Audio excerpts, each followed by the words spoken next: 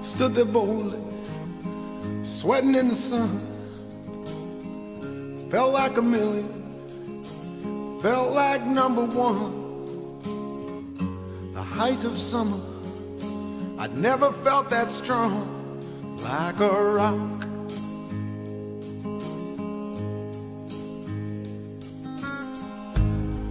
I was 18, didn't have a care, working for peanuts, not a dime to spare. But I was leaning, solid everywhere, like a rock.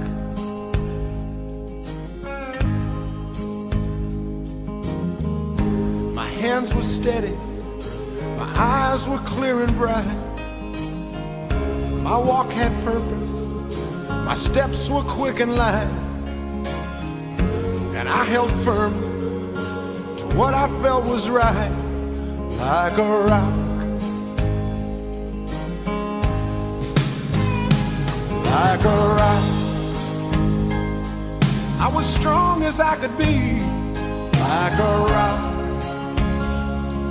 Nothing ever got to me, like a rock. I was something to see, like a rock.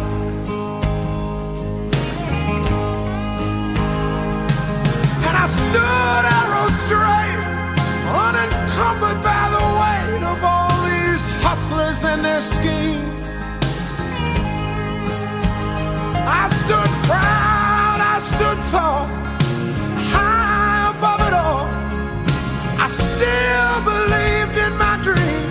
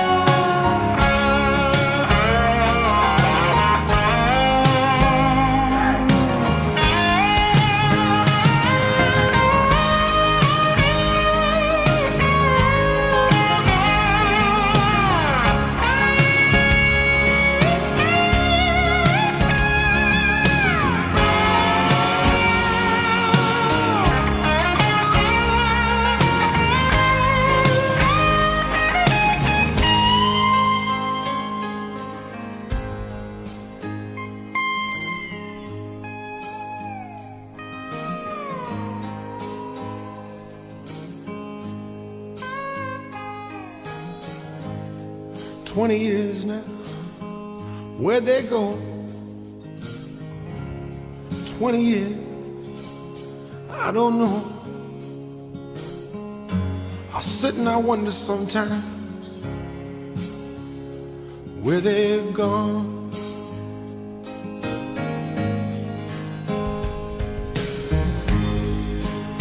And sometimes late at night,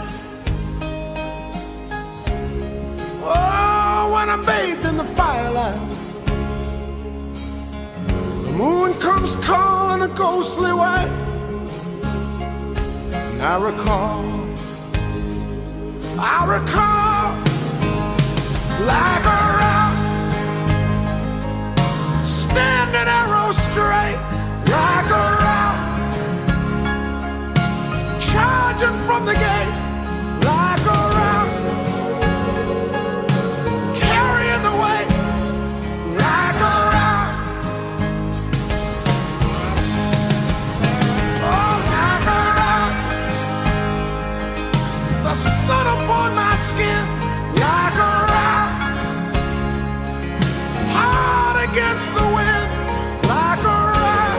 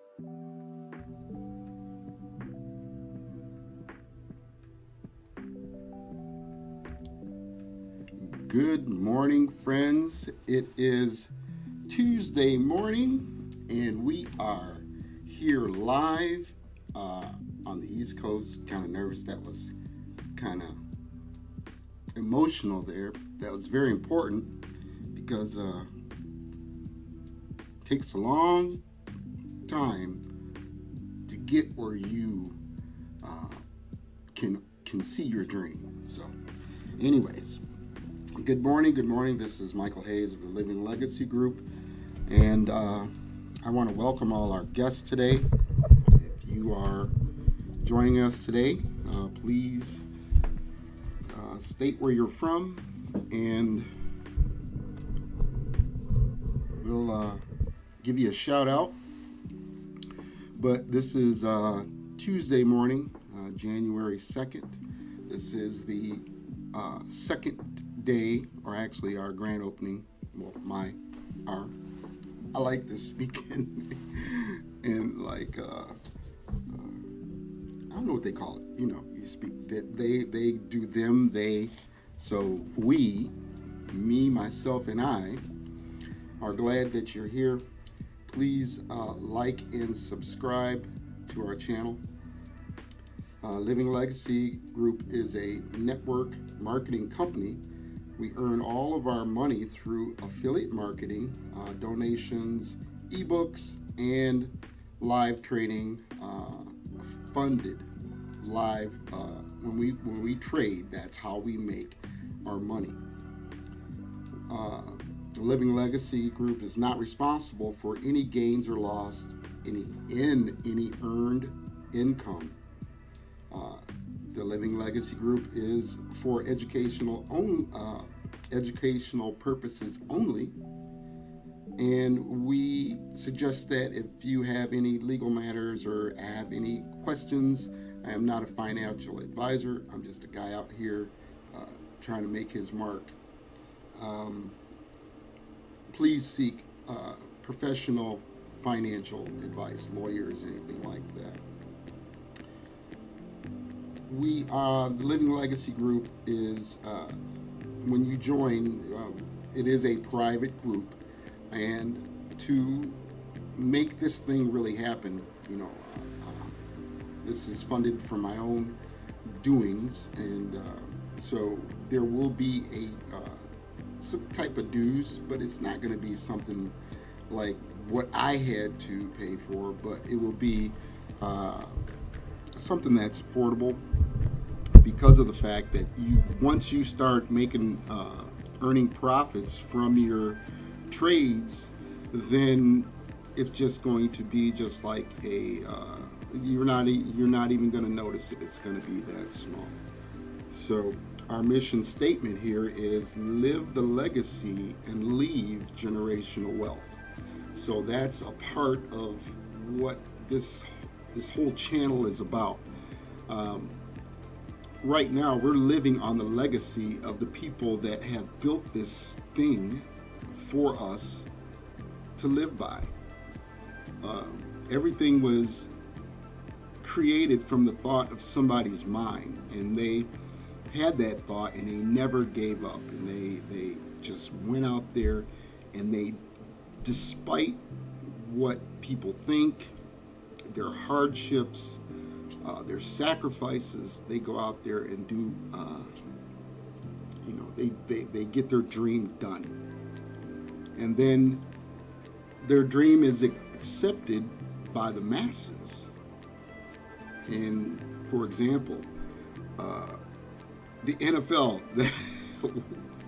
that's one big franchise, and they have all sorts of people that are employed that are doing things in that organization, car manufacturers, things like that. So here at the Living Legacy Group, we want to empower you to have your own economy.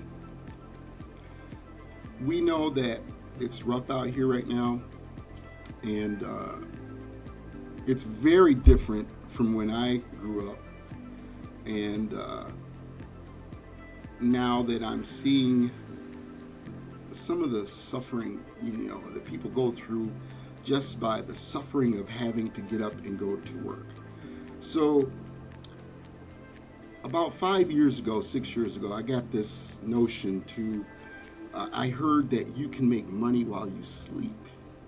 And that just intrigued me, you know. But that's how the big money is doing it. They're making money while they sleep. Because, see, the world is so vast that I can have a business in Thailand, and while I'm sleeping, that business is running over in Thailand making me money, or in the UK, or even in the States. You know, some people have problems. They look for ways to get out of this mundane, man, the weekend was great. I don't want to go back to work, but I got to make a living. So we're here to show you how you can just get something on the side. Don't do what I did. I stepped all out. I own my own home services business, which is running. But when my home services business isn't really running, I needed to have something that I can set and forget. And even if it's making me $2 or $3 a day or $100 a day, hey, it's something that I set out, that I heard, and I put the effort in to doing it. So just as any other company, we have rules, terms, and regulations to adhere to. We are not a Ponzi scheme, a join one, join two, downline, only makes money. This is an affiliate marketing opportunity offer. No buying products with monthly fees. Each person is offered an opportunity to make of their own decision. Each product featured in the Living Legacy Group is used and owned by me, myself. So it's just a referral company.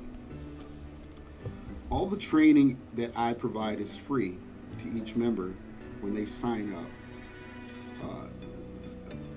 for a certain product. You'll notice that I promote I Trust Capital. I never had an IRA. I never had I had a 401k. I lived off it for a while, but I never was able to put something away for my retirement. Now I started a self-employment IRA. I've already invested $1,000, and the gain that I gained, it's like, wow, because I Trust Capital is a crypto-based IRA company. And you'll see later on I'll probably run that in my schedule. So that's one of the products that I offer. So in offering that product, there is a commission. So when a person funds their account, I'm either offered, I think it's $100. I think it's $100 to refer a friend. Now it's different on the affiliate side, and we'll get into that when we go, if you find yourself interested in doing that, because you're not really building a downline. You're out there promoting a product or a service that you believe in, and you can help that person. That's money. That's money working while you sleep, because you might have a friend that's somewhere else, and they might catch the fire, and they might want to go ahead and take the opportunity to make some extra cash just by referrals. Another product that we promote is the Pocket Options. Pocket Options is one of the easiest brokers that I've found that you can get into without having a big amount of money to start trading in the industry. You can start with at least $50, okay? That, again, too, is affiliate based by my referral. So the more people I get into the group, I'm going to do the same thing. And I encourage you to duplicate me. So that way you can have this stream that works 24/7. And my goal is to teach you how to do what I'm doing right now on YouTube, on Facebook. These are things that, when I have to step out, I can actually let it run, step out, and it's money in the bank because I'm building a, what do they call it? Awareness of what I'm doing online. Another product that I do carry is Engrave, and that is, I forgot to pull my wallet out. It's a cold storage wallet that the concept of what I'm going to explain to you, it just makes sense, okay? This cold storage wallet, when you have your coins on the market or in like pocket options, we suggest that, you don't keep too much in there, but they do have other things that I'll explain later. But when you earn that profit, you want to put it right back into iTrustCapital. And once you build that IRA, I think they're limited to what you can contribute into your IRA per year. So once you've met that contribution level, you take the rest of your profits and you store it in, I have to get it out. I know it's not, where is it at? Oh, back there, sorry. Okay, sorry about that. So you put you transfer your profits into your cold storage. This is going to secure your coins from any type of hacking, any type of exchange regulation breakdowns. If something should happen, all your coins aren't going to be kept in that exchange. The same thing with iTrustCapital. Another thing that if you can't have a cold storage wallet, what I do promote is Coinbase. Now Coinbase is known worldwide. That's the number one crypto wallet that are used by most people that I know that have a lot of money in Coinbase. And the thing about iTrustCapital, it is Coinbase secure. You'll see when I run the commercial there. But then you store your coins here. So now you're building generational wealth, because as that coin grows value, it's just like having gold. I love gold. Gold saved my life during the pandemic. You've seen me, I was with a company and it was pretty good, but the people couldn't understand. Some people don't understand the third product that I promote is network marketing. Okay, network marketing is one of the oldest businesses that you can get in with basically no money. It is just something that it is a skill. You have to be able to communicate to people without feeling, it's a feeling that you feel when you're trying to, and they go, is that one of those Ponzi things? You know how many years I've heard that? But,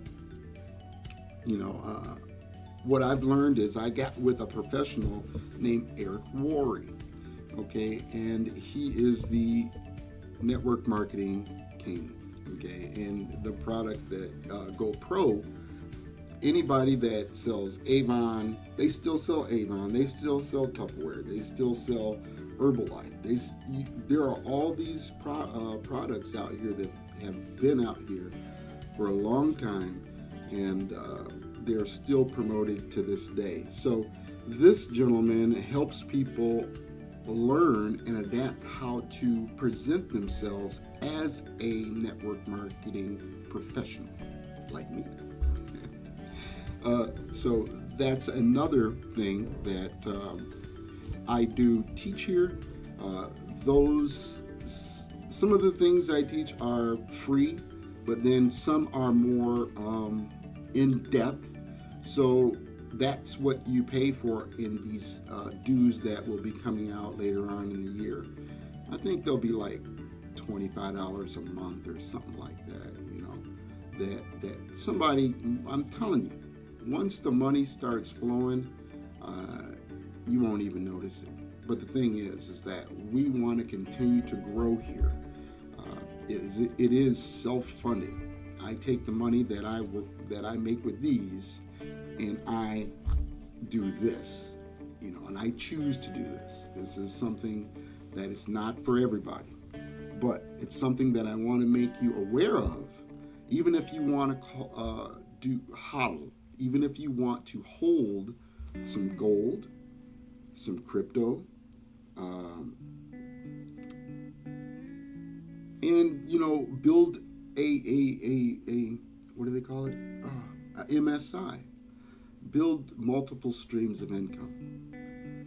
A simple promotion. You could be faceless on YouTube, and that's another one.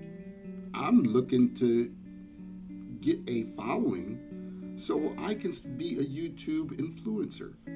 Those guys are making buku money as they sleep. Why not you? Why not me? So that's what my spiel is.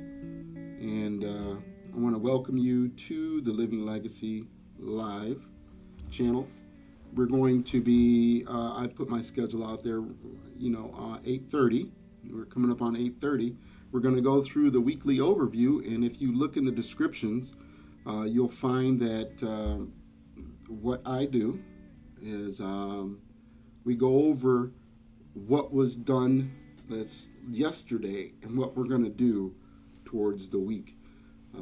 Then we are going to go 9 a.m. traderTV live. These guys are good. This is a prop firm company that has set out to show people how to trade. So what you're going to be learning, you'll be learning like me. And we're going to be sitting in during their setups and everything for the day. We'll go through the opening bell. The opening bell will happen about 9:30. And then 11 a.m., we are going to have open discussion. If you want, I'll show you some things on the chart that I'm plotting out to do for myself. And then at 1 p.m., we're going to be going through the Trading Bible. And that's a follow-along PDF. I hope I did put that into the description. If not, I'll put it in the chat. And then 2 o'clock, we're going to go through what we call trading psychology. Folks, I'm going to tell you, this ain't for the weak, but it's open for the average guy. You would think that you would have to be a mathematician or anything to learn the markets and learn how to trade. There's a learning curve. Now, this curve is like this. It's like this. When you look at a curve, that's a curve. This is a corner, and sometimes you can actually consider, when you get into it, man, you're not going to understand the words, the terminology, what they're looking at. I went through that, and I learned through a couple of academies that I joined. I do put my money back into me by education. So I have learned from and bought a ton of books, and sat through a lot of webinars and joined a lot of groups, and I've learned a lot, but I'm open and receptive to learning more. What else? Oh, after trading psychology, about 3 o'clock, we'll come back to the closing bell with live traderTV. And then about 4 p.m. we'll have our closing thoughts, and then we will shut it down, and we'll go through this so that way, if you have any questions or anything, you can reach me in the email. I don't know if I put the email in the description. I'll have to put that in there too. So there's a lot of things that we're going to be doing today. If you don't have the time and you are working, you can always come back and visit the video or visit the live stream. It is on YouTube. So, yeah. So after this word from I Trust Capital, we'll jump right into the overview.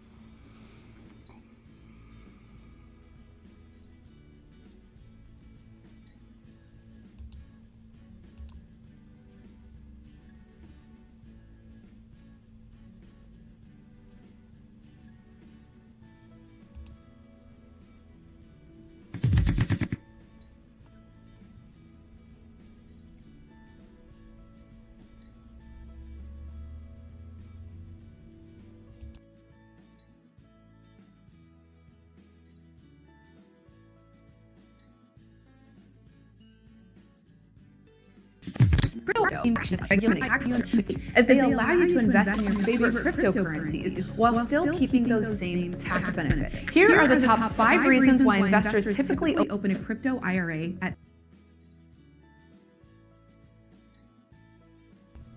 Sorry about that, folks. Let's try that again. My computer didn't catch up with me. Here we go.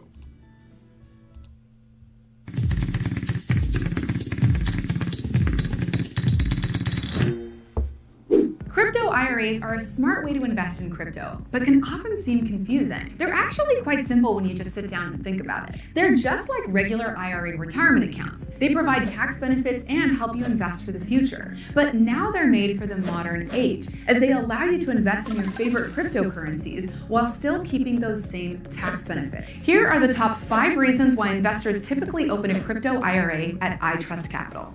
Number 1. Tax benefits. When you buy or sell crypto on a regular exchange, you're subject to income tax or capital gains tax, depending on how long you held the asset for. This is where the power of the crypto IRA really shows itself. All transactions made inside of a crypto IRA are tax-free. In addition, unlike when trading on regular exchanges, you don't need to track and report on all of your transactions. Number 2, built-in cold storage security. One of the most important parts of crypto investing is storing the funds securely. If private keys get lost or stolen, those funds are gone forever. If you don't want to deal with having to create private keys, secure them, and manage them yourself, a crypto IRA is a great option for you. At I Trust Capital, we have built-in cold storage security from our partners at Coinbase Custody, the world's most trusted cold storage provider, so you can focus on crypto investing. Number 3, low fees. At I Trust Capital, we have surveyed the entire industry and have made it our mission to have the lowest fees. Other crypto IRA providers will charge up to 12% for you to purchase crypto, including adding hefty monthly fees as well. We charge just 1% per transaction with no sign-up fee and no monthly fees.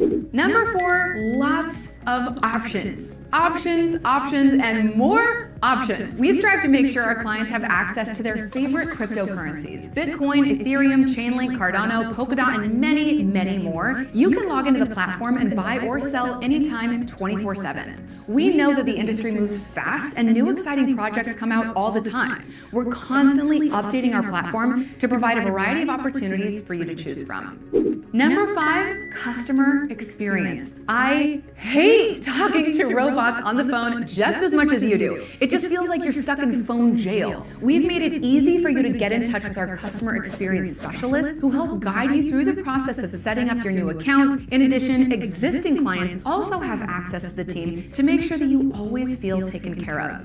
Tax benefits, cold storage, low fees, tons of options, and amazing customer experience are just some of the benefits that iTrust Capital clients receive. To learn more, visit itrustcapital.com.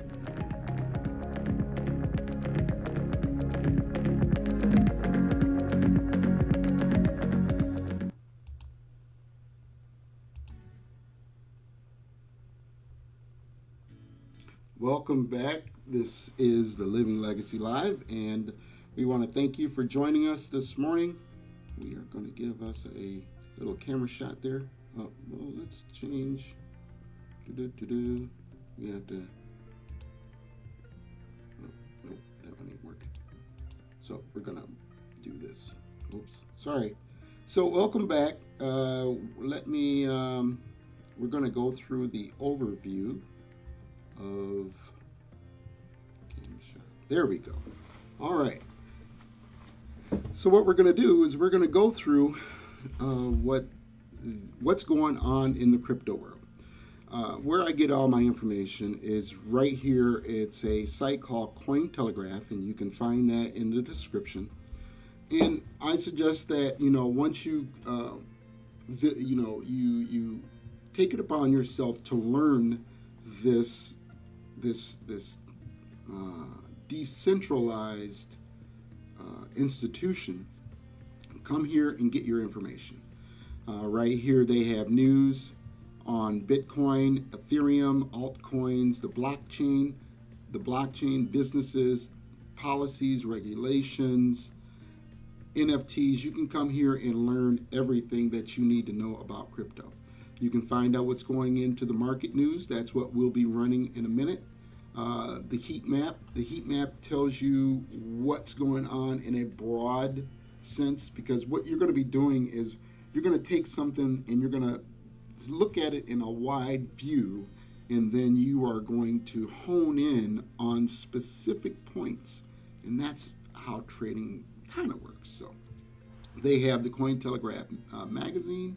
They have the people. I haven't been here, but I go here to get some things to become knowledgeable. Okay, go through this whole site, and you'll learn. Okay, because this is something that I had to learn for myself when I would get into these groups and things like that, and pay lots of money. I felt that I was left because they were only on a certain time. And then when you needed to chat with them, it was a chat. It wasn't a personal guidance. They'll get on the phone and they'll do all these, but when this thing grows, I'm not going to be able to handle everybody myself. So that's why I'm looking for partners to come in and help me. Even if you know how to trade, please email me, get on the team. Let's make this thing grow. I want to start having live seminars during the weekends. That's like you come to the hotel and we teach you via on a whiteboard or a screen or whatever. So I want to have those types of things in the Living Legacy group. So jumping off that, you can see up here, this is your ticker. So this tells you where the prices are at the moment with all the coins. This is Bitcoin. This is Ethereum. This is Ripple. It's this is XRP. Everybody says things in abbreviations. This is Binance Coin. This is Cardano, and this is Solana.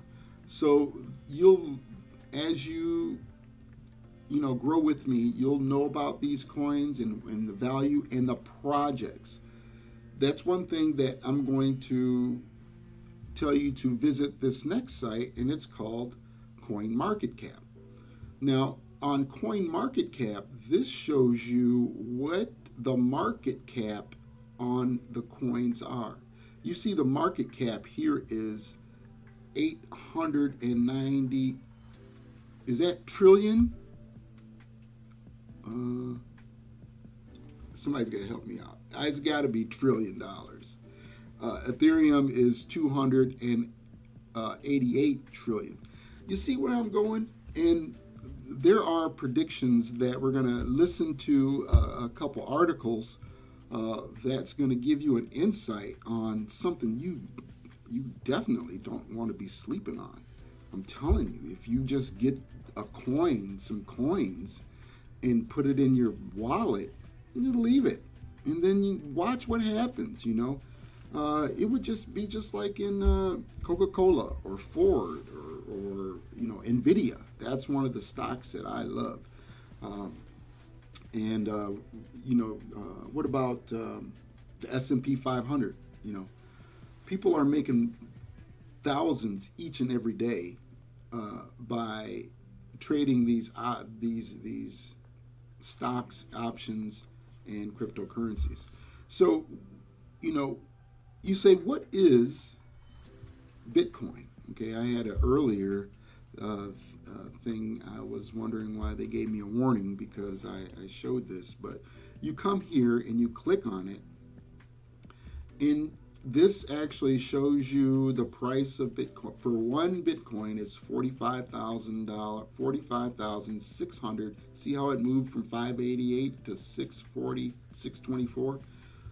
When we can look at these in increments and trade on them using the lot sizes that we as low as 10 cents a pip, these are pips. See how it moved? And these are pipettes.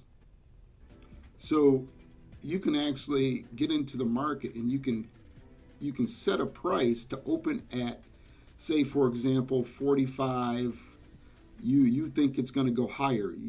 We look at the chart here. The Bitcoin is we know it's going to go higher than that. So if you were to open a market price, you'd open a market price at 45, and whatever the gap is going to be, that's going to be your cushion, say 45,636, and you say, hey, I want to collect my share at 48,000.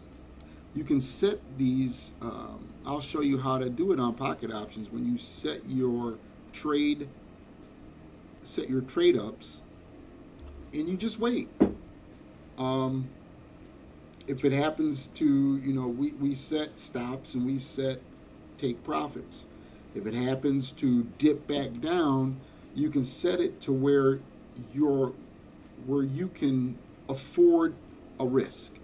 So when we trade and you have like $50 in your account, we're only trading in what they call a micro lot.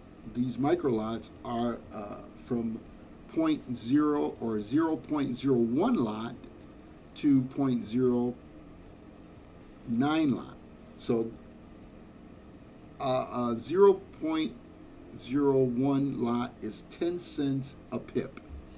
So that means each and every time that changes, you can make $1. You can make $2, or you can make $5. It depends on the pips or the lot size that you want to risk per pip. So if you have an edge to know, your edge is following the market, looking at the news, being aware of what's coming around the corner. This is a brand new year. This is why I finally got the courage to come online and say, okay, people, you know, this is something that you may not know about, but hey, right here, I made a mistake in trying to explain what the Bitcoin halving is.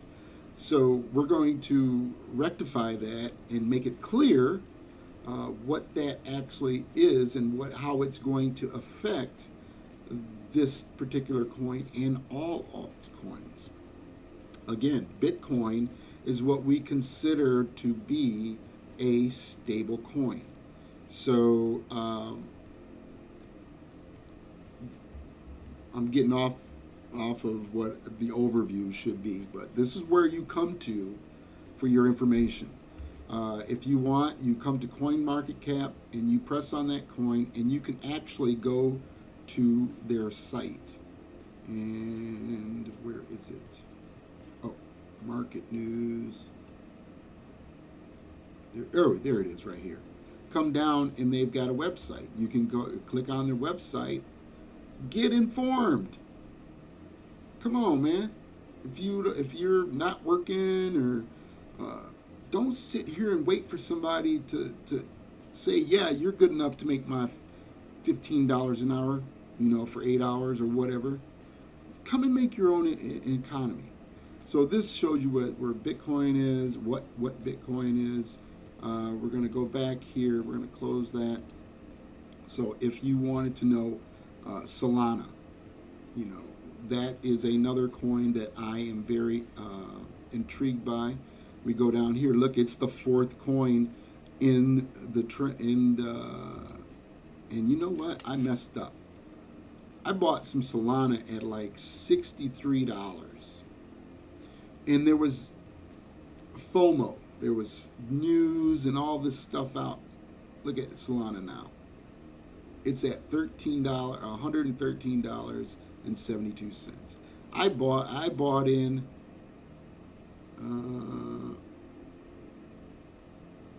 right down. Oh, this even goes back even further. So I bought it at a low price, and I chickened out and I sold it. So I did make some money on it. But if you want to know what Solana is, here's our website. These are projects, okay? So learn what's going on and get in on the cutting edge.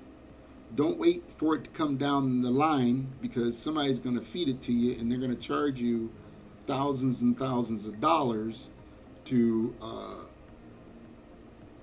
do what I'm doing. And you can actually come here live and look at this live for free, and the information I'm giving to you, just like that fish you've seen that I was holding. Once I teach you how to fish, you're going to be able to then go ahead and fish for yourself. You're going to be able to then make your own decisions. It's all a decision. Now, you can keep doing what you're doing, hey, or you can try this out. 90 days, that's what? January, February, your New Year's resolution. You said, I need to make some money. Well, ta-da! I'm here to help you do that. So, another another product that I promote is TradingView, okay? This is the trading platform that you come to when you are, let me see if I go to the home page again. This is where we get all of our charts and all of our information, and we plot out, we plot out each and every trade that we want to find out what's it going to do in the market. TradingView is free, but there are paid sites that you can use some tools that will help you make your predictions or plot out the way you think this coin, stock, or indice, whatever you think it's going to go, either up or down. This is how you're going to set up your charts to know. And then we take that information and we go right over to pocket options, and we enter and exit our trades there. That's where you're going to actually, because remember, you're going to get the free account and you're going to put $50 in. Now, at first, you're going to just leave that $50 in there, because you're going to be in demo mode first. Do demo for 3 months, okay? And then once you build that demo account, the coin's not going to go anywhere. And then most of the action that I'm looking for is going to be happening around April. So this gives you a good time what I'm going to be doing is scalping the coin. So that means I might make $5 in a move, or I may make $20 in a move. And a move is how the candles go. They go up and they go down. There's trends and things like that. You'll learn all of that jargon later on, but this is just the overview, and we're coming up on the 9 o'clock hour. So I will have to set up this my traderTV live thing, but this is where I'm also being paid as an affiliate. So each person that joins the Living Legacy group, you come here and you open yourself an account, and you don't have to pay for it. But once I refer you, there is a $25 referral. So exactly, this is another multiple stream of income. I've showed you 5 multiple streams of income that you can have running every day. You don't even have, you monitor it. You want to get in at the low price and sell at the high price. I'll be scalping on 1 minute increments, and you'll see, you'll get the hang of it. You'll be learning from traderTV Live, which we'll be having in a few minutes. We'll have that going. And sit back and relax. Get yourself, I got to get myself some more coffee. So while I'm letting a couple things run, we're going to then just listen, watch. Don't worry, it might seem too fast right now. That's okay. We'll slow it down after you kind of get the feel of what this is all about. This is brand new year, brand new channel, brand new everything. We're not here to take your money in an ebook and leave you by the side. This is live. Today's date is January 2nd, 2024. It is coming up on 8:49 a.m. So I want you to be able to join us here every day, Monday through Friday, from 8 a.m. to 4 p.m. Now, there might be times where I might not be here at the studio, but I'll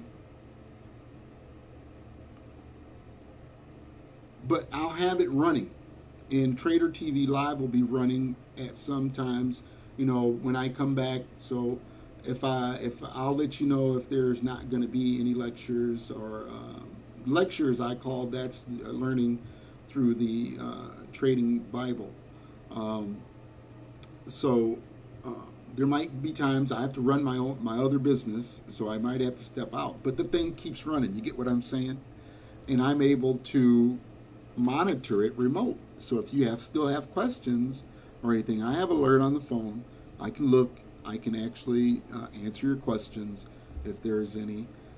Please like, subscribe, and share it. Like I said, this is something that you want to. You get 5 multiple streams of income that's actually running, and all you have to do is monitor it. We'll keep you abreast on any type of features we're going to be adding to the platform. We're going to be going through all of these things for the new year, and coming up, it's going to grow. I'm looking to at least get 1,000 followers and subscribers by April. That will be my birthday present to me. So help me out, and we'll definitely reward you. As a reward, I wanted to offer you join today, and once you find out that you're going to need to keep these secret passcodes and things like that, we don't suggest that you keep them on a piece of paper because those pieces of paper can get destroyed. So I'm offering you today a 8 gigabyte memory stick.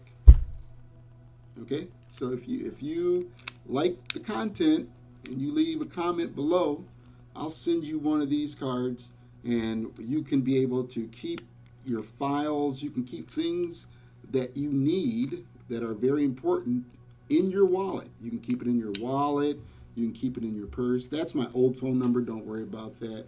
I'm going to try to regain that number.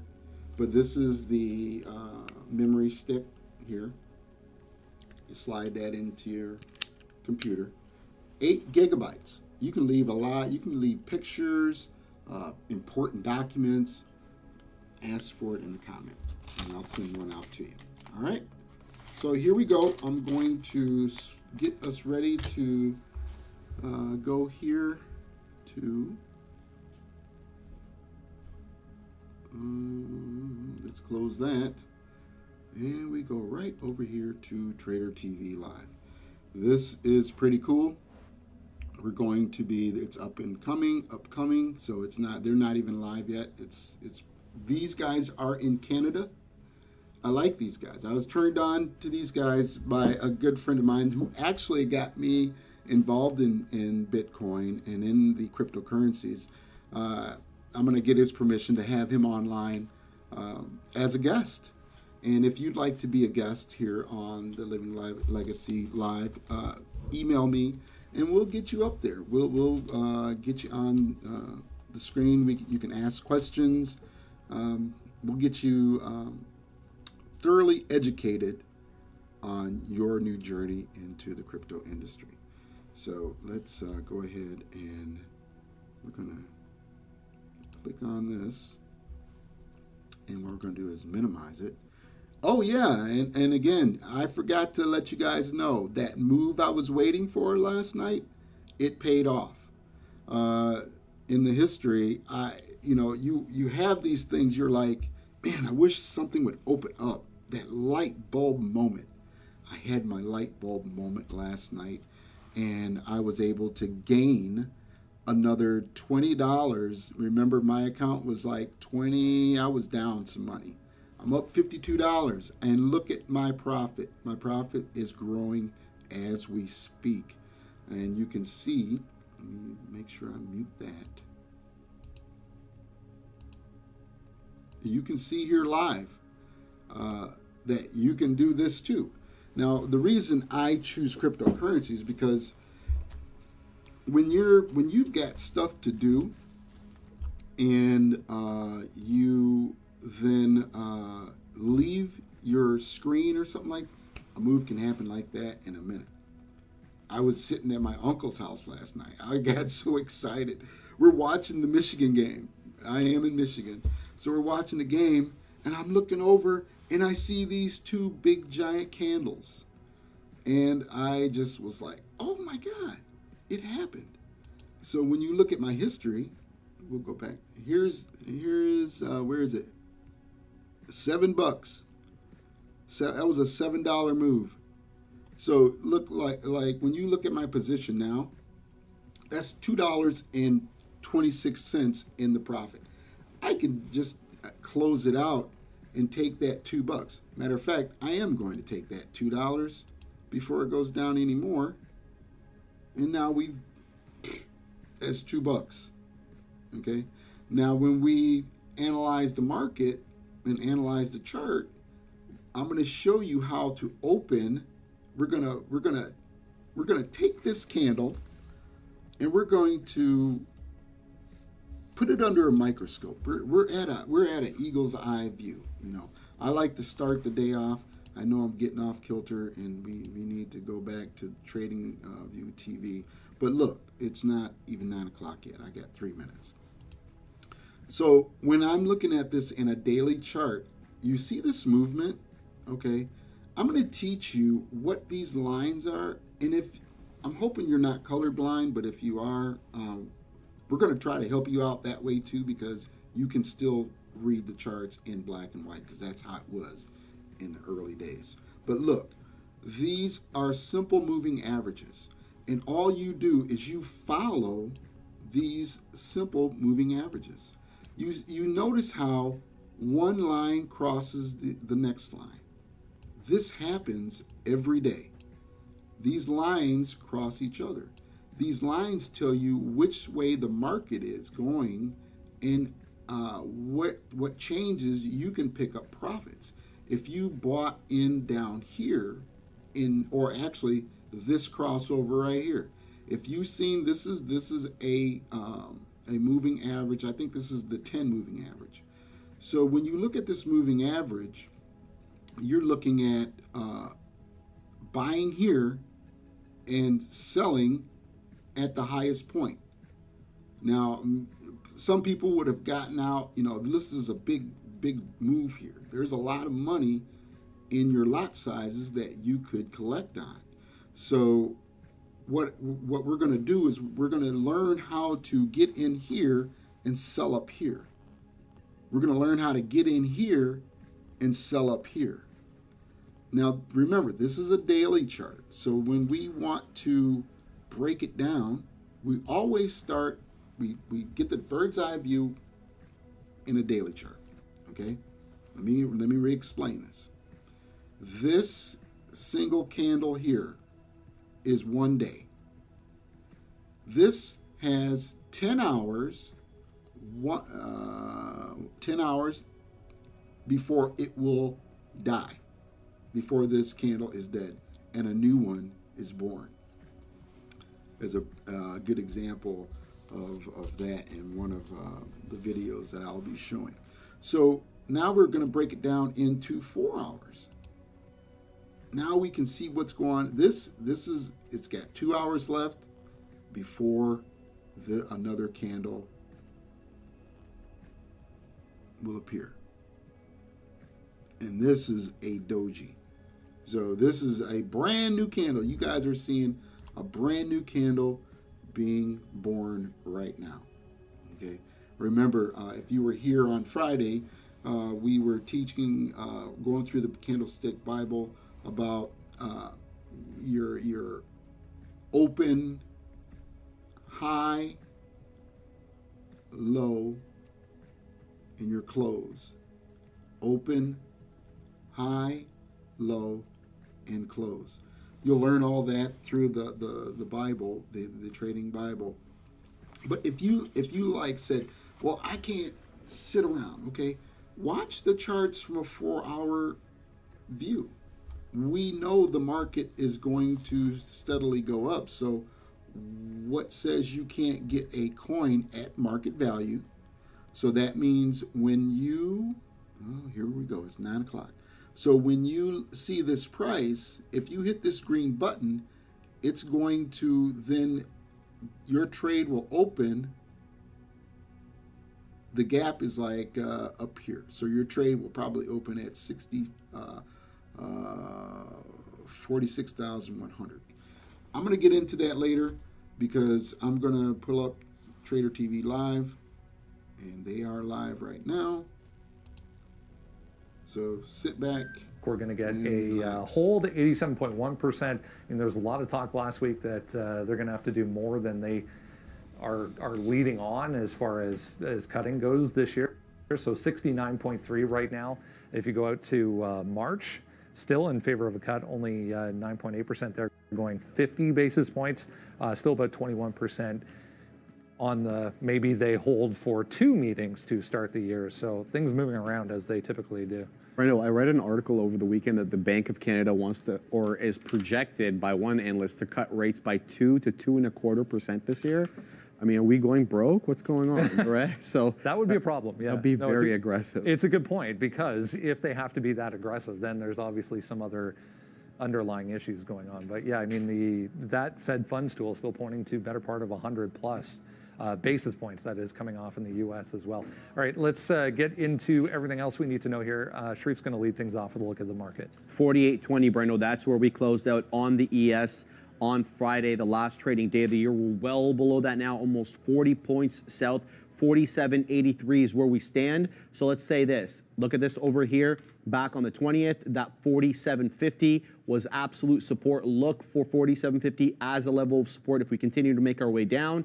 Look for 4,800 as your first level of resistance if we bounce back up. And then the overnight high, Brendo, 48.28. Look at that as final resistance. If you have not done so, what a better way to start off the year, a free resource for you. Go to watchlist.tradertv.live or scan that QR code bottom left corner right now, and it'll take you there as well. Enter your email address, and then it comes every single day for free for you. Top of the list today going to be Apple on this. Yeah, Barclays with a downgrade today to underweight. It's been a long time. I was actually thinking that this morning before we came on. When was the last time we saw Apple with an underweight rating? That's aggressive. It is, yeah. Barclays holding no punches over here. Look, there's been a lot of headwinds for Apple lately, whether it's been slower device sales, the shortening or the lengthening, of the adoption cycle or the upgrade cycle, the watches that they had trouble selling towards the end of the year with their IP beef with Massimo. Lots of headwinds here. There could be some possible tailwinds. We'll have to see how the Apple Vision Pro does later this year when it's released. Yeah, 2.4% currently. Heading back towards, however, day lows already here for Apple.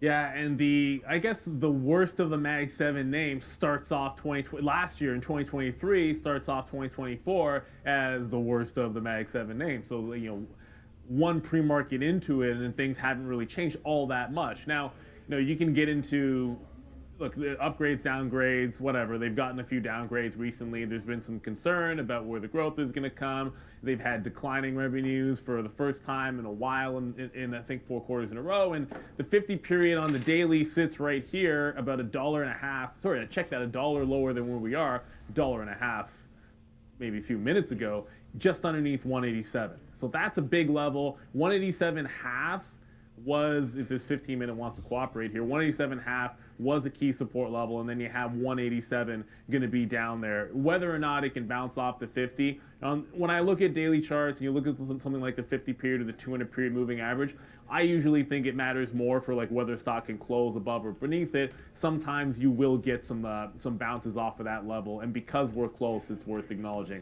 I don't know if you get up high enough to retest previous support as resistance today. So throw out 191 unless something crazy happens. 190 just happens to be a round number, so looking for a place to fade this stock, either you get a huge rally or allow the pre-market levels to be your determination. So we had some time right around this 188.5 or 188.75. I think getting back into that level into 189 quarter, like that's your first spot into the pre-market high. If it breaks that out, I love previous support and the resistance. It would take a heck of a move to get to 191. I just don't see that as very likely this morning. So, I can throw an order out there, but waiting for it to rally that high almost seems like a bit of a waste of the time. Like, there's other names that I want to short the pop in that have a much better chance of filling at the open than necessarily Apple. But the pre-market high does give you a little bit of a setup, and don't sleep on the 50 period on the daily down at that 187 level if you're looking for a bounce in.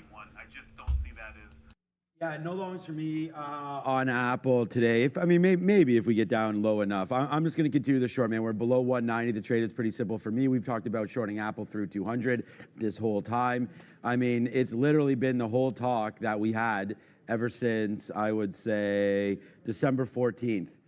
This was the whole fear in this trade, was exactly what's happening right now. So if you're a real one, maybe you're out. If you still want to buy some dips, you could do that as well. This was never a swing trade long up here. Now everyone is seeing what could happen. Apple probably continues to fall.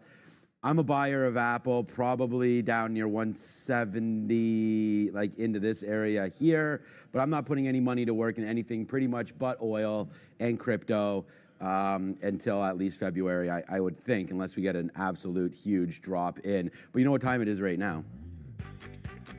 It's always nice to start your Monday off, and especially a new year, with a little bit of fruit salad. So today's fruit salad is brought to you by the word melon, as we have 2 different types of melon in here.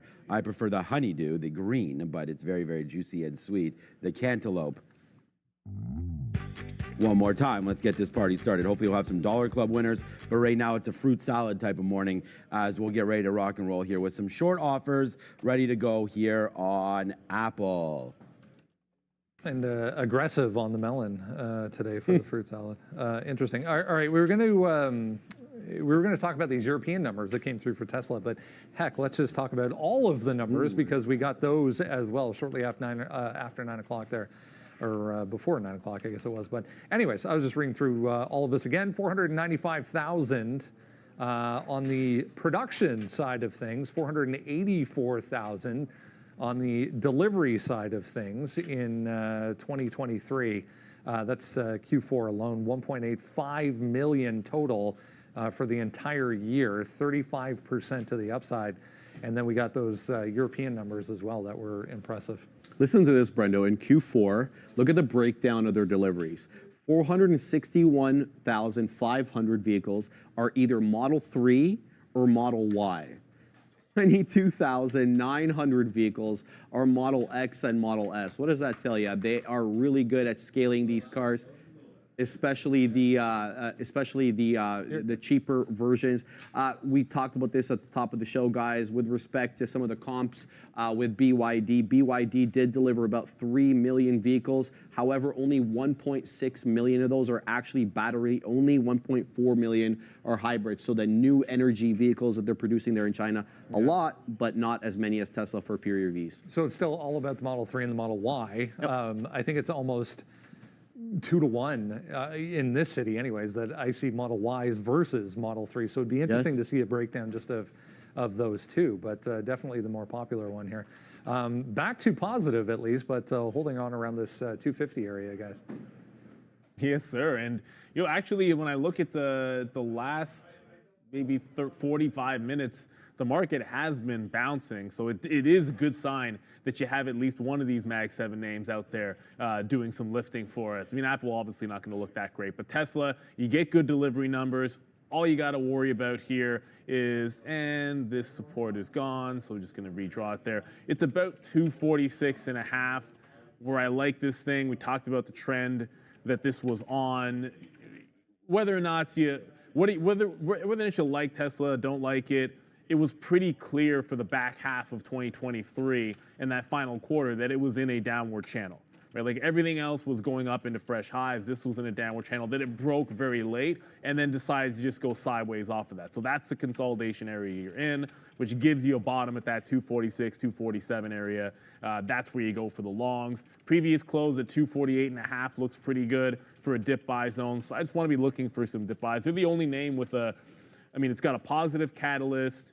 You held a support level as the market is bouncing into the upside. And it's one of the few things that actually stands out in that regard for an opportunity for some longs here off the open in terms of Tesla. I look the other way when it comes to Rivian.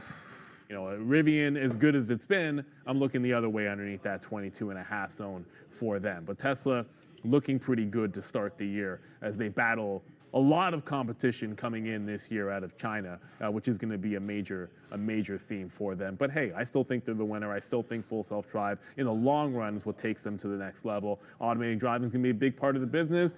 But for now, the market hasn't been too excited about it. Just traded off the key levels. I like that 46.5. I'll like previous close 248.5 as well.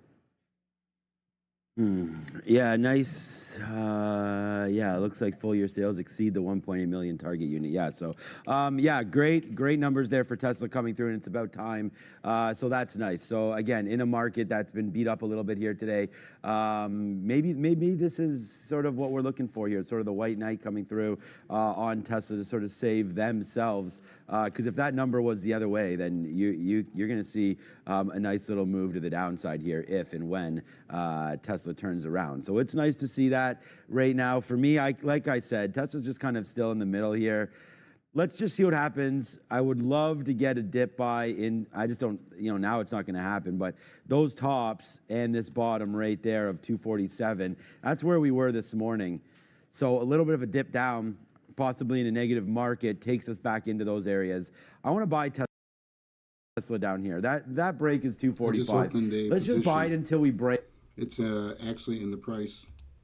245. So right now. You're nowhere near, but you can Mayday, easily slip mayday. down $3 off the open. So let's put a lower bid, see if we can get it. This is what we're talking about here today. Put on some serious shares, try to make a little bit of money with Tesla today, down near 245. There was some disappointing economic data out overnight in China. So anything China related, downside to the tune of about 1.6, 1.5% currently. Alibaba trying to bounce back up. They released some numbers on how many shares they repurchased last year as well. I think it was a little bit less than people were hoping for, so a little bit more negativity to pile on that. On the other side of things, Baidu as well, looking about the same, a little bit more, in fact, 1.8% downside. They were going to spin off this Joy, which is a Joyy, which is a video streaming platform on the NASDAQ. They've shelved that. They're not going to go ahead with the IPO. Yeah, it's an interesting look there, especially with some of the issues they've been having with their AI. I know when it comes to Alibaba, Brendan was mentioning the share repurchase program that they had there, 897 million shares purchased as part of the repurchasing program. That amounts to about $9.5 billion US dollars. They still have 11.7 authorized, Brendo, that they could buy back under the current arrangement. So possible, tailwind here for share buyback. Yeah, still pretty rough start to the year here, right across the board for anything China related. It's worth noting on that Joyy. I mean, a year where we're expecting interest rates to be cut significantly, the first notable IPO anyways of January put on the back burner for now. So maybe we see it later on, guys. Yeah, look at, who knows when we see that IPO. I know that's not the IPO that I think Shein is what everyone is kind of more excited for. The early part of whenever we get it. I'm not going to sit here and tell you when that's going to happen, but I think that'll be a little bit more exciting when it does come through. Certainly going to be a big battler. They've been beaten up on the likes of JD and some of the other retailers out there. Alibaba, I mean, 78's been a really good level for Baba. I don't know if we have any chance to fade off of that high. Let's go out to the daily chart. You can see it's a 50 period. It's been a nice bounce off 70. It's gone like 10%, and you could draw a trend in here and show it's just been a clear downward trend. There was one break of it if you look at the back half of the year, but until this breaks above 78 and maybe even 80, you're not going to get that second leg to the upside. So I just think that nothing has really changed. I think you're fading that 78 level until proven otherwise on Alibaba.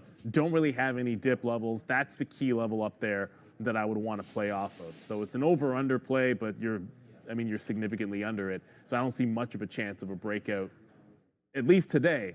But you get through that. This is one of those ones where you draw the trend line, you have that 50 period lined up, you get a close above that number, you get a press through the 78. I do like the chance of a long at some point in January through that level. It's just a matter of this finally breaking out a little. It's just been languishing. And when you have a trend like that, the trend is your friend. And at the end of the day, traders are here to trade, and trading with the trend is the easiest way for profits. All right. NIO for me is a little more interesting than Alibaba and stuff like that, just because it's at $9. But so we had a good bottom there, especially put in this morning at 880. So I think about looking at that level more than anything else. So I think that 880 could be into something coming up right now, and then you can look at a larger scale. I just think there's a lot of room to get back up to the upside if everything works out here today and the market starts to go a little bit. You're bouncing off the 200 period right now on a 15-minute chart, so I like that. That's right at 880. Some nice bottoms there. I think if you're really going to lose it, it's probably going to be 850. So again, 30 cents worth of risk buying this 880 level. I think that's probably worth it. So I feel like something there for NEO. Obviously, we'd like to see it down to $8. Looking at this chart, it doesn't look fantastic. And then, of course, I always trade Alibaba. But this name, again, I look at this, and it's kind of in the middle again. And it's going kind of north side here. And I don't know if I really want stuff that are going north side right now. I will definitely be focusing. And you guys saw me on Apple when, on Friday, we had some great wins just looking at Apple, right? And trying to stay focused in what we're doing. But Alibaba still should be a nice trade. I was just looking at it. Maybe the only trade on this one is a short near in and around 77. So if we get back to there, what about it not taking out Friday's low, and just trying to start the bidding in and around there, and then get out if you're wrong in and around 77.10, 77.20, something like that. I'm actually sort of on the fence today. I know we have the double bears here and the double barrel bears, but I am sort of feeling like I'm not sure if I want to go short or long straight here off the open. So the fact that I can't feel my hands, that's the first part. The second part is we will wait to see as Bitcoin 45.8, that's dancing around and the market really hasn't moved too much since those Tesla numbers. So let's just take it easy a little bit off the open. I have some good ideas with ARM. I want to short some ARM underneath 50 as we're, ARM, no, sorry, not ARM, Affirm. Sorry, I saw ARM show up on the scanner. Okay. Affirm underneath 50. That's when I called up ARM. I was like, ARM, what? Affirm underneath 50, I think is a good one. And then, yeah, just because we talked about ARM, 50, I'd be crying. yeah, hopefully. ARM has a chance to get to 50, but not today, that's for sure. I hope not. As the pullback in. I think ARM gets to about 60, low 60s here at some point, but that's not, I didn't mean to call up ARM. AMD and all the chip names today would be in play for me again. And again, it's the same kind of talk, man. All you had to do was really fade 150 and then not worry about it until it broke it. So I still feel like that's the play. Similar to Apple at 200, you got NVIDIA near 5 bills and AMD at 150, all very key levels that you really don't need to be in the stock if you're nervous about this market environment, because once those levels break, you could just get right back in. So you can even use that strategy today as NVIDIA and AMD are still hovering near those tops. Not landing. Yeah. Hey, We were just remember, if talking there's about, a stock airplanes or and air a traffic control. industry that you're Let's get to interested into, Boeing here on and you're that. not interested into GS the with a negative Bitcoin, note. I'm Goldman here Sachs to help you get downgrade started today anyways, on 'cause Boeing. we were This was actually able going back to to, Friday, I believe it was, but if you trade recall, all they have sorts of finally things. resumed So getting back to operations of the 737 MAX over in China. Deliveries as well started up once again going into the end of the year. But Goldman with a downgrade today. Yeah, removing it, Brendo, from their U.S. conviction list, saying that they removed the names that they no longer see as a top investment idea. It should be mentioned, though, that 21 of 31 brokerages that do cover Boeing have it as a buy or higher. Price target, the average there is 250. Just need to look only at the chart, and what it did in the later stages of 2023 was an absolute rocket. Yeah, I was just going to mention that. As far as the daily chart goes, still looks great. 1.4% downside, but not much to look at. Just a pullback here, guys, for Boeing. Yeah, I mean, look, obviously it's down 1.3%. This was, you're going to get some downgrades when a stock rocket ships like this one. Boeing, in the last couple of months to end the year, gave you like an $80, check that, $90 run to the upside. So it gave you a 50% move to the top, and you might be breaking that support level. At least it looks like you're breaking that support level on that last little salvo. About 258 was the breakout price heading into the fresh high, and then on Thursday, I guess it would have, yeah, Thursday of last week, would have been the test of that level. So I think if it gets back above 258, that's good because it reclaims that support and it has a lot of room to be able to run inside that area, at least another couple of bucks into the close price on Friday. But if it can't hold on to 58, I don't think you'd want to be fighting that one. It's not near the top of my list to look at it for the open, but if the market does make a nice bounce here, this is a stock above 258. I'd be looking for the retracement long back into some of that resistance zone. And if it starts trending into the upside, it's typically not that hard of one to join.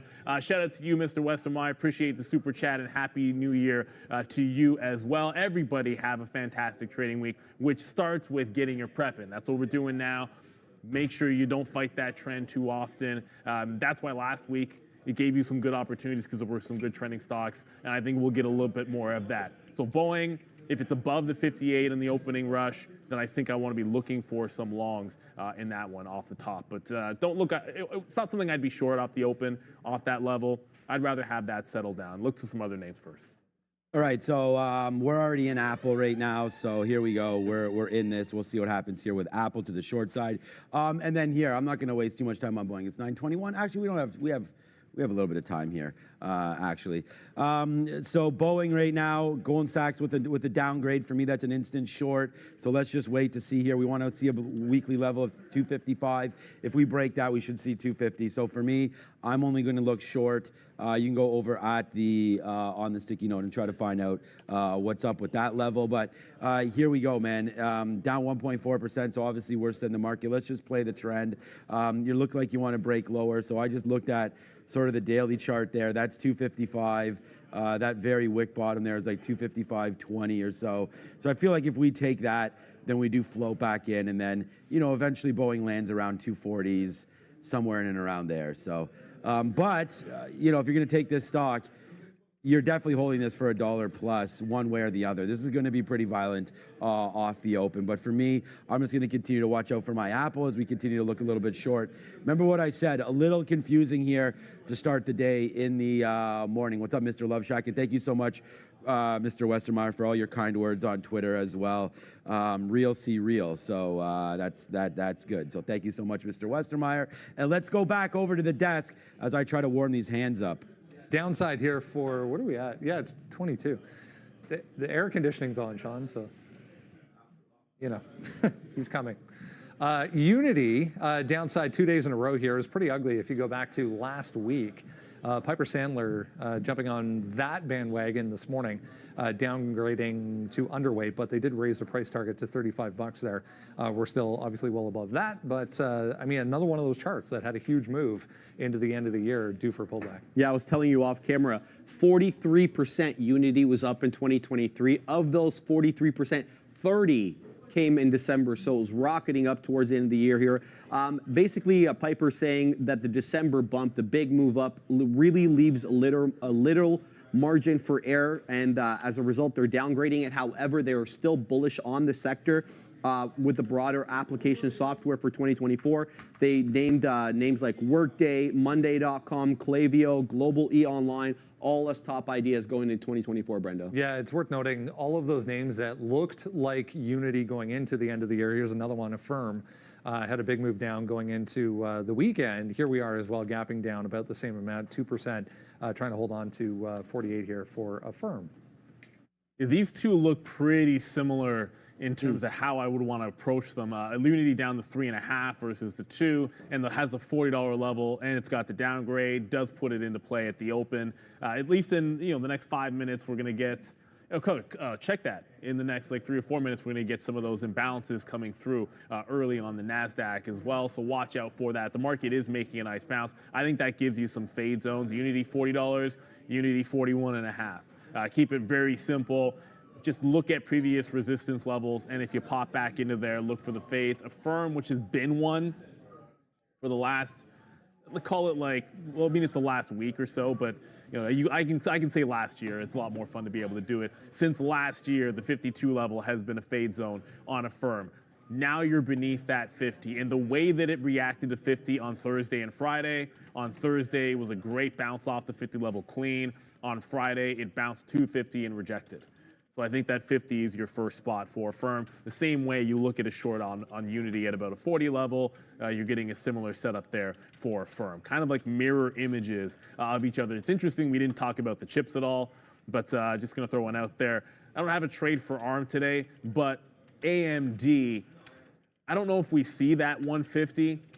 147 on AMD is where I'm looking. Oh, I got a bad wick on that chart. Let's go to the 3-minute chart. 147, that was Friday's bottom. If there is a rally into that, I'm looking for the fade at 147 on AMD.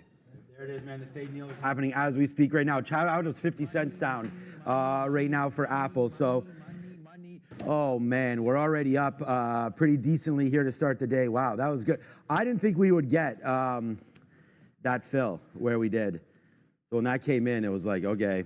So we actually have more shares than we're probably comfortable with in the pre-market. So we're actually out now of just 20% sorry, of that trade. We had some more shares down lower. Okay, so that's a good trade to start the day, man. That could be the banger of the day right there for me. Let's wait to see. All right, so Affirm right now. All right, this is going to be on the sticky note for a very, very long time, man. We just keep on going with it. So, I mean, this is going to be something that as long as we're under $50, I really want to fade Affirm. I still think this has a 3 handle in it, and it might even be next week. So, it might even be by the end of this week. All right, so I still want to fade Affirm. Any sort of a pop, we do that fade, man. We do that fade dance. There it is right now, you know. Sometimes it just takes, like I said, one trade. So right now we're short Apple. I'm going to get another bid, man. If we can get 75 cents straight off the jump here, we should do that. All right. So Google with a sell, some sell side action coming through. There's Apple, small sell, but did start a downside move there. So that's going to be pretty good. Palantir, which is obviously a stock that I love. I just saw it on here. We're going to wait, man. This is getting close to $15 where we want to buy this name as well. Maybe start to nibble on some of this later on this week. But like I said, things are going to have to get a lot lower for me to start to look to buy anything right now. Now what for Apple? Exactly the Piper. Well, hey man, if you're not in it, then too bad. I don't know what's going to happen. There's going to be lots of do not get FOMO. I was just sort of joking about too bad. I mean, it's just like don't get FOMO. We're already in it. Not everybody can be in all the positions that we have, and some of them you might not want to be in. Some of them you may want to be in, and Apple, I think, is one that you should be in today to the short side. We talked about not looking long. It's on the sticky note for these prices, so we're short already in the money, 50 cents. So far, so good here, as this morning is just getting started, man. What's up, Nimit? You want to talk a little bit about Fisker? Look, I didn't even really look at Fisker here today, but you know, Nimit and everybody, that we absolutely crushed this one. I'll give you another one, and we'll see if we can do it again today, as Fisker continues to make that move higher, but just not today. It's up 4% today. That's great, but that 4% is kind of just like whatever. It can easily just drop right back in, right? The real level you're looking for is 170. So if that's what you're going to ask me, Nimit, we went long 170 on Friday. Hello. Busted this. Let's go, Danny Apple. and, Apple, guess what, guys? Zero. Neil and everybody, we are in the club Thanks for already joining. right now. So if you didn't have a good New Year's, well, hey, guess what, man? The party has just started right now. There it is. It's multiple dollars now. Let's go to the downside here as we break below $1. And there we go. We're already on it here as we start, man. We're up huge to start the day on Apple. Thankfully, we got that fill. And there it comes into the downside. Was that you, Fabian? Nice. Okay. There goes Apple, man. Nicely done to the downside. We cooking already with gas here. So the number one name on the sticky note starts to pay dirt. Go find it at traderTV, Sean. Yes, sir. And the market is starting to follow it as well. So Apple, the market was up, and it's still about 5 candles in a row to the green. But Apple taking it to the downside. I want to get to at least one crypto name that we didn't talk about. That's going to be Coinbase. Coin is not nearly as strong as the other names gapping the upside. It's already red on Coinbase. Watch out for 171. That was Friday's low. This put in a $17 move on Friday, which is, I mean, I can't remember the last time Coinbase moved $17 in a day. That's a 10% move. It has moved 10% before, but if it goes higher, 10% is a much bigger deal. 177 on any kind of a pop. If this gets back to 177, I think you don't want to fight it. But Coin, relative weakness compared to some of the other crypto names. With less than 1 minute to go, it's a new year, but that doesn't mean that you want to change up anything. You want to trade, do what worked. Do not change who you are or how you trade just because the calendar happened to flip. Just stick to the same sort of things. We can always have sentiment changes, but stick to what always works for you. Miss Rachel Charles, thank you for the super chat and Happy New Year to you. As we got about 20 seconds to go, as you said, I didn't really see anything that stood out on the imbalances early on, so I don't think that's going to be too much of a catalyst for us here. But watch out for that coin as we get the countdown on. Is 2024 the first trading day of the year? Crypto in play, Boeing in play, a little bit of Apple, and some Tesla First day of the delivery trading as well. year. In 2 and 1, ring it. All right, we have opened the market. Bang. I mean, honestly, guys, wake up. This is a monster move here for Apple. We just got another piece out at 187. It's starting to move back up, so it's a good out for us right now. We're just going to chill out, watch this market go. There goes Apple right back up to the upside. Watch out for this market. We just tipped down to 16.8 there, 16.840, and now it's Rip City right there. We're out of half of Apple. Let's put our coffee down and start to get a little serious. I just don't want to have too many early positions. We punched into AMD earlier before. We put in our last week. We positions punched into already. Microsoft a little bit early, but there So you we go. put in a down You just position made your year and today, then John. Good job. up position. Right there. I hope it was on switched the it Apple to the short. 1 minute time as frame, I say, real see so real. we So can good see job on that one, what's John. going on. This It is looks what like Unity it looks is like going to in the an hour. upside. I just saw a firm tank, so we can forget about shorting a pop in a firm for now, We'll because leave that it just dropped a couple of bucks. But $40 level on Unity, it's Or actually, challenging I'm gonna put it Friday's on the lows 1 minute right so we now. can see So the at action. the open, you want to be a little bit patient. It's still relatively thin. The stock is, oh, it is open. Looks like it might have just opened a couple of seconds ago. Sometimes you get a delayed open on some of these NYSE stocks, but I'm seeing stacked bids above the 40 level. So unless there's weakness at 40, I do not want to be fading into that. We're not going to get a shot at that Rivian. 22.5, good zone. It's already $1 away from it. So 22 looks like the level that we'll have to play off for Rivian. And Mara, that's the other name we didn't really discuss too heavily. Mara coming back into a key resistance, which could turn into support level, that 25.5. Only 10% to the upside. I say only because this was like 16 to 17 at one point. Some weakness coming into this crypto name. That smells great, Sharif. Yeah, nothing like 13 eggs and what is it, rice? What do you got in there today? Ease, carrots. Peas, carrots. Man, this guy's a horse. And yeah. Okay, let's go, man. We're gonna wait for Boeing to break through 255. That's not happening right now, so we'll have to look away on that one. You know, a straight moonshot right here today so far is Disney, as Disney continues to go. I'm still looking at my list, man. We're still doing what we're doing here and doing it really, really well. Let's look at XOM. So it's a nice move up for Disney right now. XOM was another one. It's already gone. So nice move up for XOM again. Can't be in everything, but we're definitely in some things with Apple. XOM with a nice move up. We did, think about trading some oil there today. I didn't want to, like I said, I don't necessarily want to. There you go. What's up to John? Thank you so much for that nice talk about Apple. All right, so 101. I don't know. I think we have to let some of these settle down. Coming through right now. Starbucks. I'm just trying to find some names that are actually moving around a little bit more than what I thought would happen. NEO down to 880. We did talk about that as a possible fill spot as well if it did get back into there. So 880 down to 850 could be something. Here comes Apple right back to the upside. So good thing we're out of half, but it is making its move right back up. Here's Apple, so it doesn't stay down That was a big for move. very long big right now. I candle think right it's there? worth a little bit of a reload short here, guys. That's Yeah, all right. you're We getting a got big set. move now when We got Mara to the downside. It just tagged 25.65. 25.5 was going to be the go zone for me. We got to sell We're at not quite there. I think I take a 45, shot off 100. of that 50 level if we can So get we're it. looking You're for it to finally come getting all the some way kind of a setup here. Oh, there we go. Oxy just pulled back in. Way Sorry, I have to down go here. there. Was going to talk about Rivian, but Oxy just popped back down into that $60 level. It's so it going- made a this is break the 200 early in the moving average. I'll pre-market. explain Now that back stuff into after. 60. I'll give it just underneath that 60. As this name getting a bit of a bounce. Watch out for Tesla. Tesla 246 already. This was $5 higher a couple of minutes ago, so that 246 half coming into play. So got the dip buy on Oxy off the $60 level, got some 12. Now looking for Tesla. Needs to hold 246 half area for me to go into this long, as the market is now not tanking, but the market's falling back in. Tank is too strong. Yeah. All right, we reloaded Apple, but it didn't really go too far down, man. It went like 40 cents or so in the money for us. We reloaded it there at 188.90. It did go down to 188.09. 187.75 or so was the bottom there. So let's go. All right, we're into Tesla long. I don't. We talked about this. Now that we're short we're short Apple. I'm not in love with this position right now as the market coming in quite nicely right here. So we have to watch out for this Tesla trade.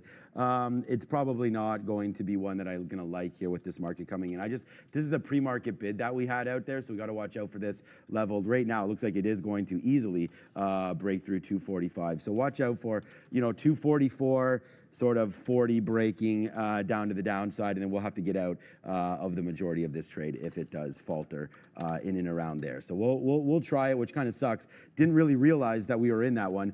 All right, so I realize it now, but here we go. Nice little move in for Tesla as it's trying to get bought right back up. So let's get something out now on this name. Yes, sir. Here we go again, guys. Yes, sir. Nice little dip buy opportunity in Tesla. Neil, it's another dollar. We've got two trades today, both dollar club Club members, and we are rocking with the moves today. These guys nicely done I like there these guys, on man. Tesla. So let's just keep on going, guys. I think we've got this one. Nice bounce on Tesla. There it is. We're long at 245, $1.50 in the money. It's a $1.50 alert right now. Let's just take some out. There it is. We've already hit our day goal. It's 936, man. We told you we'd be a little bit more aggressive this year, and this is exactly what we are. The money's pouring in over here, guys. Let's go. Yeah, nice bounce over there. Nice bounce over here on Mara as well. 25.5 was the level we liked. It got in there off the 6th level. It's pretty clean. 1% bounce already off of Mara, but this is too strong of a downtrend to fight. So I'm just sticking with the get your bounce level, get in, get out, risk 10 to make 25. Right, so it's going to be about 2.5x, and I'm not going to try to hold for any kind of a home run. I do like holding on to Oxy a little bit more. If I think one of these two things is going to be an easier trade to hold all day, I think it'll be Oxy. But look for the bounce play off that 25.5. So I'm gonna show you guys actually how to see me live. I know I forgot to mention that sometimes if you show up and I say get on live, if you go straight to YouTube and you pull up my channel, let's see where my channel will show up.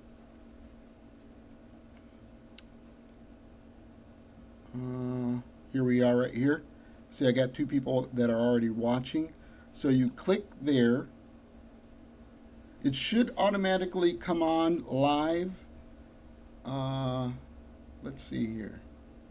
It should show me in YouTube and everything like that. Come on now. But anyways,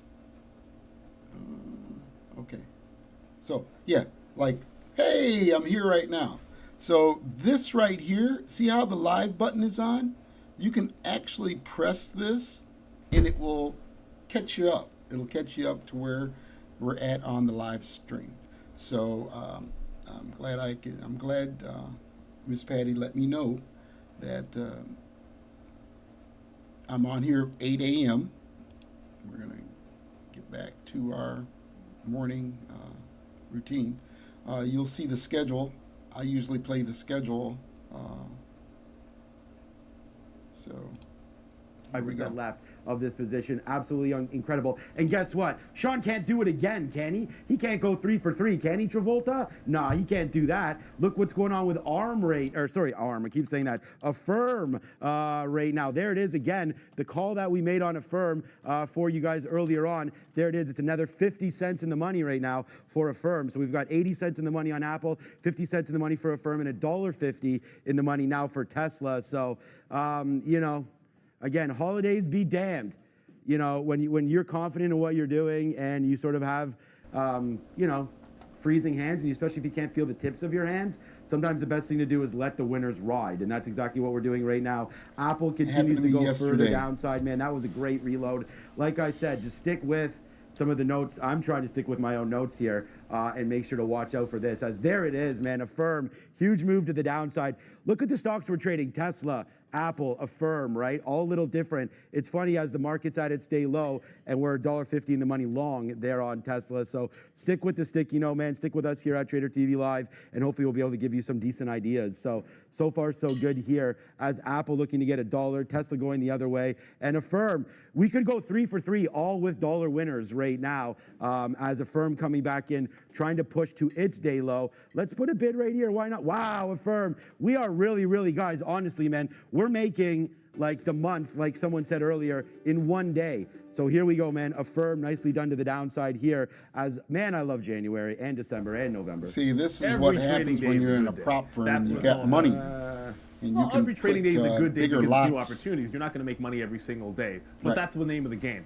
No team wins 100% of the games they play, but if you don't love playing the game, then you better do something else. That's right. That's the way I look at it. So, you know, it is going to be a good day every day we're breathing and able to trade. But we've got to, the market just took out the low. Let me get over to Meta. I'm fading into Rivian as we speak. But Meta, there's our low. Meta just broke that 250 as I was getting into Rivian. That's our low. Just plunged $2 off that 350 level So I had to be pretty quick So to it that. had to Hopefully stop. somebody got that one. I was getting executed into a stock that was on the plan It could a go back little bit down. more I'm hoping aggressively it goes for down. me, This is which where of we're course gonna was going to open- be where our Rivian trade based on opens those at. deliveries. But We're the on the market is pending flushing. You're side looking now. for the weakness. These- It we is don't in have some any of the bigger positions cap opened tech yet. names. Under 350 So these isn't are a the heck of a prices lot that we've on got Meta our- as terms of support levels. Let's get to Adara at the desk and come back and look at some more market plunge. Oh boy. Just Come bringing on, this Mike. one to you here. CVS actually 1.5% to the upside. Not seeing any news on this one right now. I will keep looking out, but CVS actually moving up right now, guys. I mean, honestly, like. And then we there's have a firm. lot, 0.01 lot on the I'm gonna upside. get out. It's $9. I mean, Wow. That's Moved up that's because the price you know of what we're Bitcoin doing went right up. now is kind of just trying to sometimes a loss for words. You know, Apple short, right? Affirm short. Those are the two that we have. And then we actually talked. We didn't talk about it today on the sticky note, but it's Tesla with the long that we talked about. We actually did that work there for Tesla. Just make sure you go find it, man. Apple's now $1.15 in the money. I probably shouldn't have even got out of Affirm, but. Like Tesla, huge move again. We talked about only having 20% or 25% left, so that's what we do have on it. And I mean, in Apple was really the easiest trade all day. There was, to me, there's nothing set up any better than that one. This is why we are going to go 3 for 3 again. Like Neil said, you can't go perfect every day, but we can keep trying. And there it is. Look at this move, man. Huge move to the downside. Off of. It's not only that. It's like not only were we wrong the first or right the first time, but then able to get the reload and look where we are right now for Apple. Let's just put a bid out there and like ring registers at this point. It's really starting to drop back in for us. So Apple with the move down, but so is Tesla's coming back into that level as well. So you're not gonna get everything, but what we can do is show you that there's money to be made all over the place, and as long as you're disciplined and able to, you know, capture. And like Neil what said, I've just been look at your talking numbers. Just stop lying to yourself and just look at your numbers, right? Like if That's you're not the key. Like, what are your winners? Your losers? yeah, exactly. So look at your numbers. If you're doing well, if you had a good November, December, keep doing what you're doing. If you're unable to make money in those months, you got to switch it up. And I told you guys that we were, right, really ready to do some damage coming through at the beginning of the year because of the confidence that we had for how we traded in November and December. So we can't show our P&Ls. We've decided not to do that, you know. But you guys can take our words for it. I'd tell you the kind of months we're having, how many red days, how many green days, things Here's like our that, and then P&L you right yourself down here. can either lie to yourself and See? say, oh, I'm doing really well, you Yeah. know, and keep going with it. Don't- Mistake. Be disciplined. Like the market's never going to be as easy as you think it is. It's always going to be more difficult than you think it is. So be patient with what you're doing and just look at your own P&Ls. If it's doing well, add more shares. If it's not, come back a little bit. If you don't have ideas today, pair them off. You don't have to go hard every day. You know, we had some great ideas today, Thanks, and we Arnie. rang the registers on Welcome. them. Unfortunately, we got out of Affirm way too early, but everything else is fine. And there's the look at Tesla. Exactly what we thought. Like we got out. We're not in Tesla anymore. It broke the bottom. We're out. We don't have that hit on our books. You know, we're gonna stop. We're not at our unrealized highest spot. We're doing pretty good. Got out of some Apple as Apple keeps coming to the downside. Here's Affirm. You know, and again, like, look, I don't hold this all the way to the bottom. It hits some levels, so we get out. It hit the bottom of the day. We got the top of the day and the bottom of the day. So we're going to take that out. Thank you so much, Tisha, and everything for the support, man. I mean, this is why, Yeah, thanks you for know, the you guys support, can guys. see, This and this is- is what it's all this about, is man. what it's all This is how about. trading works. Back and forth all the time. Up and down, as back I and keep forth. saying, you know, some days are great days, some days are not, and today just happens to be the former. Yeah, that's right, the former. All right, just got to get a couple orders out there. Shoot, I just got bottom wicked on Oxy, as I'm going to get more shares of Rivian, but it just got bottom wicked on Oxy. I'm always going to have a hard stop at an even dollar level. I don't put it at the even. I put it at 95 just to give it a little bit of extra room. Now, that's a 17-cent hit, but as long as it's holding on to 60, I still like this stock. I said it was one that I could hold on to. Well, it's also going to be one that I want to jump back into if we get that chance. So the $60 level, I haven't seen buyers above it just yet. You're still looking at minimal lots there every time it goes over 60. That's not enough to get my juices flowing to jump back into the long, but I do still like that. The energy names have been relatively strong. There haven't been any other longs that have looked terribly good this morning as the market is looking pretty heavy. We go to Adara at the desk. We just got in the S&P Global Manufacturing PMI final here. So it came in at 47.9 compared to the forecast there of, the forecast there of 48.2. So we did come in slightly lower than expected. Qs don't seem to be reacting too much to this. This is the QQQ here, guys. The Qs are doing what they were doing already. The ES consolidating off bottoms. The Qs making fresh lows. We're now back at the Thursday, what do you want to call it? That 2 o'clock quadunk afternoon nonsense off a bond thing. We're at that low pretty much right now. So I reloaded Rivian in lieu of that. We can almost forget about Meta. Hopefully if you're really fast and Meta's the stock you're looking at, that 350 break was pretty clean. I'm looking for a pop back in. I threw my order to be able to get any kind of Thanks a pop for joining. back into the 49 area. Please put your I think we name got to and start your, thinking about city 47. or country where Unity you're was from. super strong at the open. It's now back underneath 40. So I wanted to see the sellers off that 40 level. That's happened. It was too strong at the open to just sit in front of a moving freight train. Wanted to see the backside of the trade, and now you're looking at that backside. If it gets back into that 40, looking for the fade here on Unity software. And as far as AMD goes, we talked about some of the chip names to look to fade some pops. I'll go ahead and cancel that order.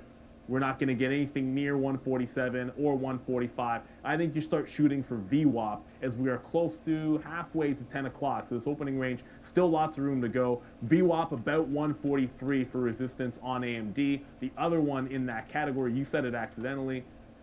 I like it in a general sense. I own our ARM in the long term, but it's down 5%. It's the weakest of the chip names that I've seen so far today. But I like what I'm seeing off the $71 area. It's holding support as the market is making fresh lows, which is typically a good sign. 70 and 68 are bigger levels to the upside. I know that must be Randy lurking behind me. Randy, we're having an incredible. How's your day? Good. Yes. Yeah, actually, appreciate it. It's funny when I do it, Fabian. My show, damn it. It's what it's there for. What's the point of having it if you don't use it? Yeah, no, he doesn't. It's because when I put to my. No, I know, but it's just funny. it looks better. All right, thanks for the talk about Tesla going back up to the upside. Unfortunately, we did get stopped out. Well, I stopped myself out on that, right? So that's it. It broke there. It looks like we will buy pretty much the low or sell the low of the day, which is fine because Tesla right now is actually my number 2 stock, despite a firm absolutely falling on its face there. You guys want winning trades. I mean, this is winning trade right here. So I hope that you guys are whoopsies. We got 2 definitely enjoying positions yourself open, here one today. on the south As side. the market is a fun one. It's going to be opened here, at at least it looks like it so 5,100. far. Let's That's just the see open if that's going to price. be the So case. we're waiting for it to come down moving forward here. so we Now, can get into the trade. I don't and know. then we A have a firm could trade get up reloaded here back to on the upside. upside. I'm willing to do so that, that way, if and when that if does it does come through. go But to for the right upside, now, then we'll we're have to wait to planning see to what exactly a firm ride is that. talking about. Might, And for right you know, here, like I'm $10, taking out, $5, $2. I actually tried. I don't to care. look at, This is what it's called about hold on, scalping. I'll show you guys. I didn't So get we're any just sales gonna here. be I was trying to look at DD here, but it's not scraping moving money. around. It's nothing. I was trying to find some Chinese names that on, might be see moving it? around here a See little bit. that? Alibaba could be Yeah, okay, come something on. for sure. It's a There nice you little go. rebound in Apple, a little bit off 186. I only say Baba because 75. Yeah, Baba 75. That was a level. Oh, my number lock is off. Man, crazy. Hopefully I can. There we go. Put one at 186.07. That bottom of the day was 186 flat. So we'll have to wait to see if there's anything happening over there with that number. But right now, look, man, we're gonna go 3-0. So we'll just wait. I want to be very, very patient here to see what we're doing. We're in the Apple, which is absolutely falling down. We'll wait to get some circulation back. But for right Pullback. now, This is what AMD they down call a 4.5%. And remember, I So it said to you went guys down. earlier by accident, as Neil mentioned, I mentioned it It by must be accident, a when support ARM was level. here at $93, Unless it's gonna break $94, through. and I was Boom. like, Hopefully although I it think breaks ARM's through. going downside. Some of the names that have been the most aggressive over the last week or 2 weeks of just getting money taken out of them. It's not that there's anything wrong with the stock. It's just like people are liquidating a little bit here today, right? Which is why that we picked on Apple. I mean, as soon as we get some sort of a negative story on Apple, you know that I'm here for that. And then there's the short. It's pretty simple. These are things. This is why we're 3-0. Honestly, This is that 10 I go moving 0-3. average It's right just like here. when We the know that ideas it's work under the out, 200. you got to put the shares on board. I don't know if you there, can hear me, and but so far they have. I just don't know about. See, like we were just bidding 07s there on Apple. You know, it went to 09. So it's like, you know, some of these moves are That's a getting nice ready. I pullback. feel like potentially Hopefully it will for continue. a bounce, especially This when is you're looking at the confluence. NASDAQ, This area, as that rate now is we just call that looking at confluence. this level. I didn't even realize this. This is from the 20th. So you're giving back the whole Santa Claus rally, obviously, today, and taking out now the last week and 2 weeks, potentially, of December, if you go back into this area. This is where I think the P&D. NASDAQ has any chance of stopping. Until then, I don't think it does. That's Matter of fact, I'm gonna get with you 16,650. later on so another I can. 100 I'm gonna handles run your down. spot. If you're catching longs now, I think you Maybe may be hopefully catching you'll P&D a problem, uniforms will potentially. sponsor So let's just wait to see what happens Living here Legacy, and we can on, run his the ad. market. And it could also, If you need any it could kind of exactly, it could also be a uniforms, bouncing spot. I if mean, you're that's in why, the you know, this is what nursing the or market is. chef or You know, that's why we sit even here. the construction, we trade what he's we trade, got and we just a do line that. on uniforms, school 45.3 uniforms, right now, located hitting in for Detroit Bitcoin. on the east side, East Point. Uh-oh. We've got a buffering issue there. Just wait for it. Thanks for joining. I only say they're stable because they're all to the Oh, upside. look at that Now you're starting to turnaround. get some buying See in how that Oxy. thing turned? I that- just the that, second it showed wow. buyers above 60, I threw See the how order close back it in, got? trying It to didn't get open some me up, threes. so I'll go for some that trade sixes is and sevens still if I can get those on as the well. chart. Rivian gave a couple So of if I fills to the happen to downside. step We away from the reloaded desk Rivian or on the next something like available that, pop. It's then, early for VWAP, but it also I can showed still you get the into the opening range trade top there at if it goes 2180 that as low. well. So I shorted out in front of that. Was able to get some 50s and some 45s as we're back into that one. Before we go to Adara, I just want to go over to Mara. We like the bounce off of 25.5. One thing that I changed is I do not want to be fighting trend. Scalped that trade. It gave 1%. And then it comes back in. Do not reload it. Nothing. Just get in, get out. The trend is to the downside. I want to fade off 25. The trend is your friend. On Mars, we go to the desk with Adara. Thanks. Oh, man. Thanks, Randy. Yeah, Moderna here running to the upside, up about 8.5%. mRNA, two catalysts here. So for one, they released a shareholder letter saying that the launch of the RSV vaccine in 2024 and a combo flu COVID vaccine as early as 2025. They're looking to see sales growth in 2025. They also received an upgrade to outperform from Oppenheimer, up over 8.5% right now. mRNA, guys. That's a name that I want to buy. We did buy some Pfizer, of course, down near that 26, but that Moderna near 85 or whatever. 9.5. Pfizer's flying too. Yep. Pfizer's great, but Moderna, I feel like, ugh, damn it. But anyways, you know what's flying right now? I can't believe we'll slap a fail on like the second most, netted stock here. But we'll slap a fail right now on this for dumping out a Tesla. Like I said, man, a little bit of a miscommunication between me and Elon there. By the way, we should have I should have. Oh shit. Hello? Must have been her down there buying. What a surprise. I like when me and Aunt Kathy are on the same page, that's for sure. It's definitely gives us some fruitful victories, that is for sure. All right, so 186 20s now. We missed. Oops, sorry, I'm on the wrong stock. I missed that Apple. I keep buying it, keep waiting for 186 flat. I don't, we're $2 in the money. That's hard enough to find stocks to move that much anyways. And and again, it doesn't matter how much it's in the money. It's just a matter of what your P&L is, like we keep saying. So let's take another piece out right here and then just not have to worry about it. So there goes Apple, man. And to me, the easiest trade, just continuing to short this name, downgraded. We know that there's some negative catalysts here for Apple. We don't need to talk about the watch or anything like that. You can go find the podcast right now. Go find that Fabian. Where's that podcast button if we have it? Just send me the dig on that, and then I'll put it in so we can keep doing it, so I don't have to bother you. Ramin is off on vacay or something this week, so I want to say shout out to her and shout out to Fabian. He'll be manning it all by himself for a few days, so that's why I don't want to keep bugging the guy. But make sure you do check out the podcast, our most watched podcast yet. So go find it. A couple of good discussions there right now. Watched and listened. It is available both ways. Yeah, you can watch it on for sure you YouTube. can watch it on Spotify and YouTube. You can't on Apple. Okay, I get it through Spotify, so I know you can watch visually through Spotify. If it turns out on Apple that you can't, it's available anywhere you want. You can consume it any way that you want to. I am now back into Oxy. I'm still going to hold on to the Rivian short. I like it. Ooh, we're coming in on our open. Pre-market low. Are we going to be in the market? Range bottom, we're going to have to 59.92. So get in with a little bit less. so that I can get maybe another load closer to 60 and then hold that bottom. It has been the oil names holding up. This is up 0.6% and holding. VX holding as well as the market continues its downward trend. 2150 I just saw on. Oh my goodness. Okay, this is Oh, is now at come on. See how it just keeps rejecting it's this? like $6 now off that 350 Come on, drop come on to the down and get downside. me Where we in. quickly went to. You're We're gonna gonna ride always the market trade the things down, that are part of your plan hopefully first. So when I saw that make level some money. come in, I was trading Rivian. It just is what it is. Just stay Meta tuned and you'll support see. Gone Here we there. go. I Here think we go. Once no, that wait, disappears, 338? this one right here. Once it I don't think it disappears, necessarily gets to yep, 338. we're in the but we're that would in be the level market. that I would at Okay, least so think about let me some kind of a shut loss. these the only guys new off. trade for me, holding short. So that way, on whoops. Rivian, that's about 1% in the money right now, and Oxy, gonna come back we to are you guys. long. If you like the long. All right, we're gonna come back. We got to mute these guys. All right, now see, we're already in the money. That's 6 cents in the profit. So we're going to wait for this to ride on down, and then we'll collect maybe, I don't know. We'll see what the market entails. So right now you're looking at the 10 moving average, and how you read the market is you just follow.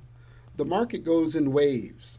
So you just follow along in the wave, and as long as that those candles are below the 10 moving average, you know there's a possible continuation.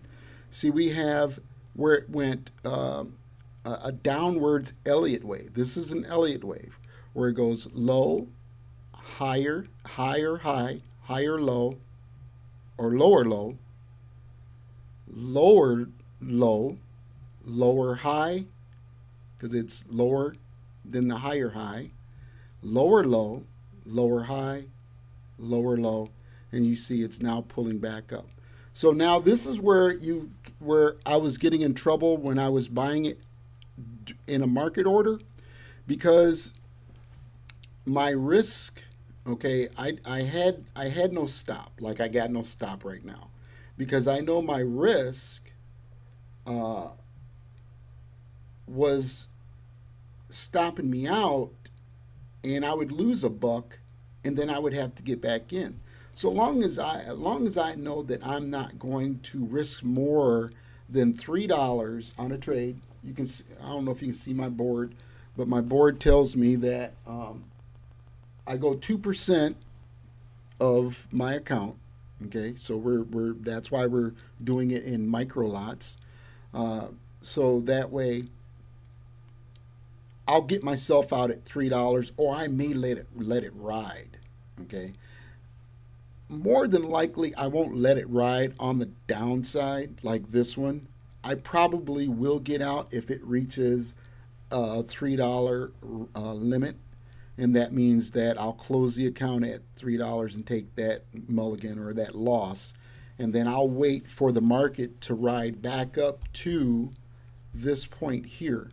And once the market rides back up to here, then I have a potential for it to go higher.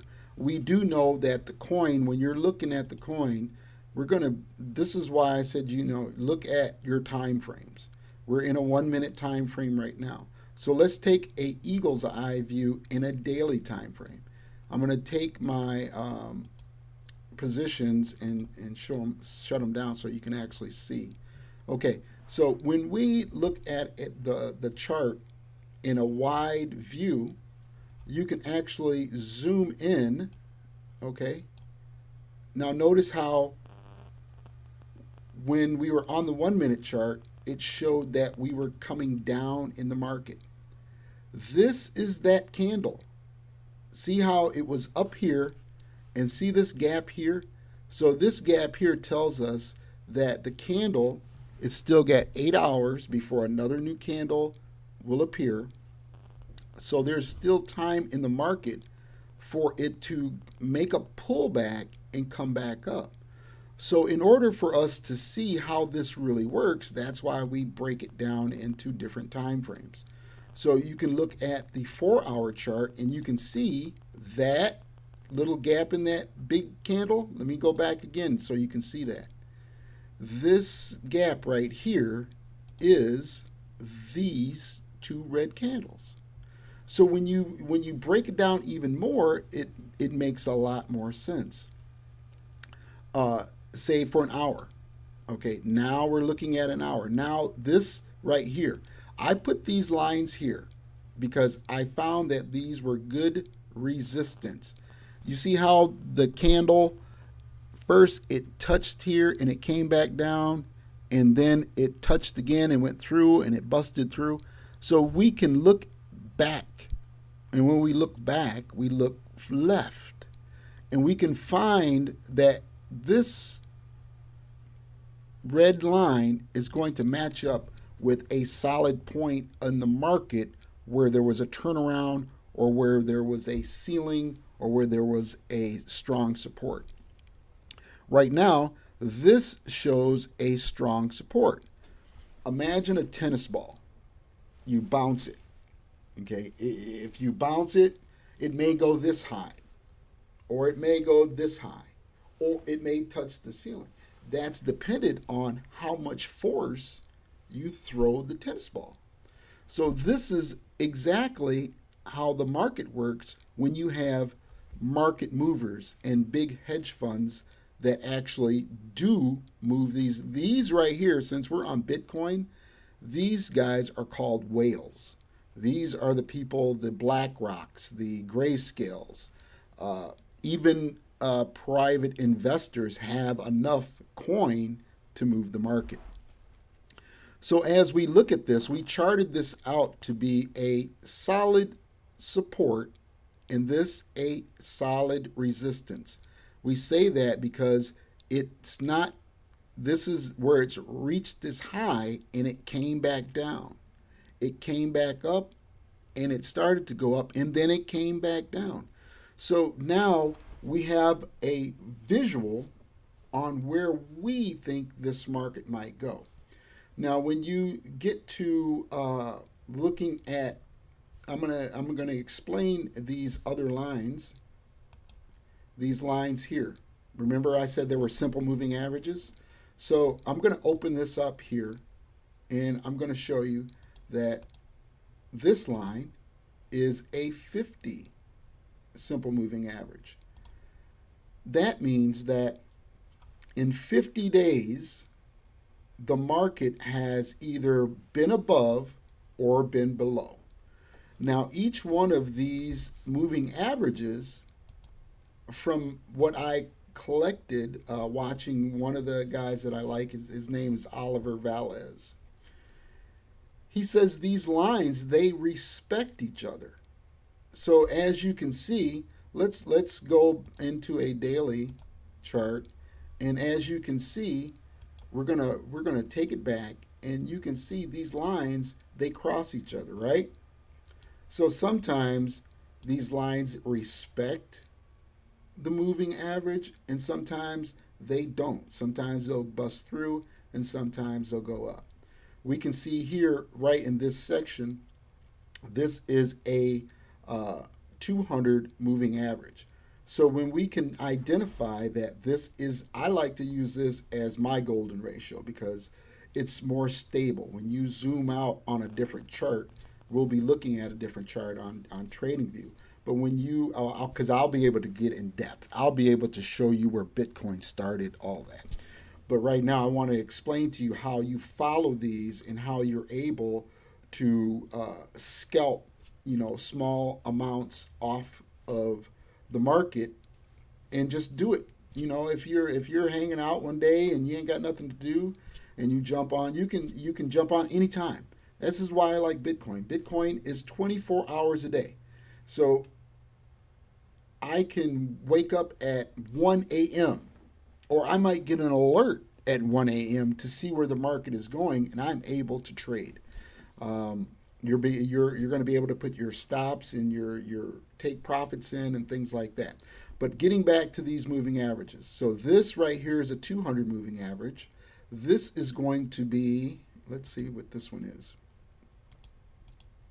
This one is a 100 moving average. And this one here, this is our 200. and this one here is a 10. This is our green 10 moving average. There are guys using smaller moving averages out there, but I found using the 10, it's easier to start off. Remember, if you've never traded before, I'm teaching this so it's easy to follow. We're going to go slow. When we go to the option side, the on pocket options, and we'll be doing, we'll have little tournaments. I want to have a trading party on Fridays where we go and we get into the tournaments, and the winner that gets the highest score in an hour wins a prize. Okay, and we'll be looking at the charts at a 5-second 5-second time frame. So that means that we'll be watching candles change at 5 seconds. And it's fun, and it's what I like to do because it gets me into not being too anxious in the market. Because through my 5 years of trading, there is a big psychological curve, and I spoke about this earlier. And then at 2 p.m., I'm going to run a video that I highly recommend that you follow and you watch it, and you watch this trading psychology leader, Michael Douglas, teach you about how your mind is going to work when you look into this endeavor. It is an endeavor. It is an opportunity. I got nothing here to sell you, but an open opportunity to learn a new skill that can work for you while you sleep. So that's my spiel on that. So, as I said, the market moves in waves. You can see that it goes up and it comes down. It goes up and it comes down. And you have an opportunity to look at these in a 1 minute time frame.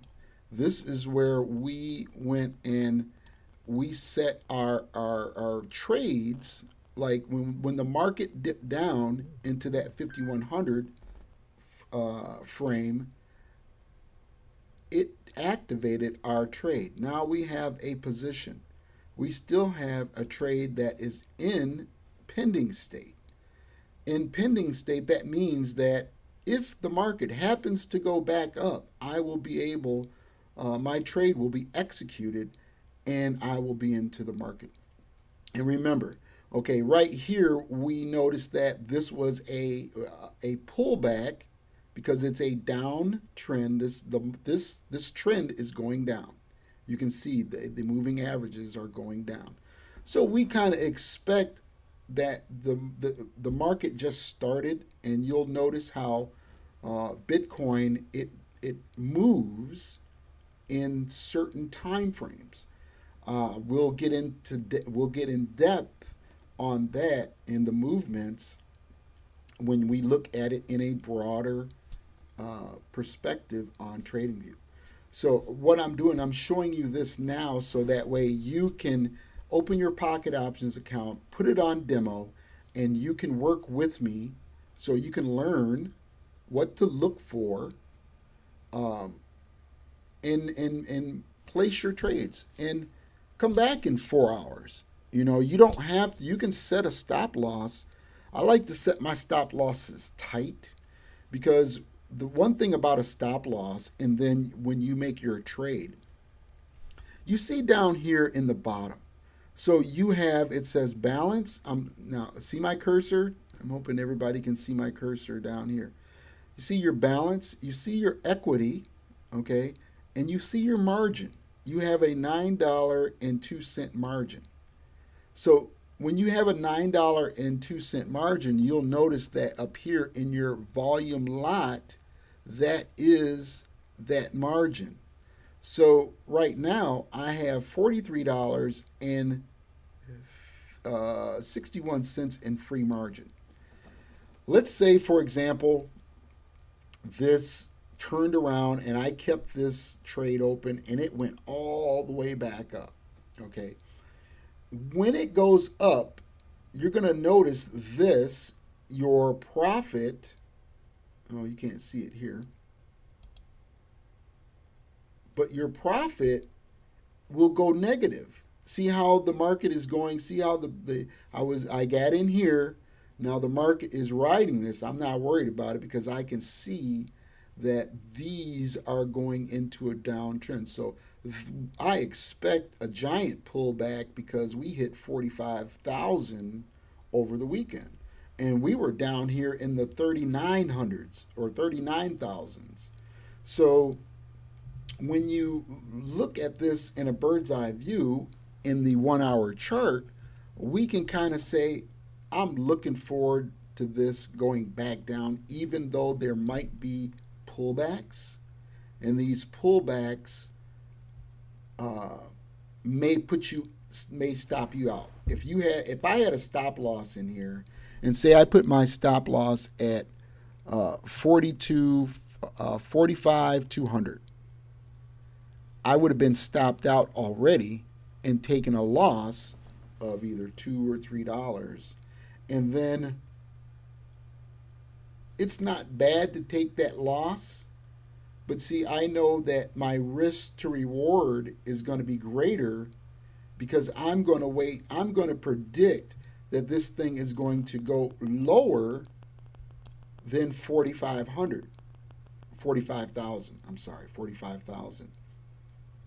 Now, once it reaches that point, we know that we are going to be in the profit, maybe 50 cents, maybe $1. That depends on the lot size. Remember when I said that this is right here, this volume in trade is your margin? Okay, if we were to say go to a 20 cent a pip lot, we would hit that. Now we're at 20 cents. Now we're at 30 cents. Now we're at 40 cents. That means each move, that margin is going to be $36.12 or above. So if I was to put a trade in here and that thing goes into the negative and I only got $54 in there, it's just going to wipe the account. So that's why we start off in micro lots. This is what a full lot would be. $902. Could you imagine if it moved 2 pips or 3 pips in your favor? That could be $1,800, or that could be negative $1,800 if it went in the wrong direction. So you got to be careful. Don't over leverage and don't overbid your lots. Stick with us at 0.01. Okay? That's $9.09. And then also you'll find that when we go to different coins, so like for example, I remember when I said earlier today I like Solana. And I made the mistake of, getting out of Solana when I should have stayed in Solana. Where's Solana at? Right here. I bought some Solana at like $68. And I should have kept that. I had how many coins did I have? I think I had about 200 coins in Solana. And I panicked because of the news. That's one thing you'll learn. The news will get you going emotionally. And it might make you make wrong decisions. You might get out of trade where if you'd stayed into it, you'd have profited big time. Or if you stayed into the trade knowing you should have got out, it works the same way in reverse. So as we look at Solana, see, this is a nice point here that we can actually look into opening a trade at this point. So what we would do in order for us to open a trade, because we have a feeling that this is a 1 minute chart. So let's take a bird's eye view at the daily chart. And now that we can see at the daily chart, we want to still keep an eye on our open position You see how this is coming down? This means that we're getting lower and lower to our take profit. We're going to take profit around 43,000. I think it's going to come down to about that range, and that should net us a pretty good profit there. So as we wait for this to load, we see that we're in an uptrend. So we know that the highest point in Solana was 125.74. Okay, I bought it down here, man, and I sold it at like 70 right here. What a but you don't look back. You don't. The only time you look back is to do analysis in the market. So we have a feeling that this is a good time to place an order for a buy. So now that we know that the market is at 108.94, we're going to then open our deals and our conditions. We want to go back up here to 126. So we take our calculator and we go 108.3, we'll say 0.50, 108.50, and then you take and you subtract 126.46. So we're looking at, it's going to come up negative 17. So we're going to look at a $17 profit if we go into a buy. So we can see that we'll go here, $17.96. It will automatically populate. Okay, so this is our closing price. We're not going to put a stop on it because we don't want to get stopped out if it takes a dip. So now, what's going on? It's not going to let me. You'll notice when it changes. Maybe I've got to go and change this to. I'll change it to, because it's at 108 right now. So we'll change that to 50. Now it should light up. No, it didn't light up yet. Okay, so let's see. We'll say 110. Maybe. Oh, the margin. I got to make sure I'm. Okay, so we'll go 10. Now it should light up. See how it lit up there? So now we're going to place this pending trade. Okay, it opened, and now it's in our pending slot. So once this reaches 110, we will be in that trade, and we will be looking for it to ride up to 128, and that's where it will take profit. I know I'm supposed to use stop losses, but it's such a small amount that if you get tapped out at $1, those are still going to add up. Take the risk. If it goes past $3, then we get out. Then we only lost $3. But if you let it ride, sometimes I'll let it ride to $10, $11, $12 because I know the upside. And then once I see that upside, I can actually get into the trade and ride it all the way back up. So we've got this, we got into this trade here. We're on Bitcoin for a buy stop, and let's go back and see what our pending trade is doing. We're into the money. Let's go back here to Bitcoin, and we show you that we're into the money, and we can actually, I like that. I mean, I'll take the $2.36 because it ain't moving. So that's telling us that, there could be a pullback. There's $2.40. Let's get 250. Can we get 250 on it? Hopefully we can get $2.50. That would make one trade quota. See how it's pulling back up? We want to get out. We want to take the $2. Oh, it didn't happen. Oh, so see. So we're gonna switch back to a 1 minute chart so we can see where the candles is going, and hopefully it will pull back down. We know this is going to be this is probably going to be a down day. It's Tuesday. Usually Mondays start out as down days.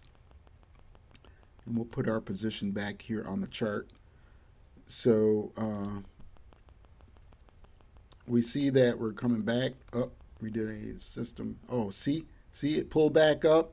Now we're not into the we missed that opportunity. We didn't miss the opportunity, but I do believe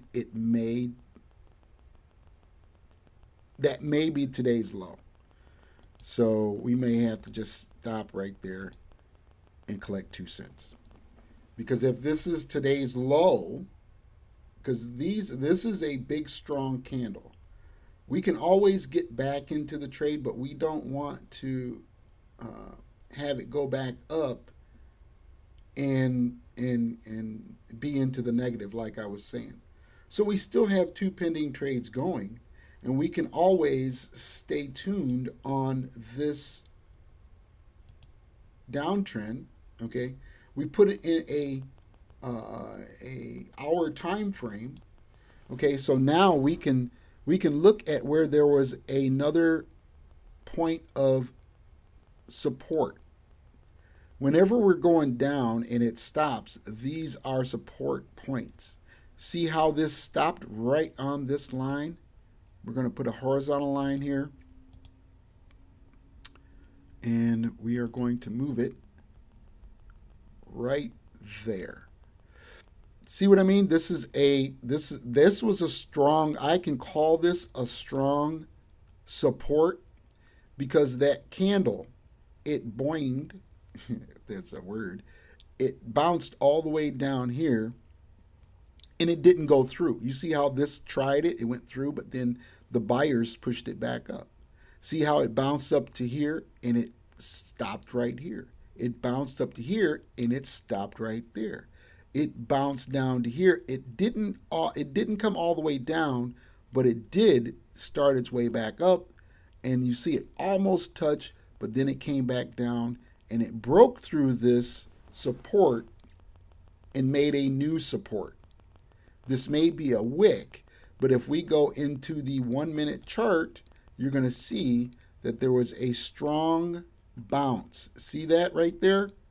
So it bounced. The buyers jumped in right at this point and sent the market back up.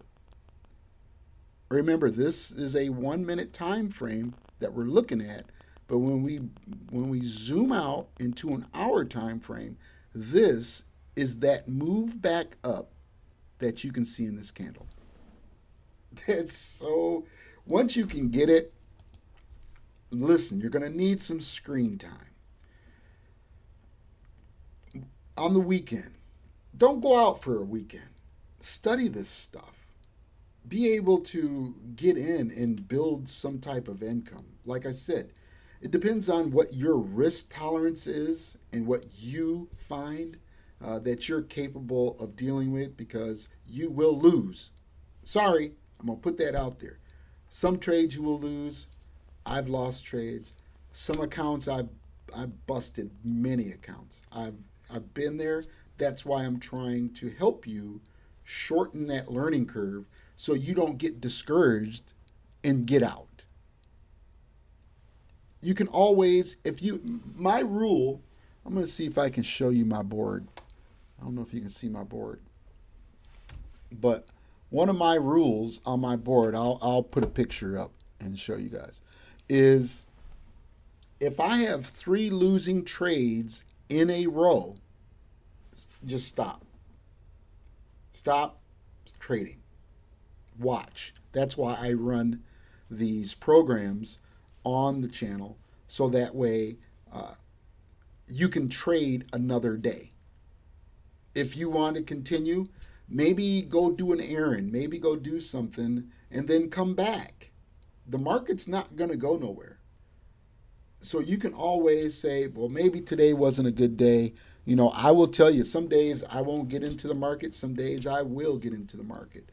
But you don't have to trade every day. But I do suggest that you have something holding, like the coin in that iTrust Capital account that I'll show you that will grow no matter if it goes up or down. It's just like buying a stock.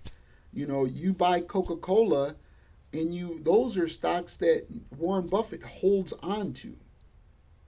And he buys companies that are going out of business, and he revamps them, and he holds on to them because he sees the profit value in that stock. And this is just the same thing. So what we want to do is continue. We're coming up on 10:30.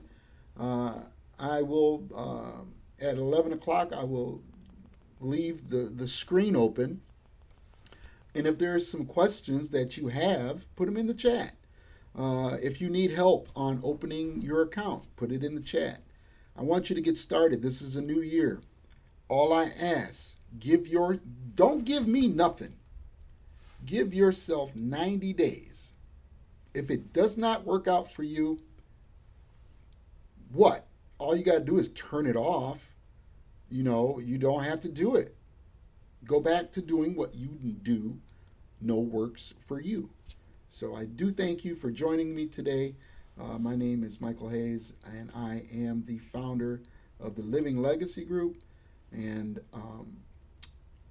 it is 10:27, so I'm a little parched here from talking. So what I'll do is I will let the charts run.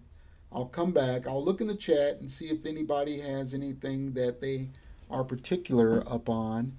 And then what I'll probably do is open up TradingView TV, traderTV, and we'll continue on how to trade. I'll be broadcasting their educational videos on how to trade, and we're right into trade management, and I'll let that run. It's going to run for 2 hours, and that'll put us in time to get into the Trading Bible, and we can go step by step on the Trading Bible so you can get used to seeing and hearing and identifying things in the market that could profit you big time. So, whoops. Get some music on here. We thank you for joining me so much, and we are going to let the charts run. I'll have my microphone off. If there's any questions that I can answer for you, please type them into the chat. You see that I keep looking over. I have to monitor the chat. I have to monitor the channel live. So I've got a lot of things going on here. And write your questions down. Open your account. You don't need any money. We want you to get used to this thing. I don't want you to throw some money in here and then lose, and then you say, Mike, this is a bunch of crap and whatever. It's all a part of that learning curve. So stay tuned, and we'll be back in a few.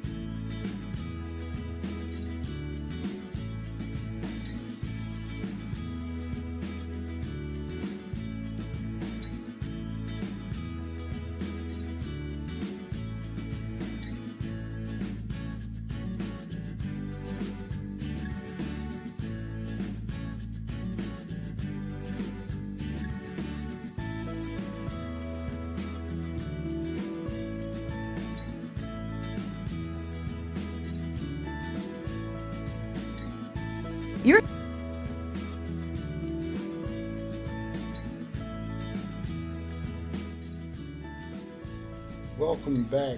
Welcome. This is the live, Living Legacy Live. We're here to help you develop your own economy by creating wealth on your terms. All right. Welcome back. Welcome. All right.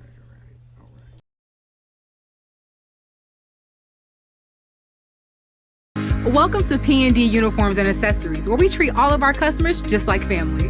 Your one-stop shop for all things uniforms. We carry a wide selection of top-quality uniforms from school to medical scrubs, plus church and choir gear. P&D Uniforms and Accessories have been in business for over 15 years. We are centrally located at 20936 Kelly Road in East Point, Michigan.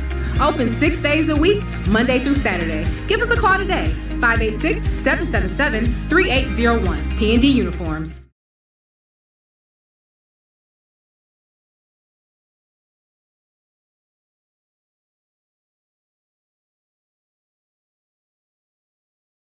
All right, that little spleef out there we put on there. P&D Uniforms, that's the place to go when you want to get your gear. So back to the charts. Let me change my glasses out so we can, I had to get myself a frosty beverage. So I hope everybody's evening is going, or afternoon is going good. So now we're getting back to the charts. It is coming up on 11 o'clock. We look over, okay, Mr. Delano, we will be talking with you soon. And let's see what we will be getting into. Oh, yeah. We will be getting into traderTV Live. Where is it at? Oh, come on, Mr. Mouse. You know, once I get this video thing figured out, you guys won't have to suffer through me flipping through screens and stuff like that. But for the time being, it is what it is. So you go to traderTV Live, and you can always, this material is free. That's why I said, you know, what I'm sharing with you. Don't take my word for it. Do your own research. You know, I'm showing you where to go. So you go to traderTV Live, and we're going to click on this right here. This is always the link that's going to take you to their home page. And once you reach their home page, you go to videos, and I will let this run in its entirety because I need to take notes too. We did set our trades for the market, so we'll come back and monitor those. And I know this is going to be coming up. I'm probably, what I may do is get it loaded ahead of time, so that way you can watch all these videos. So much education here. Morning prep. Oh, it was the lives. It was the lives, not the videos. It was the lives. It was the past lives. See, this is where we're going. This is what I'm going to be showing. So I was in the wrong place. We were on money management part 1. So we're going to go into money management part 2. See, we're going to do all these. I'm going to follow right along with you. I'm going to be right there because this is, even though I've been trading for 5 years, you gotta keep learning because we're talking about a $700 trillion market. And if you want some of that, you can come and get it. Don't be afraid. Like anything that you try, it's going to be new. Oh, yeah, see, we got chart patterns. We got all this that we're going to be going through. And you can come here. Oh, here we go. All right, so this was the 15th of November. So we're going to go here to the 16th. And we're going to let this play. Still, if you have any questions you'd like answered, please put it in the chat, and I'll be there to help you out every bit of the way. Oh wow, look at that market. I'm gonna have to put this on. Okay, that's a 1 hour chart. Let's make sure that we got an open position in the buy. So we have a buy position opened. Okay. Oh, this is Solana. All right, let's go check out Solana. We got a buy position in Solana. So we're gonna monitor that.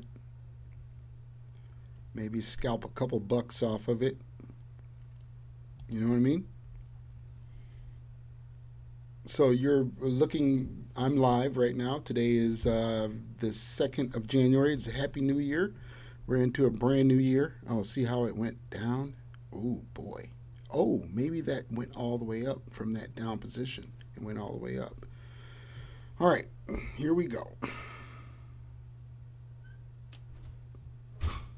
Ooh, we're going to have to close that door. All right.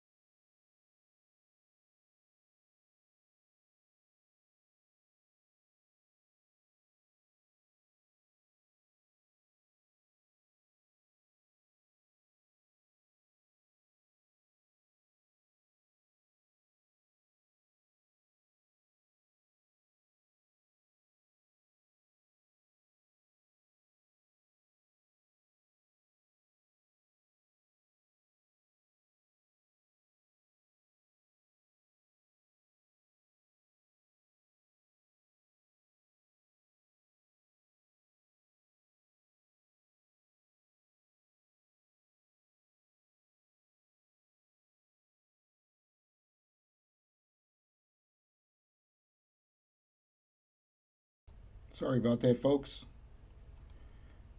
The computer's, we got so many things going on. Hopefully it'll start right here. What is up, beautiful people? Welcome to the Midday Show. Learning how to trade. That's your girl, Adara. I'm Sharif. And what a day it has been today. What a move down. I didn't expect this. I thought we got a better than expected jobless report. The good PPI yesterday. We're going to run a little bit. Not so, though, Adara. No, I would say the market is running. Instead of running for the hills, because that implies the upside, it's like running down into a ditch or something, or like driving a bicycle into a ditch. It's having a very bad time, and things are down by a lot too. Like Nvidia's not down by that much, but I mean, there's a lot of the Neo, I believe, is down quite a bit. Neo is down almost 10% right now. Look at this. Nary a green candle, except for, a small handful here.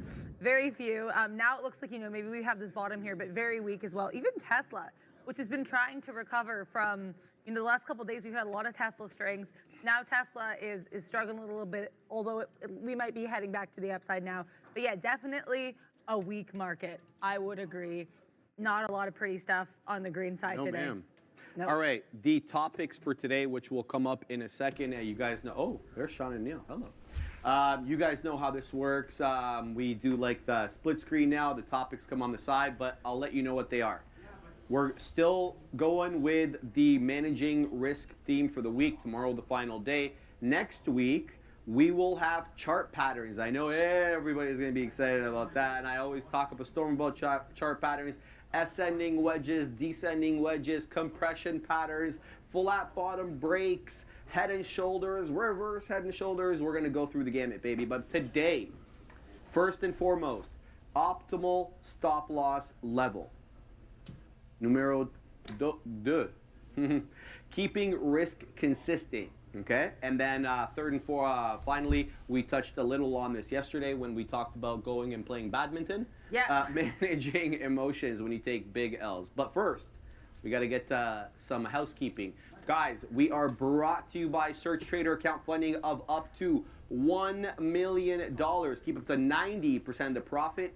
Enjoy relaxed trading rules with an 8% max trailing drawdown on all new accounts.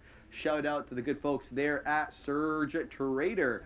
I think they had like that competition or something from the other day. Yeah, I think I overheard. I think that might be. I don't know if that's still on, but I overheard like whispers of that. So Whispers. That's cool. Very cool. I mean, not whispers, but I know I've heard mention of the contests. Okay, so we got to get another housekeeping item out of the way. There was some disagreement yesterday between us and some individuals in the chat with respect to whether stop losses can trigger pre-market and aftermarket. And this is a good point that we want to iron out because it really does make a difference. I mean, if you put in a stop loss, you should expect it to trigger, but you have to know what parameters to enter in order to ensure that's going to happen. So first and foremost, Get yourself a notebook. you need to This check is with your really broker. important. Can you trigger stop losses outside regular market hours? Regular market hours are 9:30 to 4. Secondly, you have to choose the setting in your trading platform to allow for orders to trigger outside regular market trading hours. And thirdly, you need to make sure you're using limit orders. I'm about to show you a video here that's going to silence whatever questions there were in with respect to this issue. Now, I got here bright and early, as I typically do. Usually I'm prepping so that I know I don't talk out of my rear end on the big desk, right? But in this case, I had another These order are of limit business. orders. Let's get to the screen. These are market orders. Maximize me if you're able to, baby.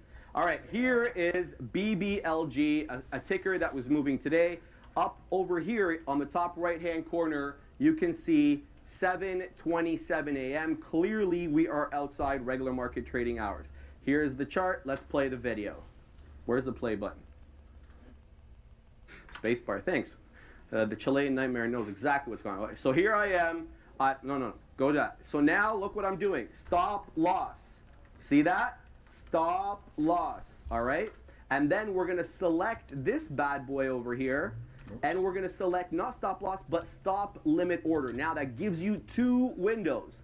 It gives you the triggering price that I spoke about yesterday, and it gives you the limit price. You have two things you need to enter here. The triggering price should be the first one. The limit price is the least amount you are willing to accept for the sell order. Let's go. So in right here, the price is at 96.46. So we're going to go ahead and put a stop of 95. I type it in wrong initially. I type in 95. We're going to go put 0.95, and then we're going to change the limit to 0.94. Okay? And then we're going to go ahead and put buy at the ask, so just so that we can trigger. And we submit. It pops up a whole bunch of messages because I don't ever use this thing. And there we go. Now we're filled. There's the blue little triangle there that shows that we're filled. Now, we start moving up. We move up. We move up. So look what it says right here, guys. Sell, stop, limit. See that? Sell, stop, limit. 7:28 a.m. And the price ends up moving up. Sell, so what I end up doing is I move up my stop limit so that it can trigger. Buy price. Because, well, it's different on packet it's moving options. away from me. So there we go. Through that. Moves up to 99. I move up my stop to 98.05. And look what happens here when the price comes down. Trigger. It triggered. Okay, guys. So let's get this out of the way.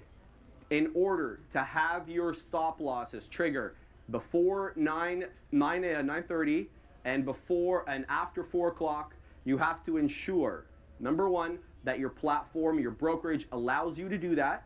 Number two, you have to select the order type to allow it to trigger outside regular market hours.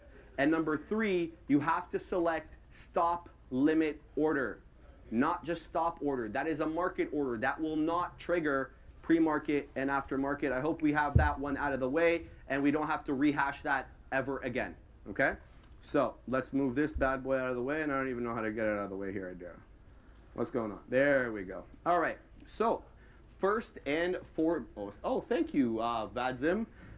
20 euros. Jeez Louise, Vadzim. I appreciate you, and I appreciate the 20. That's very nice of them. I am open to donations. Nicole Harris. Shout out to Hot Lana. I haven't talked to Nicole in a while. Shout out to you. Hope you're doing well down there in Hotlanta. How's the weather, by the way? All right, Adair, let's get to business here. Let's get down to business. Optimal stop loss levels. Let's talk a little bit about this. Okay, let me just load up my notes over here, so that I don't talk out of my rear end again. All right. So let's go to Apple. We're gonna have a look at Apple. We got rinsed on Apple yesterday for a 50-penny loser. Oh yeah. Yeah, well, that's okay. Hot. I don't need a jacket, she says. Okay, well, that's good. Fair. All right, there are many different approaches that traders can utilize when deciding where to place a stop. You can set stops in accordance with, for example, moving averages. Now, anybody who follows, the show knows that we really respect the 200 period and the 50 period. Okay, so you can set stops above and below the specified moving average for longer short positions. The charts here show the blue, which is the 200 period, and the red as the 50 period. I should probably make them a little thicker so that you can probably see them. Now, it's not just going to be willy-nilly, hey, let me just use the 50 period moving average because I feel good and I woke up today and I felt like, the 50 period was going to be relevant. No. You have to look for relevance of the moving average in the previous price action. I've talked about this before. Some days, Apple respects VWAP, whether as support or resistance. Some other days, it just blows through it like it doesn't matter, and it looks to actual price levels. For example, the whole dollar, the half dollar, a previous day's close. We've talked about this before. So you can use moving averages. They are absolutely accurate and relevant. However, there has to be evidence on the chart that they are being respected at Arrow. Yes. So I think like we've had this conversation too. It's like you don't use Remember, you can type your questions into the chat. That hasn't been interacting with the stock. So a good example is you could definitely use VWAP for Nvidia to look at your stop or to try to indicate your risk and a good point of entry, because look at how much this stock has been interacting with VWAP. It will not leave VWAP alone. We went lower here. We keep bounced back at VWAP. Like we've literally just been. You don't have VWAP. I don't think they have VWAP on pocket options all day yet. Today, right? So then you could use VWAP. That would be a very solid indicator use that with on which to TradingView, use which I'll be to showing. set your stop loss or to look here. Like for example, let's see. I'm trying to find a good example here. Yeah, I mean, like we had this. Now earlier this is gone, but now we had like pre-market. You had this double bottom-ish type formation going on at this 483. So if you were to kind of go long here, you could, like at this point after the double bottom, you could set your stop loss, for example, at 483 because it's probably going to interact with VWAP. This is where we had the double bottom. That would maybe be a decent place to set it.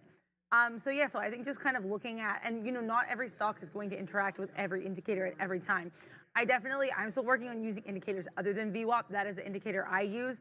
But you can look at volume as well and kind of, a little bit different for setting stop loss, but if you know what levels are interacting, with high volume, you can kind of indicate like, what's going on where, at what point, what were we doing when we had this max volume? Do you know what I mean? And kind of look at that as well. So there are, I definitely think in terms of like setting stop loss and deciding when to get out, I think you can kind of look at the levels, depending on what each stock is doing. And in this case, my NVIDIA example here, definitely VWAP is a point of entry. And if you look at this here, we even had now we're moving up off of VWAP. So in that case, you could maybe set your stop loss kind of maybe below here where we had that last kind of dip, like our last kind of bottom. That would be like around 485, 60-ish. So really just each stock is different, but really just looking at a stock by stock basis and not using a one size fits all approach, because not every stock is going to interact with every indicator every day in the same way.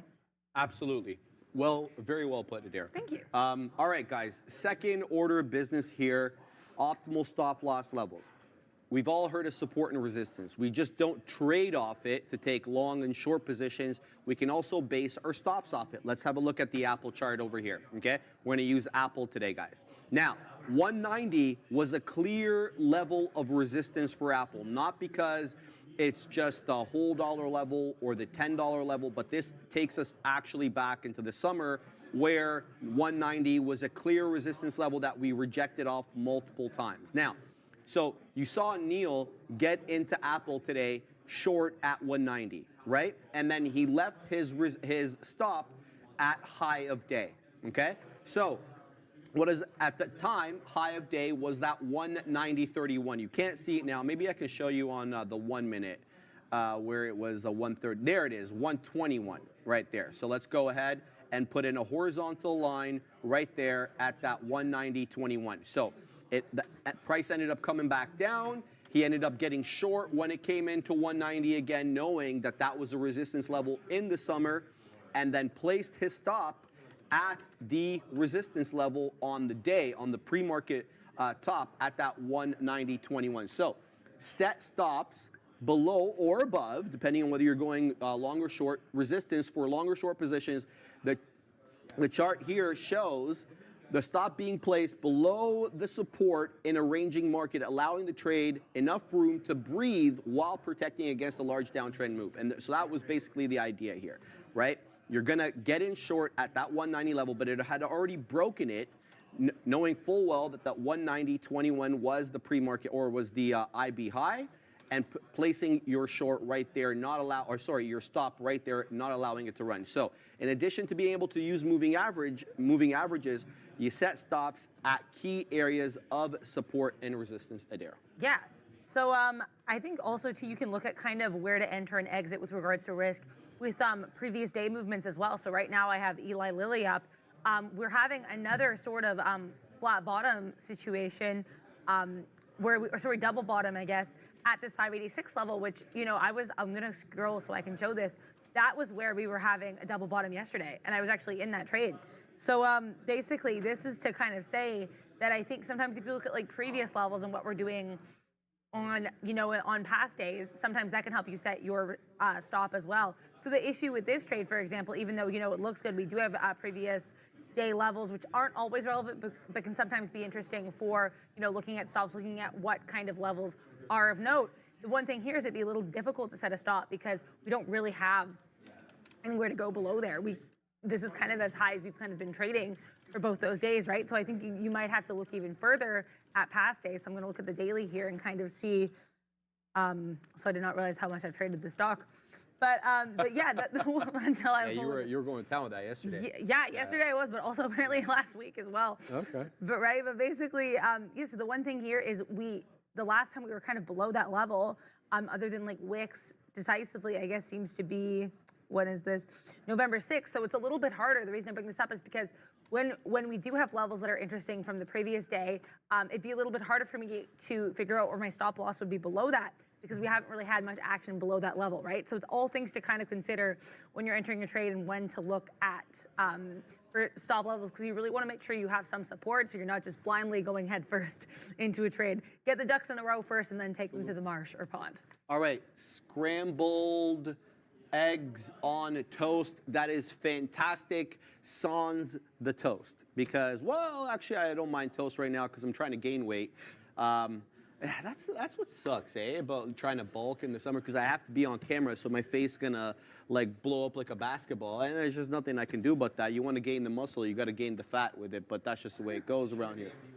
Sean is short AMD at 120 again, already 50 smackaroos or pennies in the money there, taking that one off the $10 level. Shout out to Sean. All right. Scrambled Eggs on Toast asks the following: are you allowed to key in your stop loss first and then execute your buy short trades? Will the stop loss trigger without any trades, or do we have to have the trade in first? Now, I know Neil talked about that this morning. Every platform is going to be different. P Pro 8 allows you to enter in your script stop first, okay? I've explained this before, but it's worth explaining again. On our system here, we have something called script orders. They sit on our servers. They don't go to the exchange. They only trigger when the parameters are met, okay? And the parameters are met when the price that you've inputted into the computers are triggered or are reached, okay? So in P Pro 8, you can absolutely enter the script stop order first and then get in your order after. For example, on my platform though, if I was trading at home on IBKR, or so whatever it's called, Trader Workstation, no, the answer is no. If I want to have an attached stop loss, I have to attach it to the original order. That doesn't mean that I can't put in a separate stop order, but it's not going to be called a stop. It's going to be basically a sell limit order that won't trigger it unless either number one, it goes short, or number two, I actually get into the long position and then it takes. What's going on over there? You're printing? He's already, 75 pennies on money. So we're gonna. Oh, sorry. I was trying to hit the banks for you. I didn't mean to interrupt the money spinning. The buttons are overriding each other. So anybody who's following the Katina Man's trades, short AMD 120, still taking that bad boy short as the market tanks. What? We're back to net positive on the day. He's back to net positive on the day. So we're gonna hit a couple of banks for my man over there as he duels with the market there, Adair. So just want to make that clear. I don't think that there's a hard and fast rule with respect to be able to add stops prior to you entering your order. It's simply about what your platform allows you to do, Adair. Yeah. That being said, though, I think like it's interesting. I think you should also very much be aware of where you want to set your stop before you enter the trade, though, regardless of whether you enter it before you actually enter or not. Like, sorry, I worded that poorly. Whether or not you put in your stop before you enter your trade, depending on what your platform allows you to do, you should have an idea of where you want to stop. And I think that's why, like, or where you want to put your stop, sorry. Because I think it's really important to kind of like look, plan your trades, be patient, don't just run in head first, as I was kind of saying, right? Like really look at, so for example, I was kind of, staring idly at Tesla earlier and planning what would be interesting about this one to me. So basically you have to plan, like, for example, for this to limit risk, I was looking at this around this level. I would have gotten this out probably, I would have taken part of my position out around here, out 237.04. Why? Because that was where we last were before we had the dip. So I know we can get to that level, or I'm semi-confident we can get to that level, but I don't know if we can get much higher, right? Especially because we're negative on the day. Lots of elements to consider when we factor in risk. Now again, though, much like Eli Lilly that I was mentioning earlier, this one's a little bit harder for where you would get out, right? Because this is where I'd want to get in. This is where I was interested in getting in once we had this break above there. So if I actually got in around this area, then maybe I'd put my stop kind of around where our low of day was so far, which is this 234.5. But also maybe, if I want to get in lower around this 234.5 when you're first seeing this double bottom, then maybe in order to figure out where to exit, I would use the risk reward ratio, right? So I'd say if I'm trying to get out here at 237, then according to the ratio, depending on what risk to reward I want to use, not that I'm definitely someone who often uses risk reward, but I'm just thinking different ways to approach a trade, right? Especially in this kind of trade, when we do have this double bottom situation where I don't know how much lower we can go, then I might want to use a different approach just to make sure that I'm kind of have a stop loss that makes sense. However, if I'm going to use risk reward to enter, I also have to use it to exit the trade, because we're talking, it's very much easy. You have to be consistent. Keep risk, I guess I'm getting ahead of myself. But whatever you use to enter should be the same metric you're using to exit the trade. So if you're going to play off VWAP, use VWAP the whole way. If you're going to do risk reward, do risk reward the whole way. If you're using dollar levels, etc., etc., etc. So I think, it's very much about just like whatever you use, make sure you stick to it at least for that trade, just so that you have a consistent risk level and that you're actually reacting and interacting with this trade in a way that makes sense throughout. Absolutely agree. All right, now optimal stop loss levels continued. We glanced over this a little bit on Monday. I believe, I don't know if it was Monday or Tuesday, but it was one of those days when we talked about average true range, ATR. One of those ones that's talked a lot about in the technical analysis books, and definitely one that was talked a lot about when I first started trading in 2020 and, was looking for sources online about how to learn this, that, and the other. Let's talk a little bit about it. ATR. ATR measures the average pip or point or penny, whatever you want to call it, movement in any security over a specified period, and provides traders with a minimum distance away to set their stops. Basically, the idea is how wide is the movement, or how volatile is the stock on a daily basis on average. So I'm just giving you an example. Let's say Apple moves on average per day $3 a share, okay? So I have to be cognizant about the time frame that I'm trading. If I'm trading on the daily, then the ATR is $3, because I need to keep that in mind because I'm entering a swing trade on the daily. However, if I'm trading off the 15, if I'm trading off the half, what's the ATR for those time frames? Why does that matter? Because if you're getting in on that particular time frame, you have to know what the odds are it's going to move plus or minus whatever pips, whatever dollars, whatever cents. That way you can have an idea about where you can place your stop. And I've talked a little bit about this in a more informal way. Let's look at the chart for a second here, over here. Let's bring in a small cap gapper. I think this one probably would help. How come We it's do a not lot of changing? small Oh, that's caps. why. Let's go to that. And then we're going to go like this. Small caps are Okay. the- This is a small cap gapper called SGD. This is probably not the best one to use because it's halting too much. Maybe there's another one here, Wave D. Yeah, that's That not would the be one I want to use Solana either. Give me a second here to find a better one. Dogecoin. Where's that other That's a one that I small was cap. looking at here? BBLG. Remember, there we because go. the market We'll go cap to that in one. Bitcoin was like BBLG. 8 Oh trillion yeah, or this something. one's been moving. Right. Okay. So having a look here, look at this area over here. Okay. Very tight consolidation. Very tight consolidation over here as well in the pre-market. But right when the market opens up, the average length per candle really it gets elongated. It really grows. So if we were talking about the range per candle on the 1 minute chart of being about, let's say, 1 or 2 pennies in the pre, as soon as that the bell rings, all of a sudden the average true range per candle absolutely increases. So we can no longer have the same type of stop that we had in the pre-market just based on the new volatility that we're getting after the bell. Okay? And so you can informally look at that by looking at how wide or what the volatility per candle is, whether on the 1 minute, the 3, the 5, what have you, without actually having to use the measure of average true range itself. You can kind of have a visual look, like, okay, look, every candle here seems to be about 5 to 7 pennies, whereas in the pre, it was about 1 to 1.5 pennies. So there's no way that I can have as tight of a stop in the regular market hours as I had in the pre-market, because all of a sudden the length of those candles absolutely changes, and that is no longer relevant. So you can try to use average true range. You may have access to that data, you may not, but if you don't, you can actually visually make an inspection. How wide ranging is the candle? That should influence how tight or not untight your stop is. The Hayes Records, example of options R&R. Thank you, by the way, for the $4.99 super chat, Hayes. Test our trading bot for 30 days, and if you're not satisfied with the growth, you get a full refund, no questions asked. My $150,000 account is up 77% from April 2022 to November. I was eyeing Amazon 140C with 140 call with a $30 risk on a 10% stop loss. The move rewarded $400 on the bull gamut. Didn't take because I'm sick.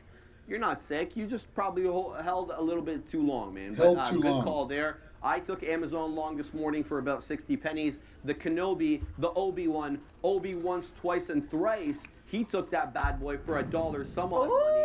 And I yelled to him. I yelled, Obi, are you taking Amazon 140? He didn't even glance at me. He was like, I'm too busy taking Amazon 140. Exactly. He was fixated on that That's speed. amazing. Oh, yeah. He Go did his Obi. thing there. We don't call him the Amazonian for nothing. Exactly. BlackBerry, that ATR should be an advantage, especially for trailing stops. Absolutely agree with you. Absolutely agree. The Hayes Records, I got the Rona still, bro. So you weren't thinking clearly. It was fighting your body for resources there, I'm assuming. Alan Sebastian, could you please take a look at Baba thinking about a swing?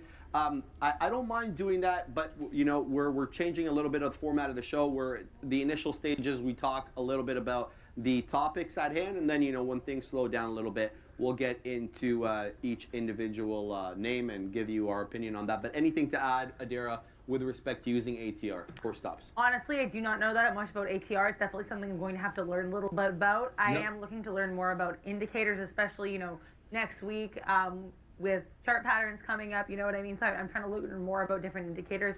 I mainly do use VWAP, but I think like the more I trade, the more I'd like to kind of diversify and switch it up. I think part of it too is because I don't trade that much. I mostly trade kind of during the midday, right? Yep. So I think I definitely though have lots to learn, and I think, you know, people in the chat having lots of opinions. Always like Sharif, you've always like, you know, taught me a lot as well. So I'm excited to learn more with regards to indicators and risk reward.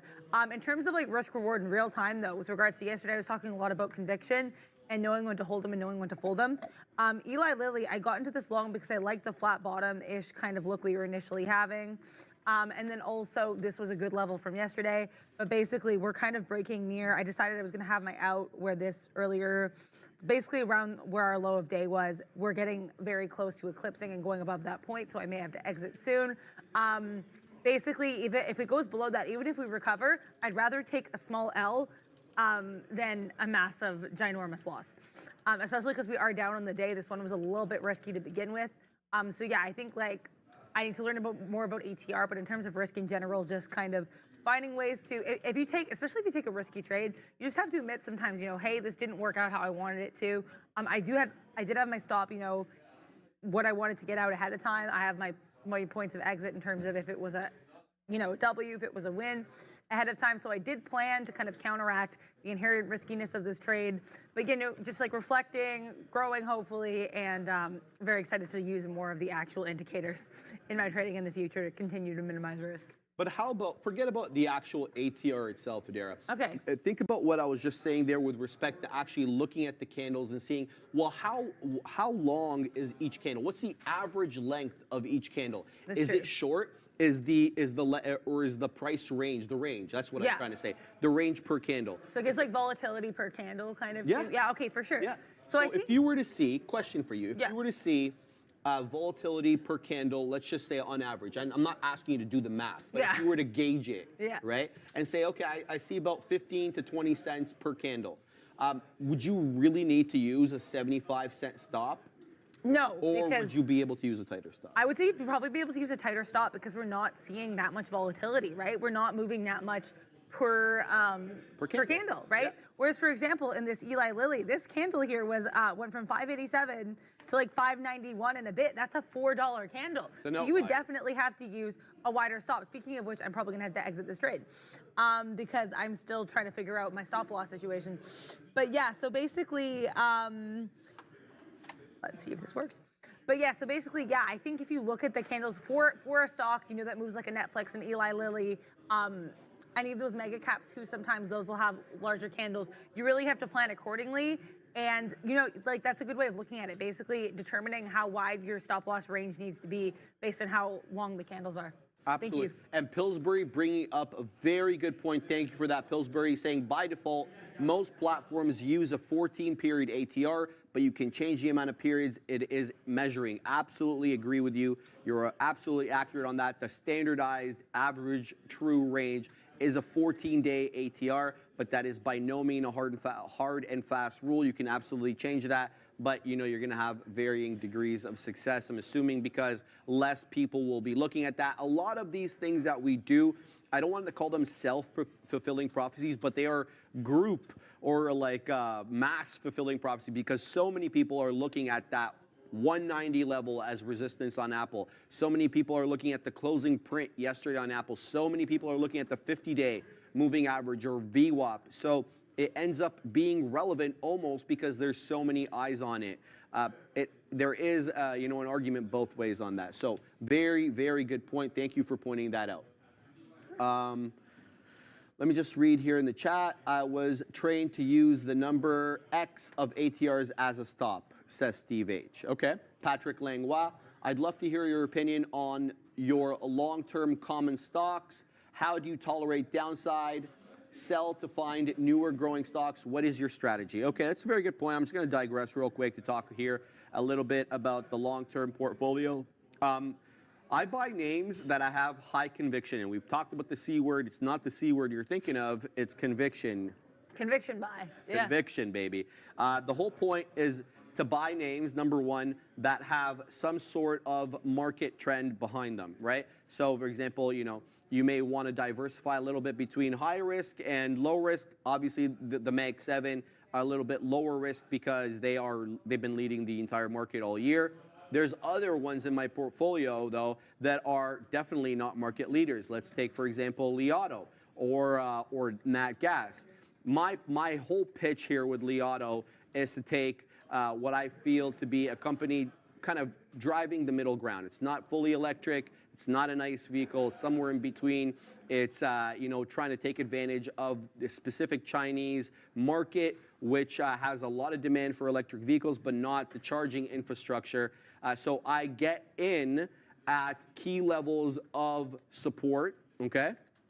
And I dollar cost average at what I see as key areas of support. Now, you're not always going to get the winning end of that trade, but I try to follow high conviction names, and a lot of it is really having your ear to the market. And a lot of it is repetition, knowing what is going to, what the leader of the pack is in that particular sector. A little bit about that. So, I don't want to digress too much here, but the whole point is to try to diversify your portfolio with some higher risk names, some lower risk names, but try to pick the leaders that you see there in your sector. You done your duel with AMD? No. Sean is still holding the short on AMD. He's long Roblox as well. So anybody following along with the Katina Man or long RBLX, several upgrades today. Yeah, lots of upgrades. They had that Investors Day yesterday. Yep. So something of note there for RBLX. Yep. So in regards to diversification, I mean, I can say for a short term, my perspective on short term in terms of risk for diversification is you have to think of stocks that trade in sympathy with each other, right? Whether that is they're in the same sector. So if we're talking like, Netflix's, AMC, Paramount, Disney, stuff within the film sector, or if you're talking like, the big three auto, or I think ones that really often kind of trade in tandem and you need to watch those mega cap NQ names.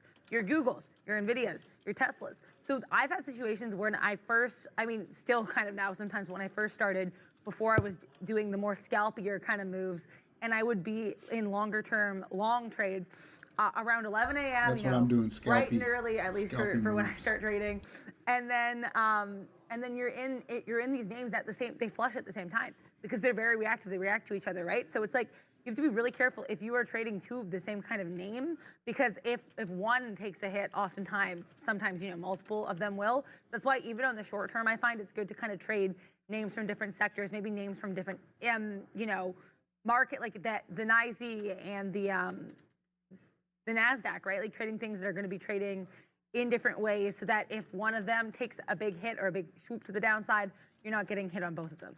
Also, speaking of swoops to the downside, I need to discuss the Eli Lilly trade. I did get out. I was trying to get out earlier, but I kept getting like part filled, unfortunately. That is a giant dark pool wick. So I'm very happy you got out where I did. But yeah, so basically, I did get out. We broke below this 485.50 area. I got out. Definitely did take an L on this. But in the words of 21 Savage, I'm trying to take less L's and make more M's. So we're gonna, keep obviously not M's and simulated M's. But we'll see how this goes throughout the rest of the day. Looking for some more trades, And I was, before we took this dark pool wick, I was seeing a bit of a double bottom here. So food for thought, but I don't want to rant right now. I want to wait till I have a better sense. Evaluate the risk in this. This was a riskier trade. We are down on the day, and I didn't have a huge, amount of cushion to fall back on when setting my stop because we were also kind of near low of day when I entered. So I think this kind of goes back to the whole concept of mean reversion, which we were talking about last week. Sharif was kind of explaining to me in a really cool way. I think I maybe fell into that trap a little bit where I saw, this was a level that was consistent yesterday. We were near low of day, and I was like, oh, well, we can't, we have to go up from there. Probably should have waited for a bit more candles. But, we live and we learn. I'm not going to lose any sleep over it. And, yeah, risk and reward. All right. So we're going to stop right there, take a break. It is 11:30. Like I said, we have open discussion now. If there's anybody that has any questions that you would like to have answered, put it into the chat. But we will take this, I guess we'll take a 3-minute break here. So stay tuned and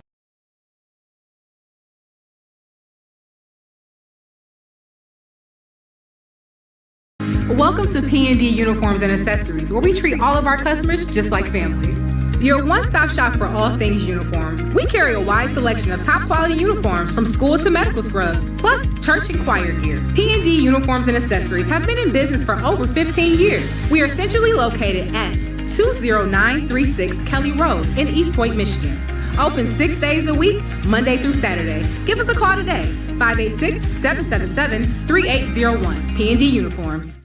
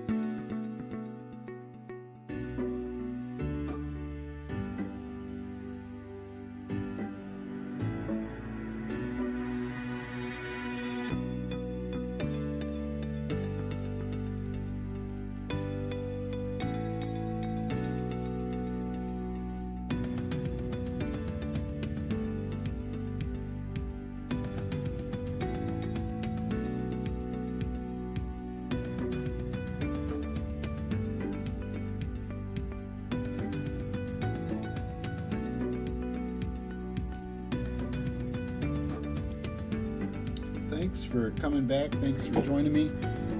My name is Michael Hayes of the Living Legacy Group, and I'm here to help you learn how to trade. You can find a little bit more information about me on my description in the, what am I trying to say? In my YouTube page description. Or you can follow me on Facebook.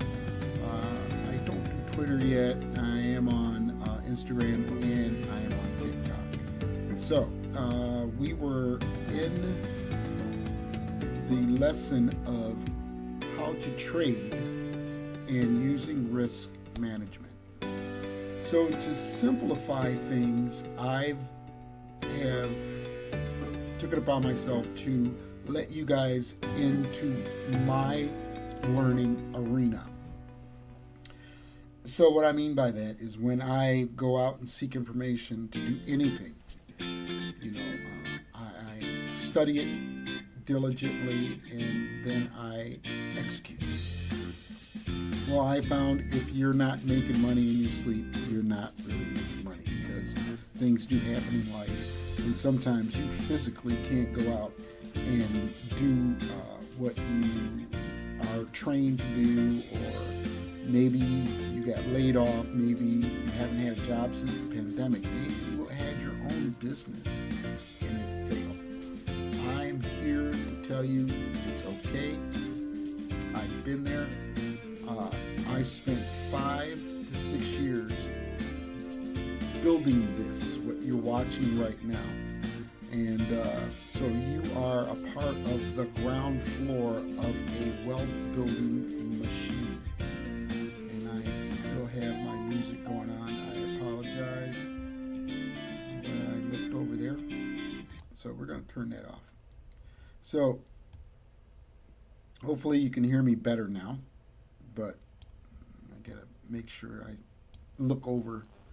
But like I said, I'm here to help you learn this skill. I don't expect you to quit your job. I don't expect you to change your life. Well, I expect you to change it on a good note, as in building wealth. And you can join me. There will be some good days and there will be some bad days. This is not all peaches and cream. I choose to do this on my own part. I do have another business. It's Hayes Home Services, and I do repair services for clients through the metropolitan area. So I do have a primary source of business, and that is the Hayes Home Services. This is my secondary. I'm doing this so I can be able to, quote, let it run remotely. Because what I'm showing you is the same thing you can do yourself. And that's learning how to trade in the markets. Not only will you learn how to trade in the markets, but I will guide you in making some investments into your own IRA. If you have an IRA or if you have a 401k plan. I am with a company called iTrust Capital. They have the only crypto IRA company in the U.S. Excuse me. And what happens is that you can invest into the crypto industry. There might not be a lot that you know about it. I don't know if you have, if you know what Bitcoin is or Ethereum. If you do, awesome. What I found being self-employed, I was not able to invest into my retirement. Boom, all of a sudden, iTrust Capital came around. I was usually, what I did during the pandemic, I invested in gold. I was buying gold when it was $900 an ounce. And when it boomed and hit 2,000 or 1,900, I cashed out. And I was able to do some things and really use that as a platform to say, wow, how can I do that again, but in a larger scale? And you're able to do that with iTrust Capital, because not only can you invest into cryptocurrencies, but you can invest into precious metals like silver and gold. And everything is coin-based, what do they call it?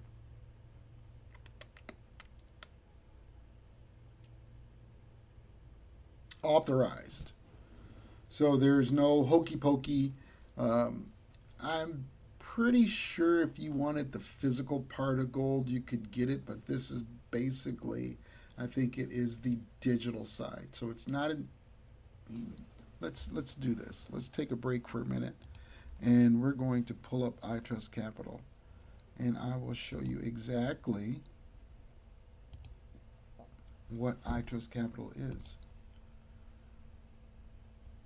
All right. So we're going to move this screen over here. We're going to just put it on top of this one. So this is iTrust Capital. And in iTrust Capital, we're going to get back to the lesson in a couple minutes. It's actually 11:45, so we'll get through this. Notice you get the ticker up here. This is a parent company that I represent. So I'm going to log in.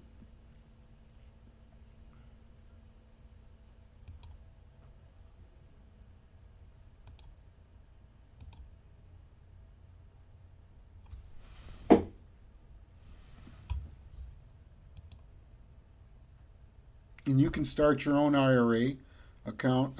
It does not, they're going to send me a code. This is exactly what you'll be doing when you open your account. Opening the account is absolutely free. You fund it on your own accord. I had, iTrust Capital account open for almost 2 years before I was able to fund my account. So now that I was able to fund my account, put this code in here. It doesn't matter if you guys see it because the code changes. So, I put it in the wrong spot, Mike. 904336. So we're going to continue. Now, when I opened my account, I knew the thing that I knew that I liked about iTrust Capital is they had something that I was intrigued with was the gold and the crypto. That's all I want is the gold and the crypto. So let's go here and I want to show you.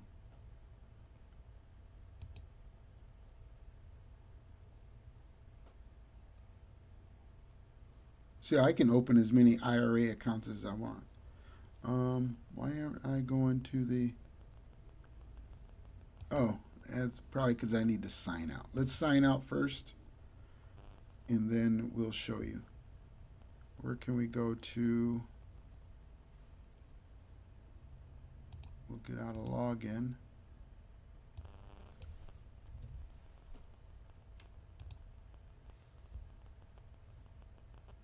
Enter.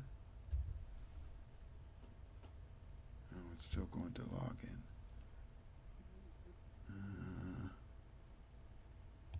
Maybe if I do that, let's see what no, that's just creating an account. We don't want to create an account. So let's see, how can we, oh, I know what we got to do. We got to take this app out because we're in the application. So we'll take the app out, and then we'll take this out. Boom.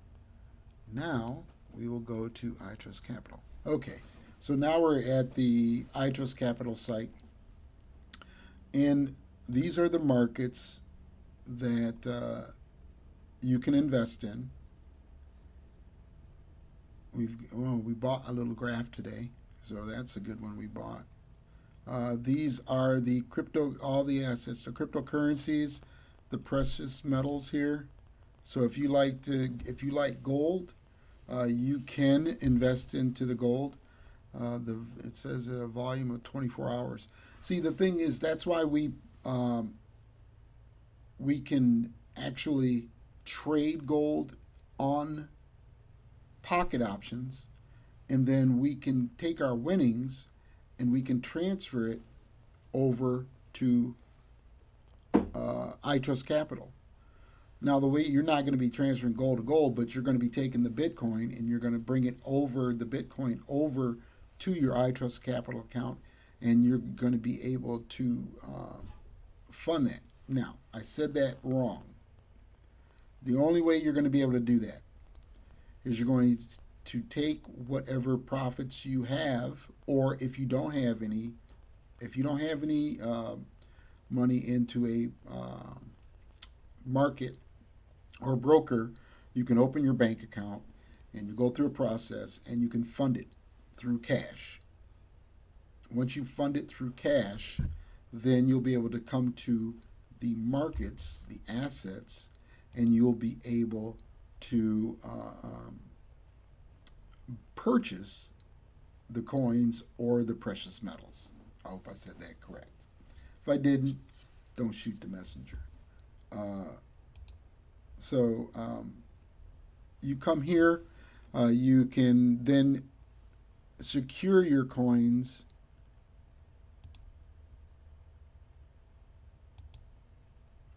You then secure your coins in this IRA. And so when the market moves, your account actually grows. So I'm going to go back here and log in again and show you my growth when I started. I opened my account in October, and as you can see, is it going to make me do another verification code, or is it going to go right in? Yep, it's going to send me another verification code. Okay.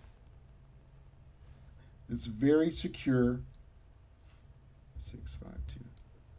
It's very secure. Whoops. What did I do? 963 652. Here we go. I want to thank you for being along with me on this journey.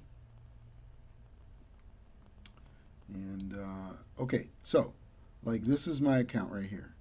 When I opened my account, I started with $1,000. You can see I have $200 in US still in there, so I can buy some more coins. I had some actually some sand. I've got 4% sand graph. I've got 7.9%. That's $119, and that's going to grow.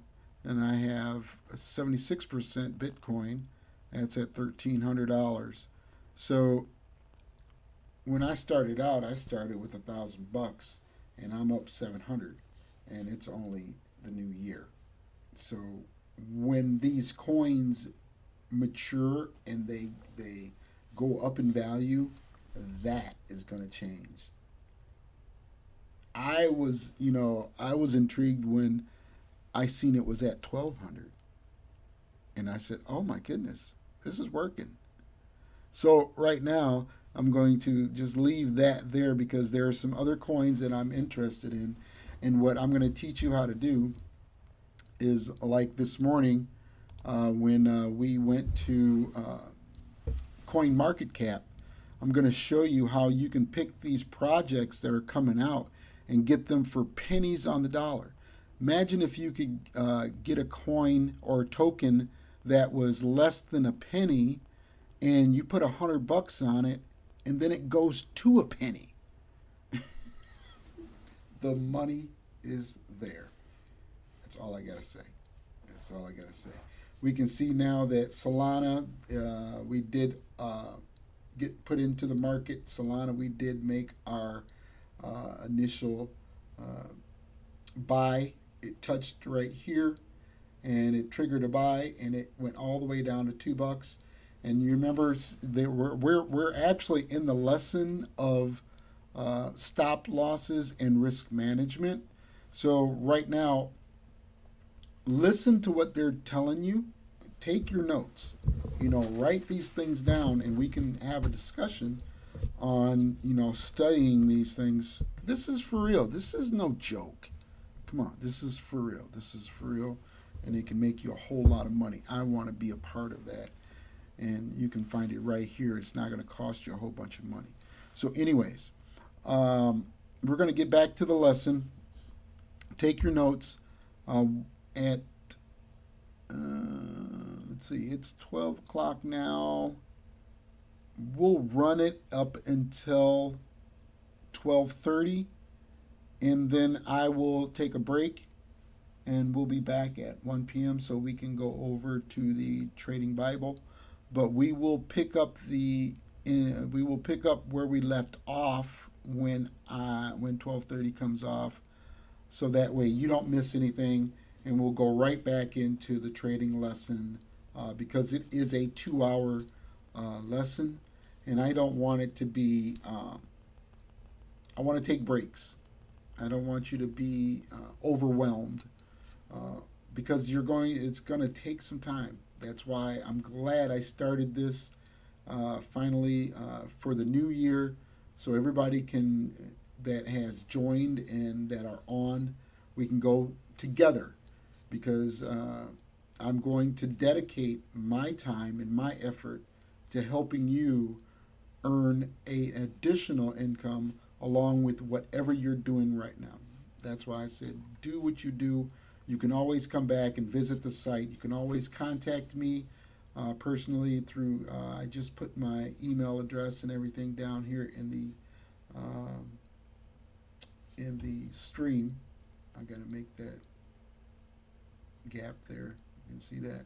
But yeah, all of this stuff that you see that's going on, this took about 5 years to be able to do what I am doing. So it's not something that, when I was going through this, people were like, you're playing on that computer and why are you doing it? My ex-wife, boy, we used to have some words, because I knew that if I stuck to something that I felt that was going to work, that it would do so. But why is I'm not understanding what happened to my banner.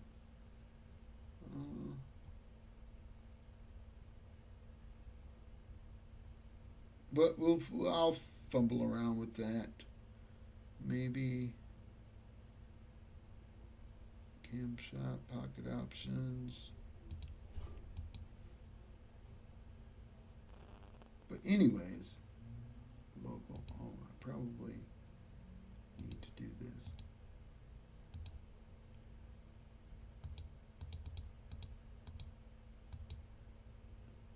There we go. All right, now, and we go to display. No, my display has to come up. Uh-oh, I just screwed up everything. I just screwed it all up. But anyways, I'm going to get that back up. How can I get that back up there? Oh, boy.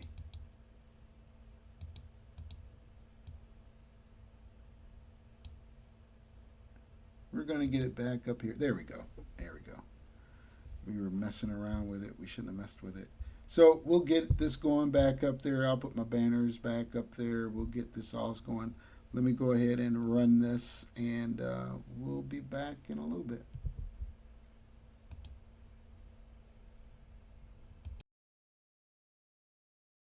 First, we got to shout out Diamond Realty of Miami. My man is back in the chat. It's been a minute since I've seen him. Thank you very much for the 305 super chat, by the way, and that's the area code for Miami. Oh, so it's no 305 there, baby.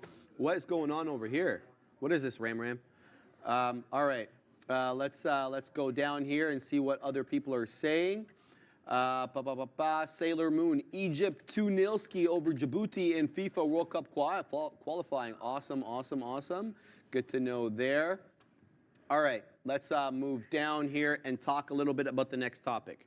Keeping risk consistent. All right, let's have a look. What is all these dark pool prints that are coming in on this crap all of a sudden? All right. Yeah, that's interesting there. All right, once traders make a few winning trades, you know, obviously greed can easily set in and entice traders to increase trading size. And that is something that I have been guilty of, obviously, in the past. This is the easiest way to burn through capital and place a trading account in jeopardy. And let me tell you, mine's been in jeopardy before. For more established traders, however, it's all right to add to existing winning positions, but maintaining consistent framework when it comes to risk should be the general rule. So, and this comes, I think, a lot with position sizing. Someone was asking about this yesterday. Like, Sharif, well, how are you deciding, you know, what kind of position size to get into? Well, a lot of it, number one, has to do with the volatility of the stock, right? If it's a small cap gapper that can move $1 at a time and has a 25 penny spread, you best believe I'm going to be taking smaller size, right? Oh, yeah. And then the other factor is obviously price. So even if it's not, you know, moving dollars at a time, if it's a $400 stock like Nvidia is, you know, it does move dollars at a time, but that's just the way that it moves on daily. So one is volatility, obviously. Two is the nature of the stock. Is it blink charging, like what's like right here, right now, that $4 name? Come to the chart right here. Best way to make money online is not affiliate marketing. It's not Amazon FBA, it's not Shopify dropshipping, it's not building a social media marketing agency, and it's definitely not showing your face on camera or putting yourself out there on social media like this. That ain't how you get rich. After traveling on the world and Come to the chart. I swear you do. I know you're not doing it on purpose, but I brutal. swear you are. Right? We have a bit of an upward channel here on blink charging, even though it's down 2% on the day. But yeah, if it's like blink charging and it's moving, you know, about a penny or two, maybe even 5 per 1 minute candle, even though it's a $4 name, the volatility here is obviously not that great, at least currently. So I would not mind sizing into this one. However, if it was a $4 small cap gapper with a 1 million share float, I know that that can absolutely be manipulated by a big account and the bottom can fall off in the same way the stock can skyrocket. So volatility, obviously price, and you know, just knowing the intricacies of the stock. If it's one that you're not familiar with and you see that the spread is super crazy, smaller size. That doesn't mean you're going to get in 100 shares on any stock, irrespective of its character and irrespective of its nature. Keeping risk consistent doesn't mean using the same share size every time. It means classifying the stock, identifying its characteristics, and using the right amount of shares given your experience, Adara. Yeah, I think also, you know, part of keeping risk consistent might be adapting. You know, I think as counterintuitive as that sounds, adapt to what, sure, you know, what trade you're in, how it trades, what you're comfortable with as well, right? And I think, you know, part of, I think consistency too within a trade, like I was mentioning earlier, you know, Sharif was making a really good point when we first kind of started this earlier in the week about how you really need to be careful to make sure that, like, if you're entering a trade with using one indicator, make sure that you use the same indicator when you're exiting, so that the risk you're keeping is consistent within the trade. But yeah, also, like, I think too, the more you, like, you have to consider it too. The more you risk, the more you could also, you know, be rewarded with. But then if it goes badly, you're still unfortunate. You could always reload, right? So for example, going back to the Lilly trade, because we learned from our mistakes here and we do not run from them. The Eli Lilly trade, I did go with a larger shareage or a share size or what have you, whatever word you'd like to use. Because I was, you know, I was thinking, oh, like, we have these levels. That was a mistake, right? Now I can admit, because this was a little bit of a riskier trade, should have used a much smaller share size when I did, probably like a third of what I actually used. And then I should have, you know, if it went well, I could have reloaded, I could have added. Because, you know, you could add to a winning trade, but you can't, you know, undo a losing trade. I mean, you can't undo a winning trade either, but why would you want to? This is a belabored analogy, but the point is, it's fair. You know, yeah, thank you. Like, using risk, really, you know, making sure also that you're adapting to each trade, because, like, you know, like we were saying, the share size you want to use for a Blink or a Lilly might not be the same share size as, like, you know, entering a Tesla or an Nvidia, right? Like, it really depends on what you're comfortable with, what kind of stocks you trade. I'm not a small cap trader, so I definitely would be even more cautious and, you know, adapting my risk approach if I were to trade something like Blink or that BBLG, which was another small cap runner today, anything like that. Yeah, really, like, what you're comfortable with too. Also, we have a question from Pranaya. Go for it. Can you talk about when it is wise to average into position to bring your price down and when it's not? I don't have like a lot of experience with this, honestly. With averaging in position, that's like when you you enter and then you take more shares lower. Yeah, dollar cost averaging. There we go. Okay. And remember the general rule with dollar cost averaging is it's fine if it's pre-planned. And you if you have a strategy for it. Right. So just because I like the 190 level on Apple doesn't mean that I don't like other levels, and doesn't mean that 190 is the only level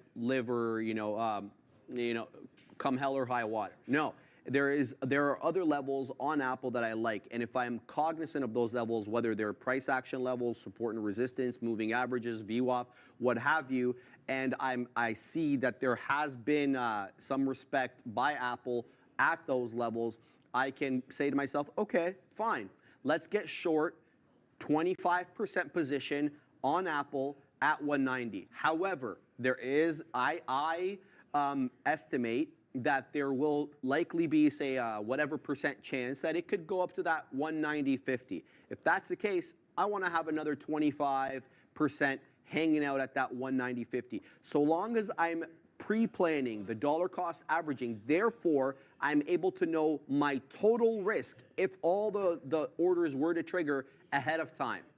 It's not okay to add to your risk when you haven't planned for it, okay? Now, you're gonna find yourself doing it. We're not AI, we are not computers, we're human beings. The point is, though, to try to weed that out of your trading. But I know that a lot of people do that, they'll maybe they didn't analyze the chart well enough and they get in at an elevated level, it comes into a support area that they really like, but they didn't look at ahead of time, so they dollar cost average. The point is to do your homework ahead of time. That way, you know where all your DCAs are gonna be, your dollar cost average, that's what I mean by DCAs, and you're able to understand the totality of your risk ahead of time so that you can know exactly what your R&R is. We talked about this ad nauseum over the past 3 days. Risk to reward ratio, very important with being able to actually maintain profitability as a trader. So that is what I would say about the dollar cost averaging, but that's not something we're talking too much about today. You have some stuff on emotions. Or I do. I mean, I'm always thinking about emotions while trading, right? I think it's, this kind of goes actually to a question just asked by Slap Chop Guy in the chat, so I'm going to tie it into that. Yep. How to progress when you feel discouraged.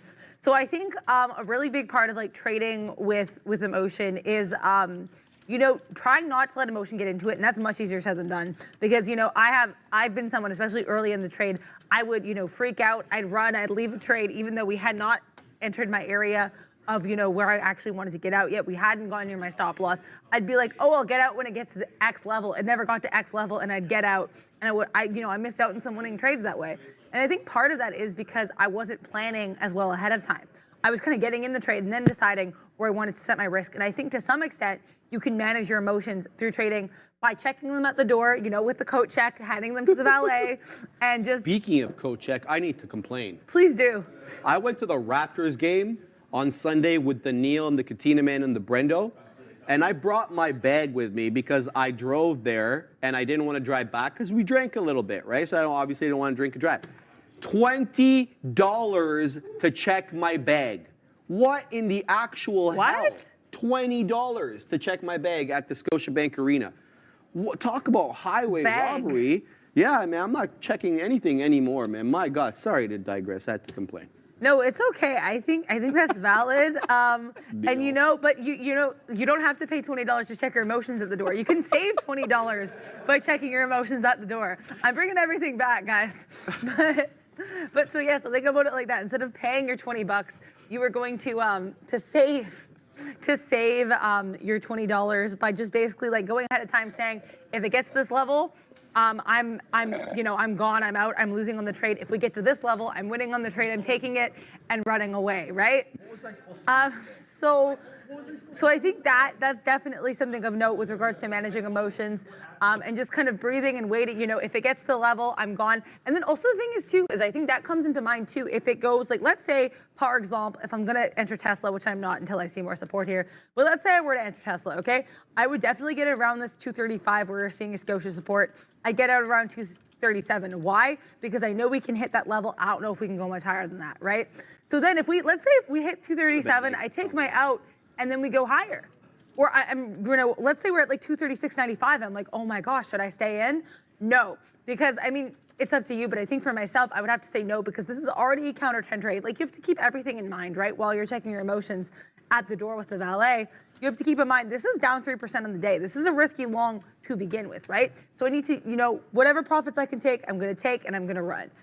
So don't get excited just because you think you could be going higher. Absolutely. Sometimes you can leave a piece for the dream. Let's say if Tesla was up like 3%, then that might be, shout out to Sharif for that term, which I love and I've stolen. It's not mine. I gotta say I stole it too. But okay, yeah, we're just borrowing and repurposing phrases around here. Yeah. But yeah, so basically, like if this is up 3% in the day, then maybe I could, let's say we get to 237, and I do save, a piece for the road. But then, like in this case, because it's already counter trend trade, I've set my levels. That's what I need to decide to leave this trade with my profits intact, right? So I think you can basically manage your emotions with regards to risk, not just for when you're doing stop losses, but for when you're deciding your outs as well. There's also BlackBerry. Adapting is a good point. One of the most demanding psychological things for us as humans in general is to hold on to a certain idea that maybe hasn't been true for a long time. Thank you so much for that comment, BlackBerry. Absolutely. That's a really good point. And I think that's also part of adapting. You know what I mean? So sometimes, for example, let's say initially, I'm back to this Tesla example. Let's say I did, maybe I will enter Tesla as I'm watching this because we're up like 50 cents since I started yapping about it. But let's say, I initially decided 237. Now we're struggling with 237. Part you could be like, oh, you said you weren't going to leave till we hit X level, right? And it's like, well, that would be in a case of, taking losses. But if we're winning, I can decide I want to take less profit because I am still taking profit. Let's say I decide 236 seems to be the new ceiling, right? That would be an example of adapting in the moment to minimize, minimize risk to an extent and maximize profit, right? So I think that's a really good point. And I appreciate you saying that because you're right. Like sometimes you do have to let go. Sometimes you hold a piece for the dream, but sometimes you need to let the dream die. If the market and the risk is telling you otherwise, just for the sake of maximizing your profit. So I think that's a really good point. I appreciate everybody asking questions in the trade and engaging. It's been really interesting. But yeah, that's my little spiel with regards to managing emotions. And it's much easier said than done. But if you plan your risk ahead of time, I think you negate a little bit of the emotional demons that come to haunt you while you trade. The demons. Oh my God, the demons, the dang demons. All right, let's talk a little bit here about a quick macro look at the markets, guys. We dipped into 15.8. Look at that hold at 15.8. Sure, we got into 15.796 and 3/4, but that was a nice 15.8 hold here on the NQ. We're down 1/3%. But we did get a beautiful 15.8 hold. We haven't made a higher high. It's been series of lower highs and lower lows, essentially since, what time was that? 9:55 or so, so about half an hour after the bell. At around that 10 o'clock after, the initial volatility. We haven't gotten the higher high. I would say the higher high has to come vis-a-vis an 18.50 break. You had an area about of a 20-minute consolidation at 18.50 as a resistance level. So let's see how we do around that level. VWAP is not much above that either on my chart. VWAP is 15.851. So you have some confluence between the price action and the volume weighted average price on the NQ. Let's see how we do on that. I'm going to bamboozle my way into an NVIDIA trade here. Let's see how we do on that. All right, but let's talk about the next important issue here, which is managing emotions. Adira started us off. Let me have a look here at my notes so that I can. There we go. No, where is it? Okay, can I send it to you for a sec while I just find it because I think I lost it. Yeah. Absolutely. Yeah. I think I accidentally just closed the chat, so I will have to deal with that for a moment. So I apologize, chat, for a moment. But yeah, so I will continue, yapping about managing emotions with regards to trading. I did see a question though before I closed the chat accidentally, so I'm very sorry I cannot say what your name was. But you're talking about basically finding a way to quote unquote automate the process of risk management. I will say, I think it really depends on how you're doing it, right? Like, so if it's a risk reward, I guess that requires a bit more math and a bit more time. But if you're using like indicators or levels, sometimes you can just kind of visualize it and see, right? So if I'm, again, sorry, it's Tesla's what I have open right now. If I were to look at Tesla, it'd be a little bit harder for me to plan my out because we haven't really gone much lower than we're seeing this, hint of a double bottom here. But let's say, maybe I look at previous levels on the day, like where do we go lower from here, right? So, I mean, yeah, it's a little bit hard to tell on this one, so it might be a bit of a riskier trade, but I think even the lowest we kind of got candle-wise here was, around this, like, probably like 235 even would be maybe my bottom on that, right? So then I look at the chart, let me switch to my 5-minute. Then I'm looking at the chart here and I'm seeing like, okay, where do I want to get my out? Well, like I said, maybe we're seeing a bit of a plateau or a peak around like this 236. Also, you look at the tape, this is kind of where you're struggling at this level, right? So then maybe you decide you want to kind of do your risk and reward within this kind of $1 area, right? It doesn't necessarily have to be a mathematical process. So I think with regards to automating it in a very long-winded way, I think sometimes the more you trade too, I think the better of a sense you get of this. It also depends on what indicators you're using. But I think sometimes you can just kind of visualize it and know what you're comfortable with. Stay within your comfort zone, like take a bit of a risk, but take calculated risks, right? And I think that also, back to the point of managing emotions, I think that also helps you kind of manage your emotion when you know you're going into a trade. I know what I'm doing. I'm comfortable. I saw this. This is a trade I like. This is a position size I'm comfortable with. I think all of those little, minutiae of risk management that we've been talking about all week really helps you to manage your emotions while you trade. All right, guys. Let's get, I got my notes here. Thank you, the Hayes Records. Again, $1.99 super chat. I challenge Obi for King of the Amazon Throne 2024. Obi, you've been called out by name. That slow You've been turnaround. challenged. Will you accept? He's beating his chest. Put the Kenobi on if you can. Yeah, well, sorry, Ram. I mean, like, what do you want me to do? She's like, wait. She can't get the button. She'll put Obi on in a second when she can. But we're going to talk a little bit. Where is he? There he is. Come on, Ram. All right, it's not happening. It's super anticlimactic, Ram. It's not. There he is. Obi, give the people what they want, baby. They want that chest beat. There he is. There. Congrats on that 140. That sounds amazing on that Amazon 140 earlier today. He says he still loves you, Obi-Wan. That's shout out to the Hayes Records for that. Appreciate you there. All right, let's talk here about managing emotions. Now, emotions come into play as a result of, two natural human states, fear and greed, all right? You're either scared to lose money or you're just greedy AF and you want more money, okay? Well, there you go. The Katina man likes that one. All right, let's talk a little bit about it. Fear and greed are two drivers that influence, obviously, all our daily lives. These influences carry over to trading and can obviously be detrimental because if you let them exacerbate the situation, they're going to take you in the wrong direction. But they can also be beneficial. Traders can remove these drivers by looking at the big picture and planning ahead. For example, fear and greed are obviously identified as the main drivers of the financial markets, right? You're scared something's going to go down. You're hitting the sell button. You have a lot of FOMO. Apple's going to hit 200. You're hitting that buy, right? So obviously it has some sort of effect on the financial markets. This is clearly, obviously, an oversimplification. However, fear and greed do play an important role in the psychology of trading. Understanding when to embrace or tame these emotions could prove to be the biggest difference between a successful trader and a short-lived trading career. And that's what we talked about there yesterday. We want to be here for a long time, not for a nice, good time and then a short time because, well, that's not really what we're here for. We're here to make money. We're not only living a year, we're living plenty, hopefully. And we need the finances and we need our account not to blow up in order to do that. So keep reading till, here we go. So this is the part. Fear and greed can be commonplace among traders and can also be rather damaging if not managed properly. We mentioned that fear is often observed as the reluctance, and this is what I struggled with a long time, the reluctance to enter a trade or closing a winning trade prematurely. And when I got here initially, and I was sitting back there in the boardrooms back there when we used to do the lessons, we had the previous floor manager, he goes by the name of Greg, Mr. Gregory. He was the guy that would talk a lot about crypto sometimes on here. Some viewers will remember him.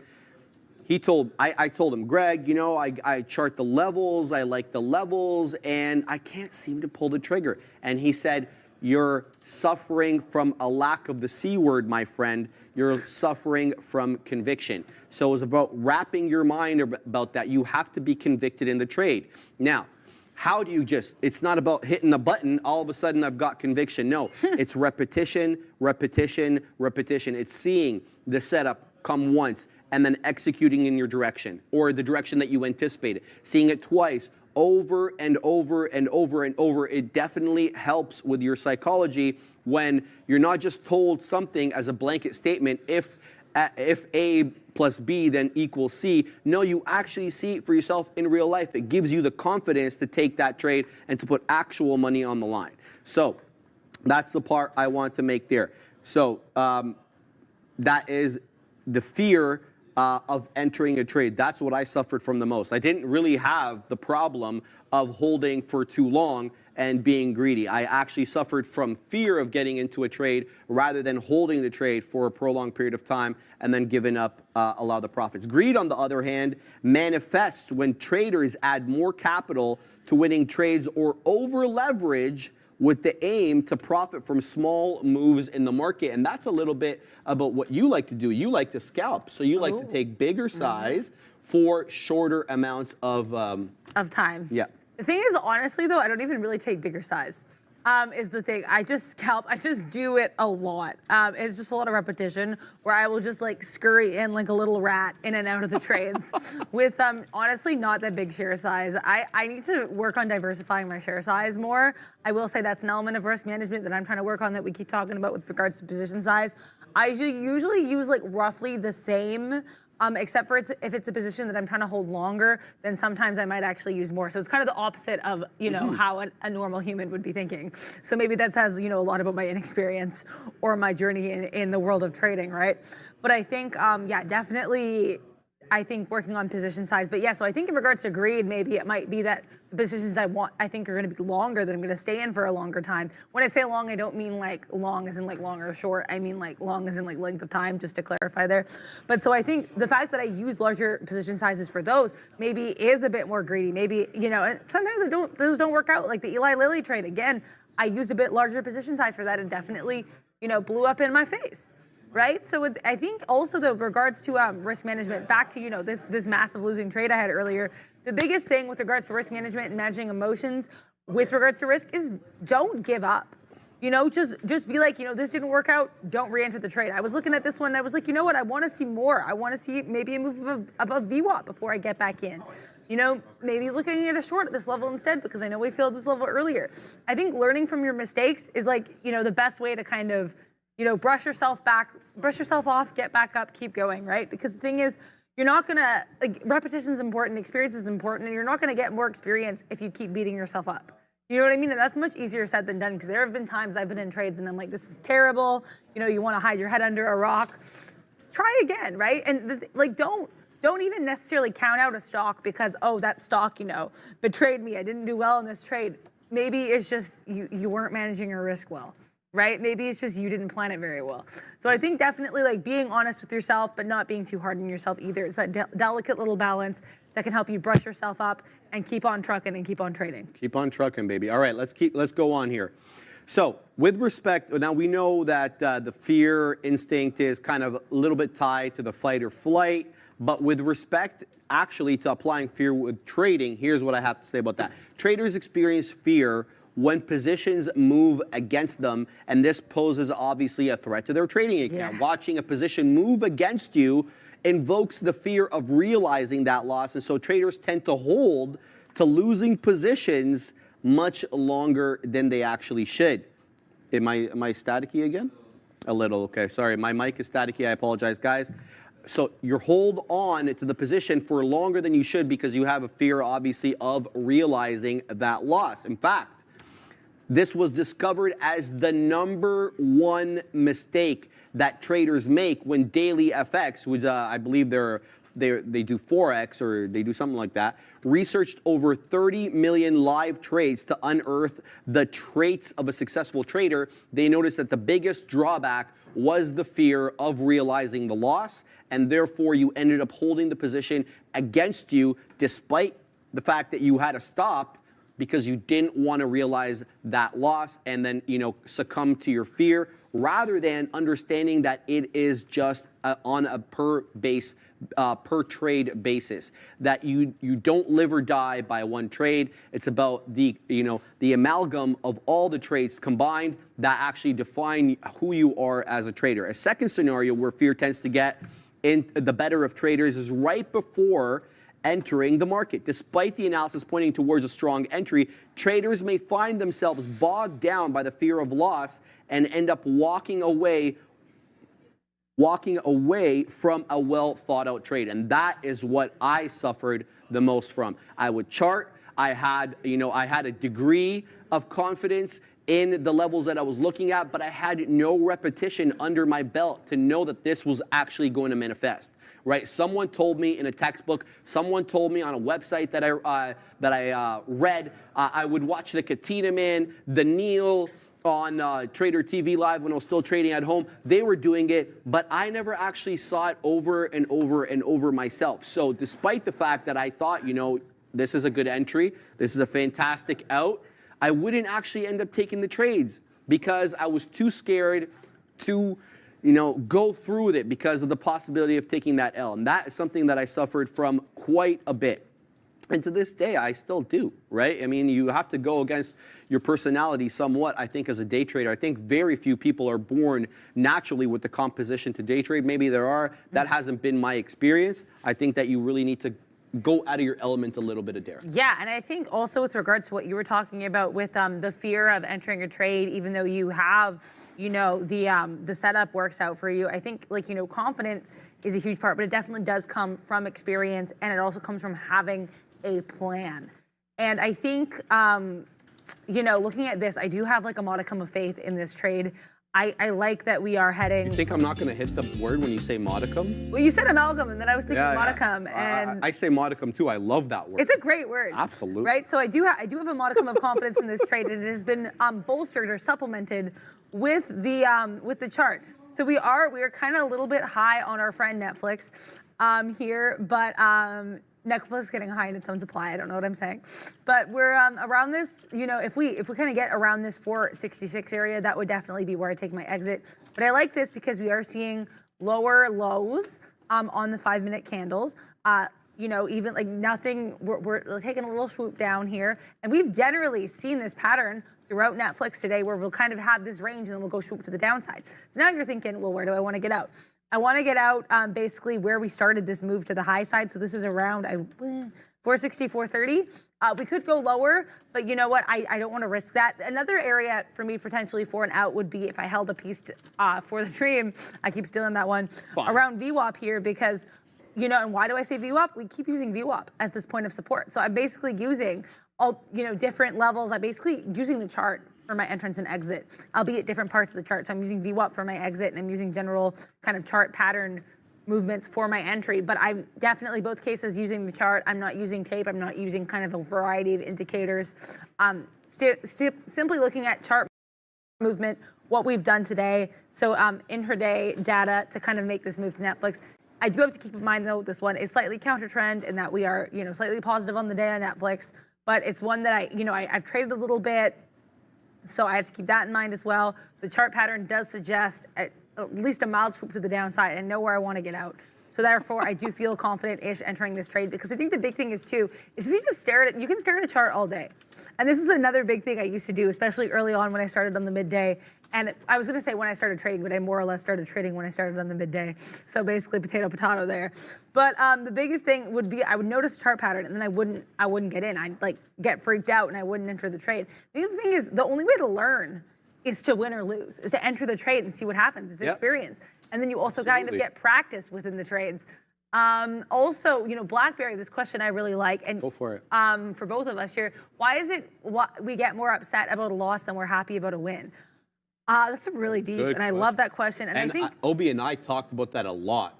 Yeah, I we think had I a overheard some of conversation that. about that, and I said to him, and this is absolutely, I agree with this, because I said to him, I was actually talking to my dad. I was FaceTiming my dad, and I said to my dad, I'm like, Dad, I really obsess way longer and harder over the losses than I celebrate the wins. The wins. And you know, it feels good to win. Yeah. You have like a half an hour nice period, but the loss, that'll fester for days. Oh yeah, it like becomes like ingrained, and you feel like, why did I do that? Like you're beating yourself up. But the thing is, and like that's very accurate. I think that's human nature. And I think that's because, we are hard on ourselves.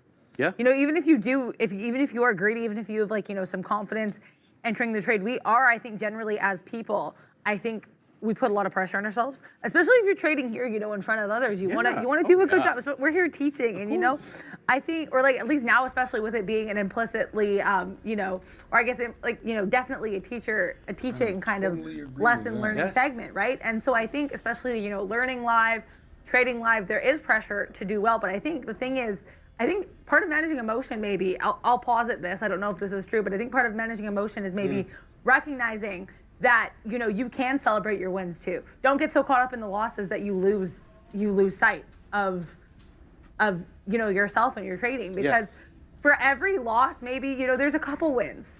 You just really take stock of that, and remember to celebrate your wins too. So I think that's a really good comment. I really appreciate that, Blackberry. Thank you very much. Give a quick market update here on the NQ, please and thank you. We are at that critical level that I spoke of earlier. All right, I'm gonna pause the video right there. And we are going to take our lunch, and we'll be back at 1 p.m. to start our lecture on the Trading Bible. So stay tuned. Thank you for joining me. Like, subscribe, hit the notification bell to know when exactly I'll be on live, or you can go back and visit the earlier recordings, and we're gonna let this run. We're on Solana right now. We're into this trade. We're on a downtrend, actually $2.20. We're looking at this on the 1 hour chart, so we expect this to go back up. It seems like this is the exact stuff that she's talking about. I got into the trade thinking, I read something, and I know Solana. I got out when I shouldn't have got out, and now I got back in, and now we're taking a turn to the down. It's not that bad. It's only $2.32. We may ride it. I've ridden trades out until $14, $15. So, oh boy. So we will be back after this message from Engrave. Binance had about a $42 million hack. Software cryptocurrency exchange Bithumb was hacked for $19 million. Tens of thousands, we're talking about tens of millions and hundreds of millions taking advantage of losses being lost. 7,000 Bitcoin were stolen from the hot wallet.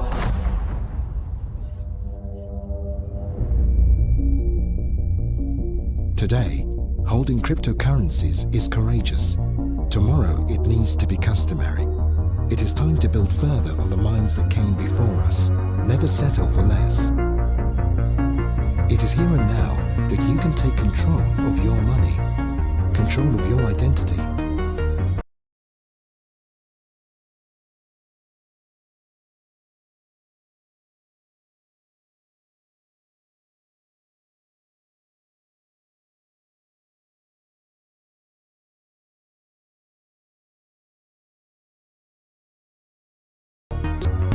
Of something more secure, something more convenient.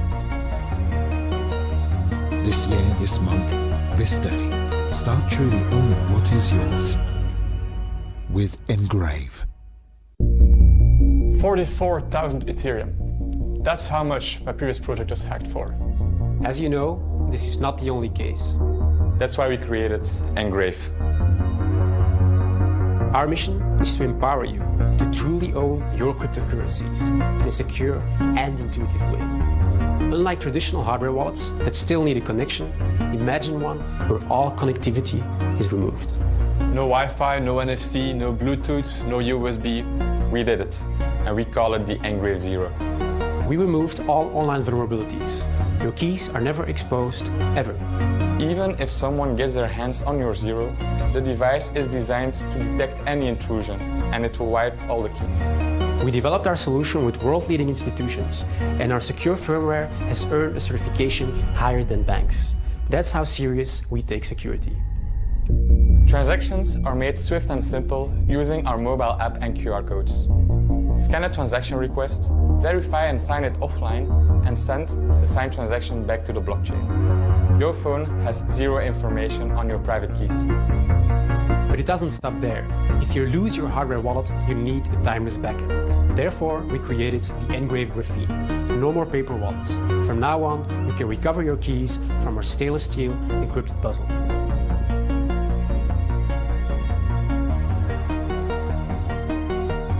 Le produit Engrave, c'est la solution pour garder vos tokens et votre crypto-monnaie dans un lieu sûr.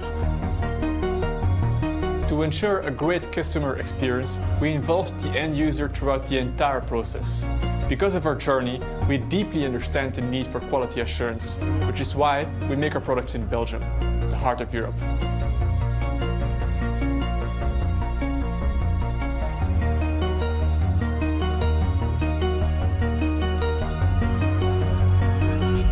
Back us today and become part of Batch Zero. It is your crypto. Start truly owning what is yours.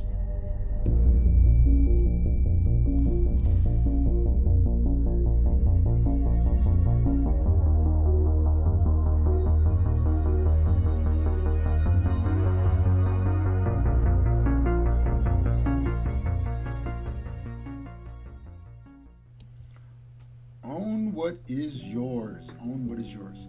So we're going to take, like I said, we're going to take a break here, and we'll be back at 1 p.m. So we're going to leave the charts running, and enjoy your lunch.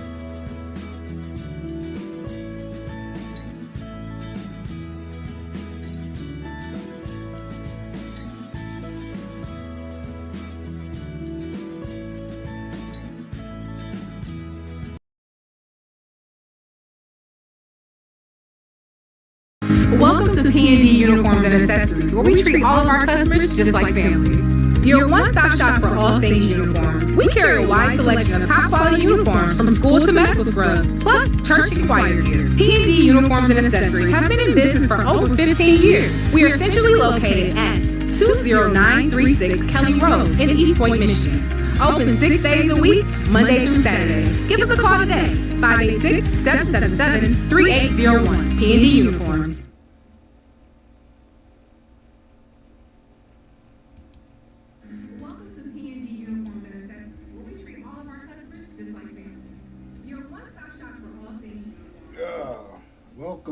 Welcome back.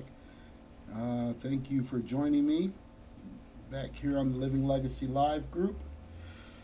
This afternoon we'll be going through the Candlestick Bible. I wanted to note this. You take time to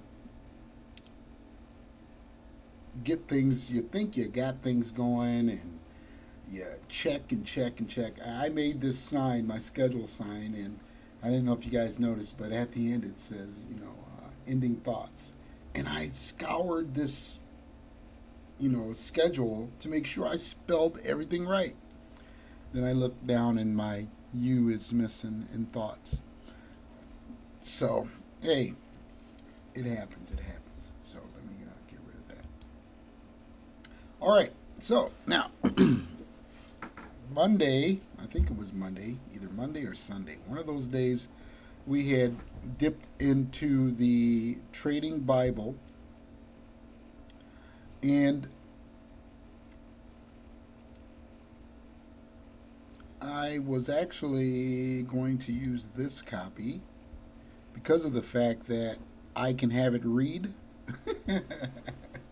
It's not that I don't like to read, but man, your throat gets kind of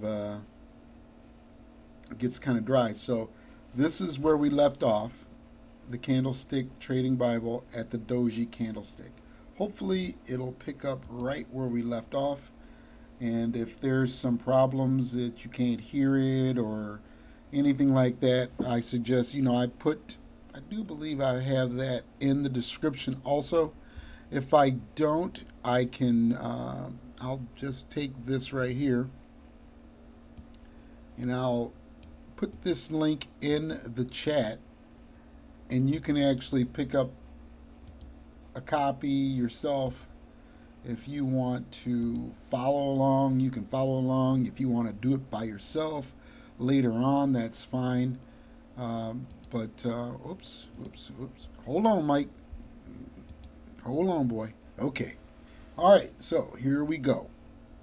We're going to pick it up here. Hopefully everything, you'll be able to hear everything. Let me make sure I get all my levels right. Okay, here we go. Let's go ahead and try this. Oh, where'd it go? Read aloud.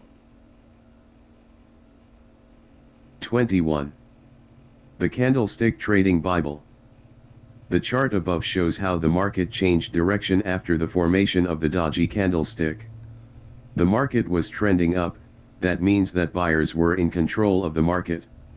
The formation of the Doji candlestick indicates that buyers are unable to keep price higher, and sellers push prices back to the opening price. This is a clear indication that a trend reversal is likely to happen. I'm going to pause it so I can get on the right page, because I'm actually going to have them narrate it, and then I'm going to go and you see what I'm doing. Don't be new. All right, where is the candlestick? Doji. That's not it.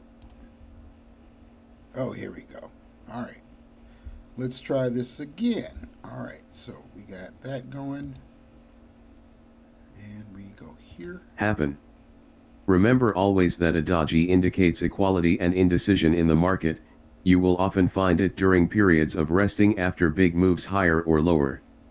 When it is found at the bottom or at the top of a trend, it is considered as a sign that a prior trend is losing its strengths. 22. The Candlestick Trading Bible. So if you are already riding that trend, it's time to take profits. It can Also be used as an entry signal if it is combined with other technical analysis. 23. The Candlestick Trading Bible. The Dragonfly Doji pattern. The Dragonfly Doji is a bullish candlestick pattern which is formed when the open high and close are the same or about the same price. What characterizes the Dragonfly Doji is the long lower tail that shows the resistance of buyers and their attempt to push the market up. See the example below. The illustration above shows us a perfect Dragonfly Doji. The long lower tail suggests that the forces of supply and demand are nearing a balance and that the direction of the trend may be nearing a major turning point. See the example below that indicates a bullish reversal signal created by a Dragonfly Doji. 24. The Candlestick Trading Bible. In the chart above, the market was testing the previous support level that caused a strong rejection from this area. The formation of the Dragonfly Doji with the long lower tail shows us that there is a high buying pressure in the area. If you can identify this candlestick pattern on your chart, it will help you visually see when support and demand are located. When it occurs in a downtrend, it is interpreted as a bullish reversal signal. But as I always say, you can't trade candlestick pattern alone. You will need other indicators and tools to determine high probability Dragonfly Doji signals in the market. 25. The Candlestick Trading Bible. The Gravestone Doji. The Gravestone Doji is the bearish version of the Dragonfly Doji. It is formed when the open and close are the same or about the same price. What differentiates the Gravestone Doji from the Dragonfly Doji is the long upper tail. The formation of the long upper tail is an indication that the market is testing a powerful supply or resistance area. See the example below. 26. The Candlestick Trading Bible. The image above illustrates a perfect Gravestone Doji. This pattern indicates that while buyers were able to push prices well above the open, later in the day sellers overwhelmed the market, pushing the price back down.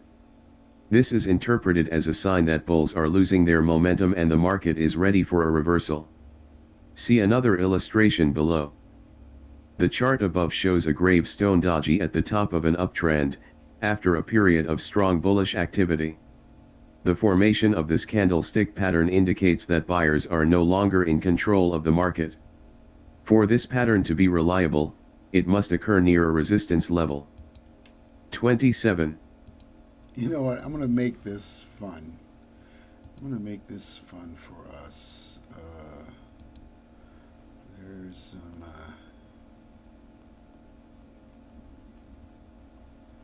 where is that? Where is it? Where is it? Where is it? Where is it?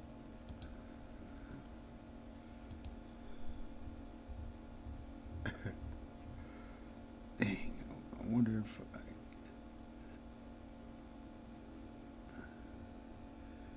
I was gonna pull up Snoop Dogg.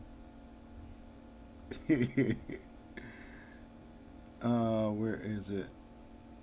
Maybe it's download languages. Maybe I can't get it, but man, it was awesome. I did it one day. I don't know how I did it.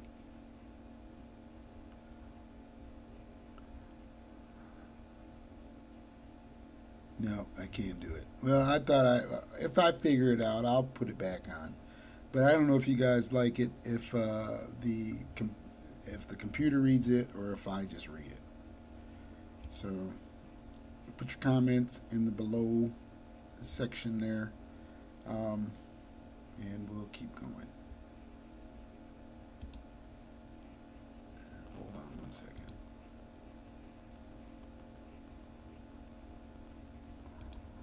Where is it at? PDF. Here we go. This is David's voice. Man, they had... Oh, I can have it... let's see what Mark sounds like. 27. The Candlestick Trading Bible. As a trader, you will need additional information about the placement. and context of the gravestone doji to interpret the signal effectively. This is what I will teach you in the next chapters. 28. The Candlestick Trading Bible. The Morning Star. The morning star pattern is considered as a bullish reversal pattern. It often occurs at the bottom of a downtrend and it consists of 3 candlesticks. The first candlestick is bearish, which indicates that sellers are still in charge of the market. The second candle is a small one, which represents that sellers are in control, but they don't push the market much lower, and this candle can be bullish or bearish. The third candle is a bullish candlestick that gapped up on the open and closed above the midpoint of the body of the first day. This candlestick holds a significant trend reversal signal. The morning star pattern shows us how buyers took control of the market from sellers, when this pattern occurs at the bottom of 29. The Candlestick Trading Bible. Downtrend near a support level. It is interpreted as a powerful trend reversal signal. See the illustration below. The chart above helps us identify the morning star pattern and how it is significant when it is formed at the bottom of a downtrend. As you can see, the pattern occurred at an obvious bearish trend. The first candle confirmed the seller's domination, and the second one produces indecision in the market.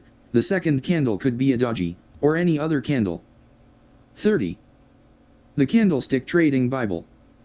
But here, the doji candle indicated that sellers are struggling to push the market lower. The third bullish candle indicates that buyers took control from sellers, and the market is likely to reverse. This is how professional traders analyze the market based on candlestick patterns, and this is how you will analyze financial markets if you can master the anatomy of candlestick patterns and the psychology behind their formations. 31. The Candlestick Trading Bible. The evening star pattern. The evening star pattern is considered as a bearish reversal pattern that usually occurs at the top of an uptrend. The pattern consists of 3 candlesticks. The first candle is a bullish candle. The second candle is a small candlestick. It can be bullish or bearish, or it can be a doji or any other candlestick. The third candle is a large bearish candle. In general, the evening star pattern is the bearish version of the morning star pattern. See the example below. 32. The Candlestick Trading Bible. The first part of an evening star is a bullish candle. This means that bulls are still pushing the market higher. Right now, everything is going all right. The formation of the smaller body shows that buyers are still in control, but they are not as powerful as they were. The third bearish candle indicates that the buyer's domination is over, and a possible bearish trend reversal is likely to happen. See another chart that illustrates how the evening star could represent a significant trend reversal signal. As you can see, the market was trending up. The first candle in the pattern indicates a long move up. The second one is a short candle indicating price consolidation and indecision. 33. The Candlestick Trading Bible. In other words, the trend that created the first long bullish candlestick is losing momentum. The final candlestick gaping lower than the previous candlestick, indicating a confirmation of the reversal and the beginning of a new trend down. 34. The Candlestick Trading Bible. The hammer, pin bar. The hammer candlestick is created when the open high and close are roughly the same price. It is also characterized by a long lower shadow that indicates a bullish rejection from buyers and their intention to push the market higher. See the illustration below to see how it looks like. The hammer is a reversal candlestick pattern when it occurs at the bottom of a downtrend. 35. The Candlestick Trading Bible. This candle forms when sellers push the market lower after the open, but they get rejected by buyers, so the market closes higher than the lowest price. See another example below. As you can see, the market was trending down. The formation of the hammer, pin bar, was a significant reversal pattern. The long shadow represents the high buying pressure from this point. Sellers was trying to push the market lower, but in that level the buying power was more powerful than the selling pressure, which results in a trend reversal. The most important to understand is the psychology behind the formation of this pattern, if you can understand how and why it was. 36. The Candlestick Trading Bible. Created, you will be able to predict the market direction with high accuracy. We will talk about how to trade this pattern and how to filter this signal in the next chapters. 37. The Candlestick Trading Bible. The shooting star, bearish pin bar. The shooting formation is formed when the open low and close are roughly the same price. This candle is characterized by a small body and a long upper shadow. It is the bearish version of the hammer. Professional technicians say that the shadow should be twice the length of the real body. See the example below. The illustration above shows us a perfect shooting star with a real small body and an upper long shadow. When this pattern occurs in an uptrend, it indicates a bearish reversal signal. The psychology behind the formation of this pattern is that buyers try to push the market higher, but they got rejected by a selling pressure. 38. The Candlestick Trading Bible. When this candlestick forms near a resistance level, it should be taken as a high probability setup. See another example below. The chart above shows a nice shooting star at the end of an uptrend.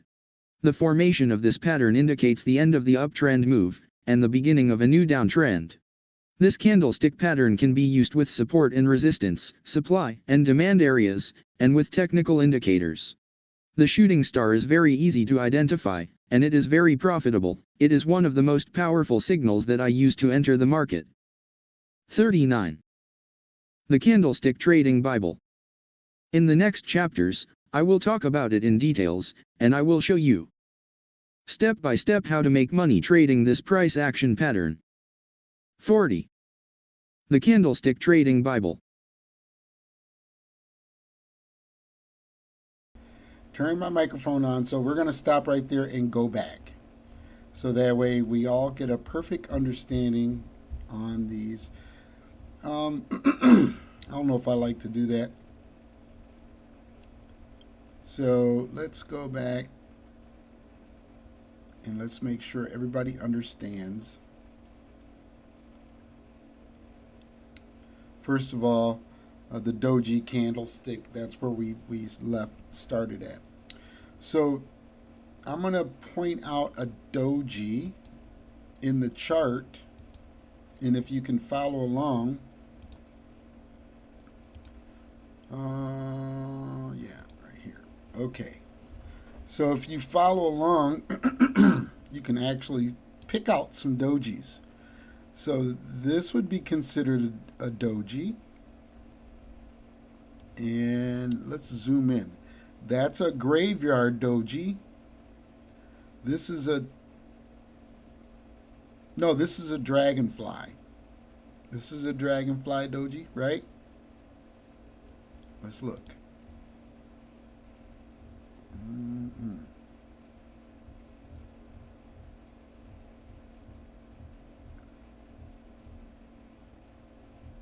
Hammer pin bar. Where's the doji? Or was it earlier? Yeah, there we go.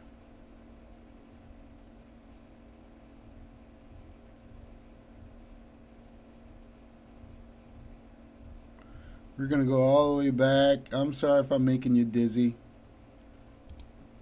Okay. All right. So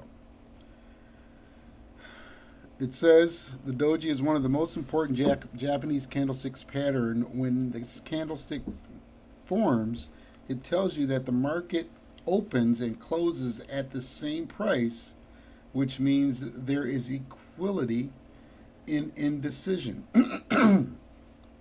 between the buyers and the sellers. So there's no one control of the market, and that's what that means. So we look at here, the opening price was here, the high price, the low price, and the close. If you forgot about that, excuse me, we can go back and we can go through that again. But let's go to the chart and let's look at some dojis. That's going to be right here. This is a doji. That's a doji in the bear. It's a bear doji. See, these dojis, they can be bear or they can be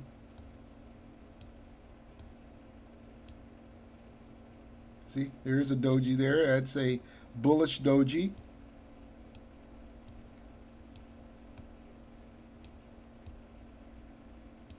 There's a bullish doji there. See the indecision?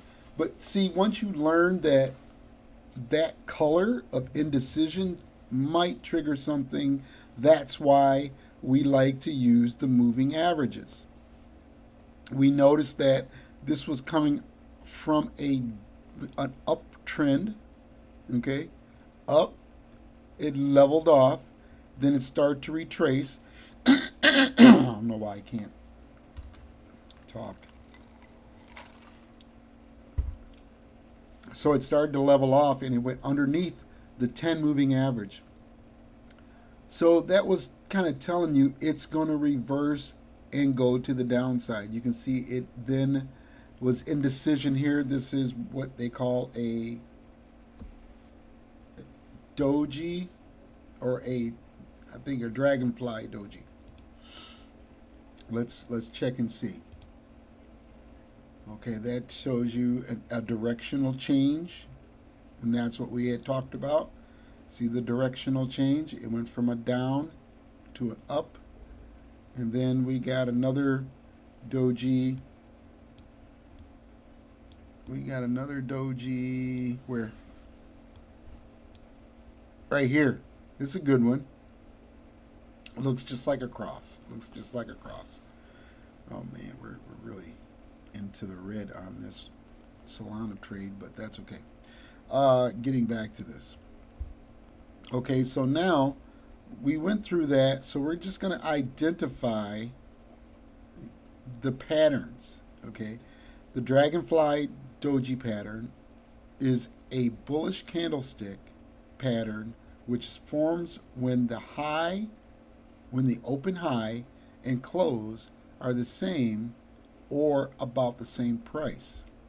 What characterizes the dragonfly doji is the long lower tail that shows up, that shows the resistance of the buyers in their attempt to push the market back up.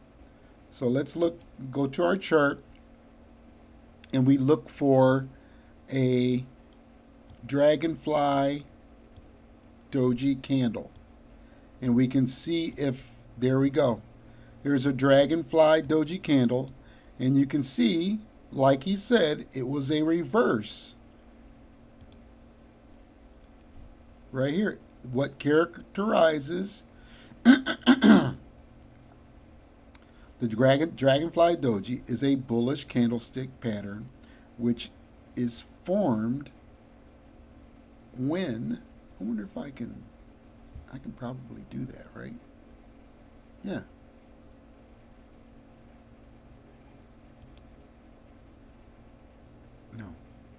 No, I can't. That's totally messed up. Okay. This is the dragonfly doji.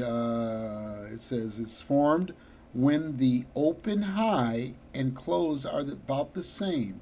What characterizes the dragonfly doji is the long tail. The resistance shows up. It attempts to push the market up. So, as we've seen here, it continued to push the market up. Look at this gap. See this gap? So it continued to push the market up, which gave us this next candle, which was a bullish candle. So it's starting to go back up. We see where it was starting to come back down. Let's see if we can find another one. Let's find one closer to the price action that right here. That's a dragonfly doji right there. It's going to the upside. See? Here's a regular doji. Indecision, but the bulls did still push it. Indecision, but the bulls still pushed it. You see where this reversal, this is a hammer. But you can see that this was a sign of weakness. Now, had it been like, I'm going to show you. I don't try to make you dizzy or anything like that. I'll move slower. see how we came out of this doji. We had a small pullback here. This is on a 1 hour chart. It's kind of, we can break it. I'm going to use a 1 hour chart so that you guys can see it. Or should I use the 1 daily chart? We're going to use a 1 hour. So you can see here that these candles here, these Mirabushi candle, Mirabozi, I gotta learn how to say that right. I'll practice that. Mirabazi. It's in there, but anyways. So you can see where the pattern changed. Here's a bearish doji, triggered a reversal to the upside. See that? Okay. Moving on. See that? Shows it's coming into a reversal, and it reversed back up. In the chart above, the market was testing the previous support level, which caused a strong rejection from this area. The formation of the Dragonfly Doji with the long lower tail shows us that there is a high buying pressure in the area. If you can identify this candlestick pattern on your chart, it will help you visually see when support and demands are located. When it occurs in a downtrend, it interprets as a bullish reversal signal. But as I always say, you can't trade a candlestick pattern alone. You'll always need other indicators and tools to determine the high probability of the Dragonfly Doji signal in the market. So what he's saying is, let's look for our Dragonfly Doji again.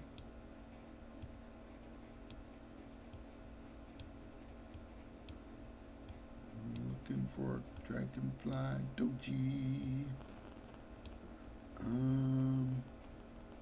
Yeah, we could go with this, but that's still not a it tends to call for a reversal, but okay. Maybe, okay. How about we're looking for a bullish Dragonfly Doji. Come on. I know there's one in here.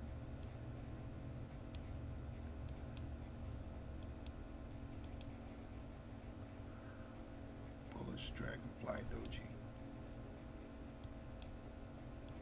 I'm trying to look for a good section so you guys can actually see what he was talking about.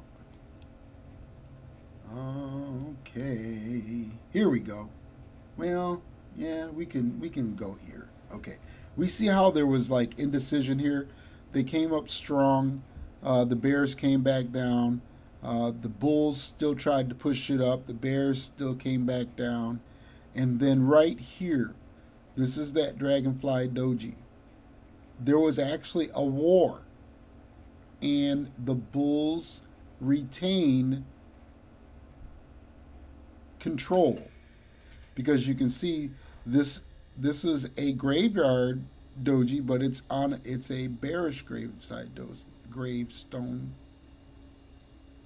doji. So you see how it reversed and it started to go up. So this is exactly what they're saying right here in this example.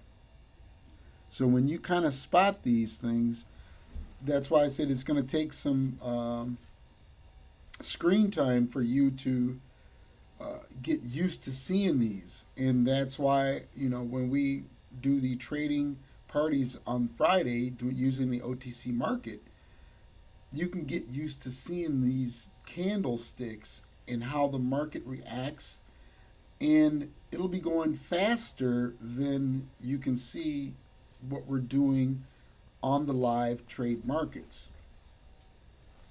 So that's what this Dragonfly Doji candle is. All right, so now we go to the Gravestone Doji. The Gravestone Doji is a bearish version of the Dragonfly Doji. It is formed when the open and closed are the same or about the same price. What differentiates the Gravestone Doji from the Dragonfly Doji is the long upper tail. So it's reversed. The formation, hey, slow down, buddy. Where you going?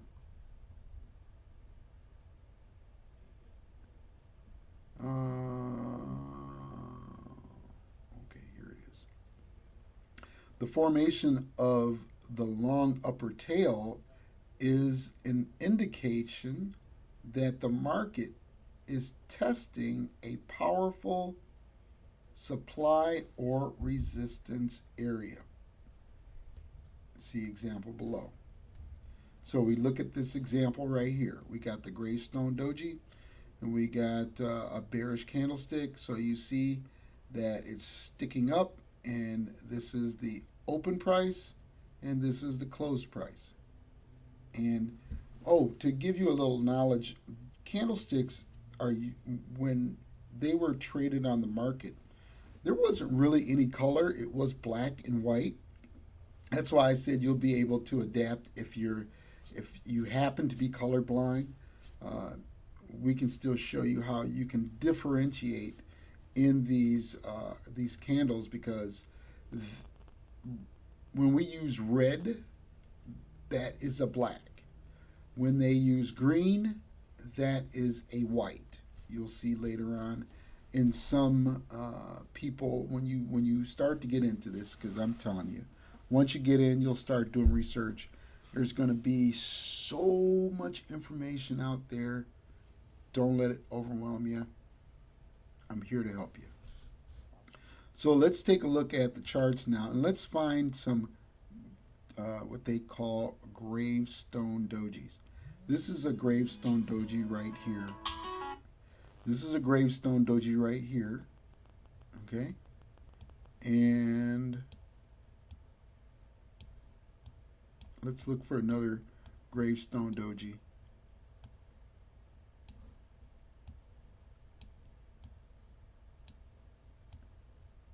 There's a regular Doji. We're looking specifically for a Gravestone Doji.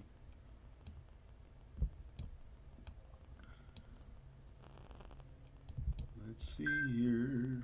Let's go all the way back. Maybe we can find them. Plus, we can check on. See, we're doing pretty good. Gravestone Doji, Gravestone Doji.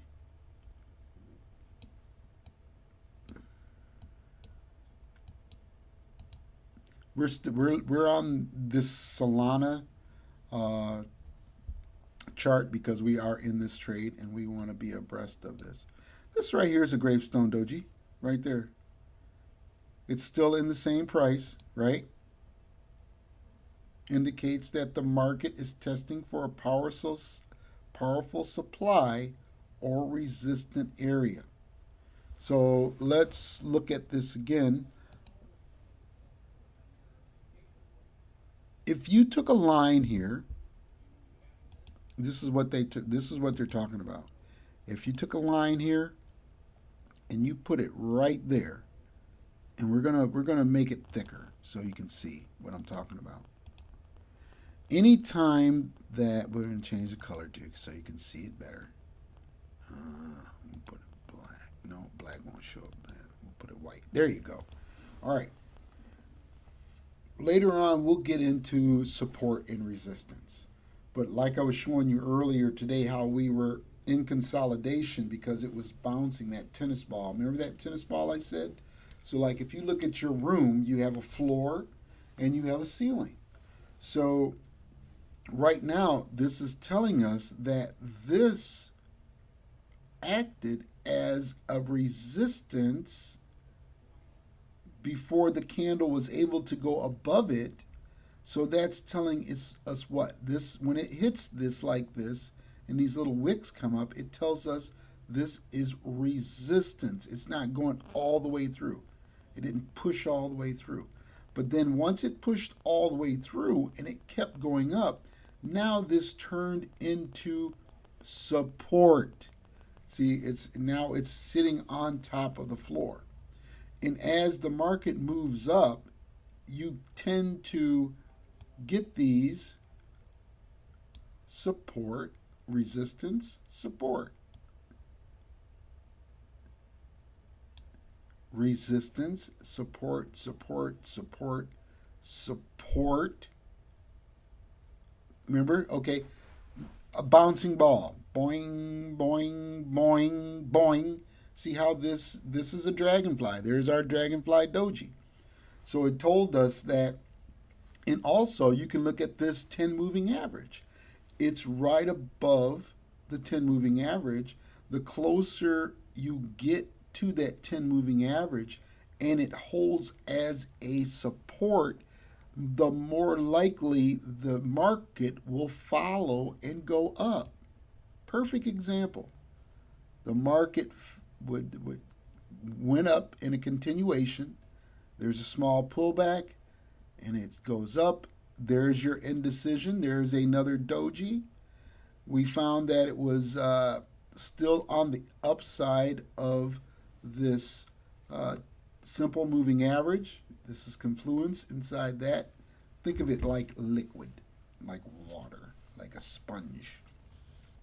And you see that it came and it then created a ceiling because the candle went all the way up and it didn't go through, but then it closed right here because the bears are now gaining control. And you can see this is a regular doji, which it gives you an indication, just like we seen earlier, that there is a change about to happen. Now, those changes don't happen textbook all the time like you would think they would. So you have to continually monitor your support and your resistance levels. Okay, so you see, if we took this, and you can always, instead of going back here and making another line, you can actually duplicate by using this key right here. This is a copy.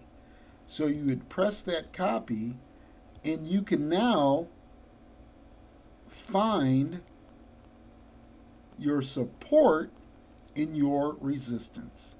See how this simple moving average, it broke through this ceiling, this support, and then it kind of came down and the bears got control and they're sending the market back down. And you can see that it hit the floor, it bounced back up, it hit the floor again, bounced back up again. This time when it hit the floor, it went straight through. This is where we didn't realize, if we had been looking at the chart patterns and noticing these candlesticks, we could have said, oh, instead of me putting in a trade for a buy, I should have put a trade in for a sell, and then I would now be $2.96 in the profit. You get it? It's pretty cool once it starts clicking in your head. It's pretty cool because now you can take some time and really hone in on these points, because like they keep saying, these patterns are repeated daily, every day, in and out. If you just started on this journey and you'd like more, right now I've been in for a while, so now I can see those, and now I can pinpoint where I need to get into my trades, get some of this money, snatch a little. Oliver, wet my beak. Let me just wet my beak.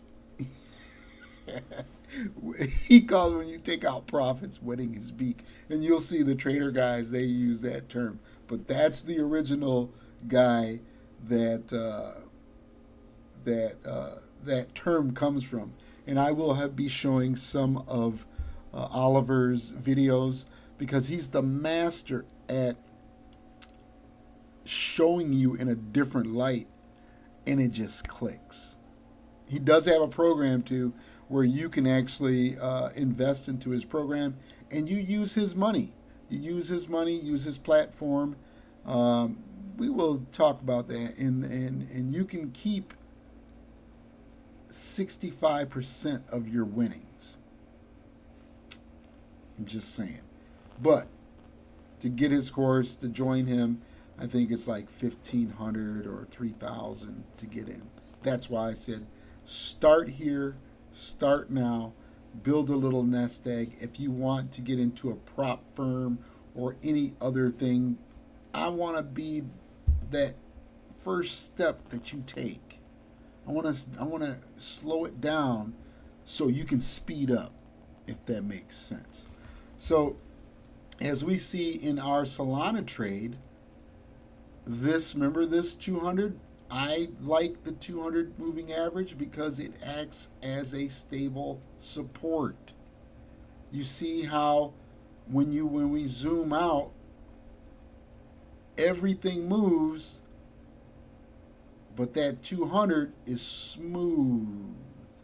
Even if it goes in either direction, up or down, we can always look at the market and look at other moving averages to gauge our entries and our exits. So as you see, this is on a 1 hour chart. It is now 13, almost 2 o'clock, and we have this 10 moving average earlier today. We're going to start right here. This is January 1st. It was yesterday. So you see how this 10 moving average crossed the 50, crossed the 100, and it went up and it crossed the 200. This is a class example of where to get in and profit from this trade, because now you've seen that there was a pullback. Once you would have gotten in on this pullback right here, you could have rode this all the way up until today at 4 in the morning. That's why I said crypto runs 24/7. So at 4 in the morning, this thing reached a peak of $115. Remember, I bought down in the 70s and 60s and got freaked out because there was news about some things that was happening where I should have stayed in, and I would have profited big time. So now we see that this has crossed the 200. When you get big moves like this, you kind of expect a pullback. We pull back to go up. Now, in this pullback, there could be what we call consolidation. Now, consolidation is where the candles will continually go in a new channel. Okay, this what I made here, this is now, we consider this a channel because of the fact that we had resistance, support, resistance, support, and now we're back into resistance. And if we take this 200 as our floor, we can see that we've got a doji candle here that's now starting to form. And since we got 15 minutes left into this doji, see how this doji is starting to turn green? So now this is an indication that we could be looking into a reversal into the market to the upside. So once we get into that reversal, once it hits my where my trade opened, Now I'm looking at all profit going back up into this 115 area. Isn't this cool? I'm telling you, this is the best thing, because if you have some time and to learn this, man, you can make this your ATM. I'm serious, because all you're doing is you're buying low, selling high, buying low, checking the markets, seeing it's like people watching, because you're sitting back and you're watching the market. Your trade is not going to make the market go up and down. Hedge funds, banks, big corporations, those are the companies that are actually making the markets move. Whales, they're making these markets move. They're looking because someone had put a trade in on the upside, and they put their stop maybe down here. This is going to test and knock all those people out. So when you build all that momentum, it's bound to spring back up. You have a down, you have a level, you have a down, you have a level, you have a down. Now, hopefully what we're looking at, and how I know that this might be a change to the upside, is because this moving average was the 50. So you remember how you notice how they weave in and out of each other? As they weave in and out, as they are weaving in and out, they gain respect for each other, and they move with the trend. Okay, so now that we can see that doji, look what that doji is doing. That doji is turning into a bullish candle. In 12 minutes, the candle will change its formation. It'll start out as a doji. It's going to get its open. It's going to go to it may go to its low, then it may go to its high again, and then maybe wherever it's going to close, that's where the next candle is going to be. And if you imagine, if you back test, you're going to be able to see that, just like that. And those other ones, have you ever seen the infinity circle where it goes, I know it's like a figure eight. Same thing.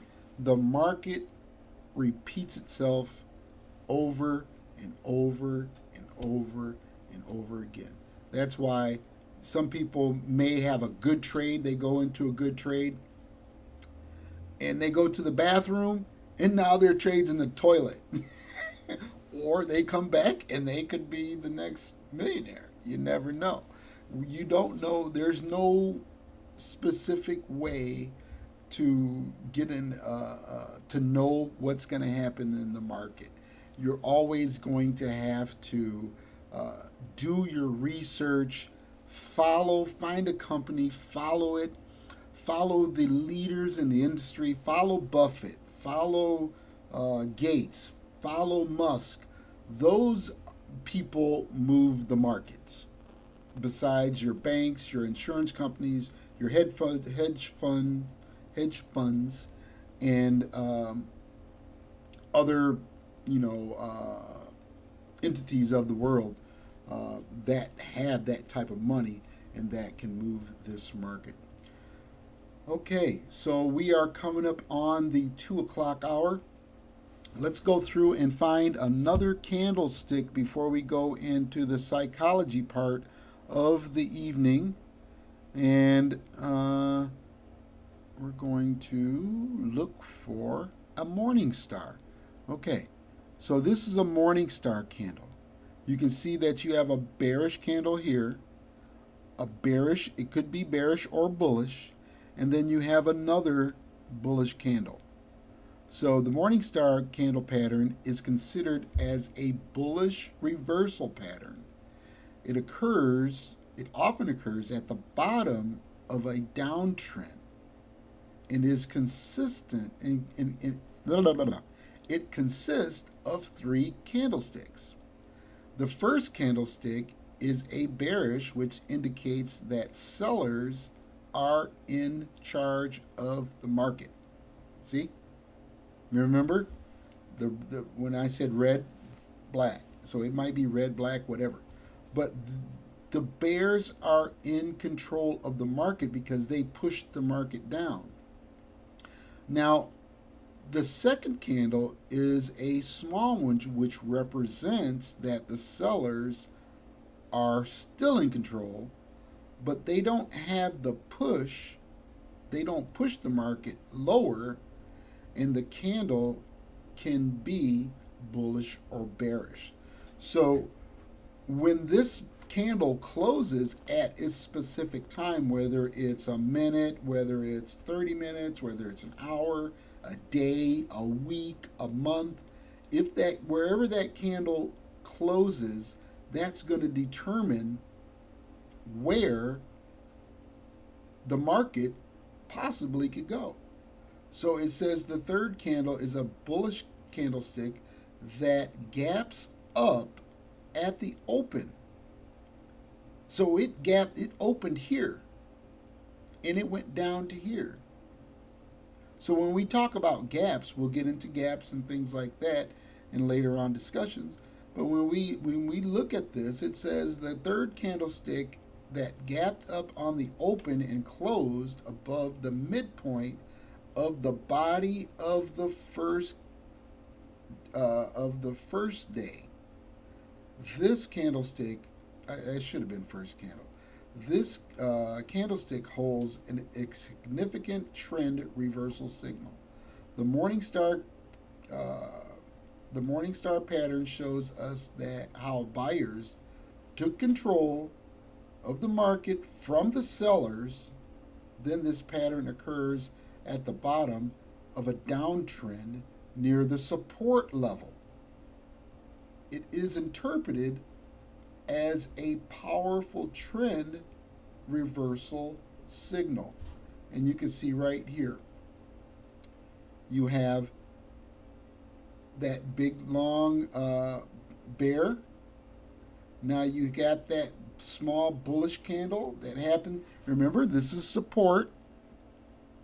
And now this turned into a bullish candle. And now we're headed back up into a bullish trend. Okay? All right. So I'm going to take a break here. And we will be back in 3 minutes. Oh, where's my countdown kind of? Where is it at? There we go. All right. So take a break. We'll be going into the psychological part of trading with a video from Mr. Mark Douglas. All right. We'll be back in a few minutes.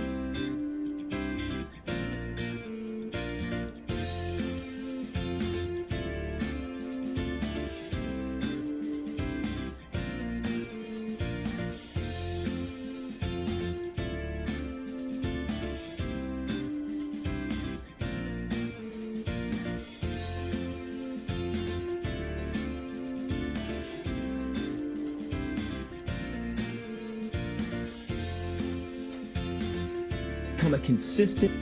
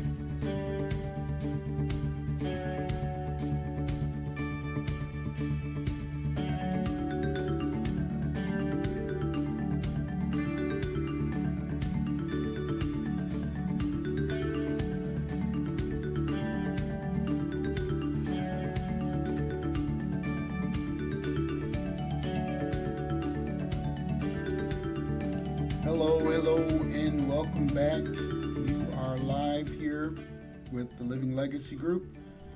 We are individuals that want to help succeed people into earning extra income by using multiple streams. So now we are coming into the 2 o'clock hour, and we will be running a video from one of the leaders in trading psychology. His name is Mark Douglas. And this video, it is very important that you watch it. If you can't watch it, you can always come back and you can watch it at your own leisure. But it's as a part of the Living Legacy Group, I'm telling you, it's important that you do this so that way you don't get discouraged. I don't want you to get discouraged at all because it's not working. It will work, but if you don't think it's working for you at that particular time, don't give up hope. Please don't give up hope, because I know what it feels like. I have been there many times where I wanted to just give up. I'm looking over here so I can line up my where is that display. I don't want you to give up. So my thing is to keep you encouraged. Oh, schedule. There we go. All right. To keep you encouraged and to be here as a support, a mentor, a friend. If you want to cuss me out, you can do that too.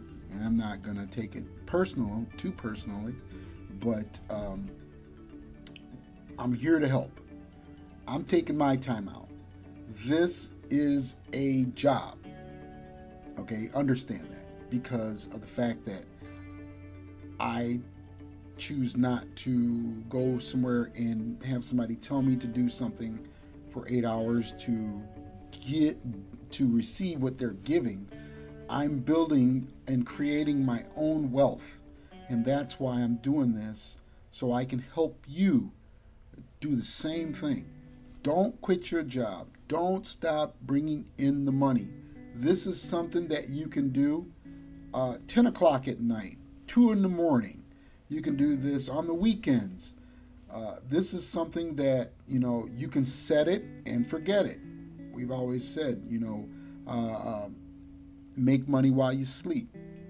Perfect example on how you can make money while you sleep. Okay, thanks for joining me. Do like and subscribe. We're going to open this up just a little bit more.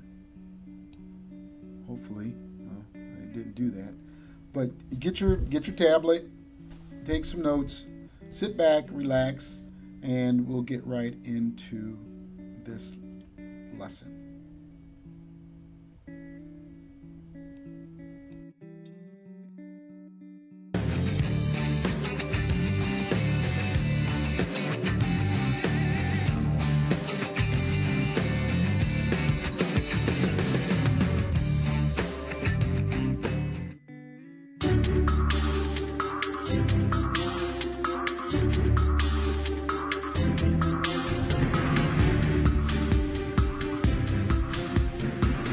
Good morning, traders. Thank you for joining us on this WTV special on putting your mind over the market.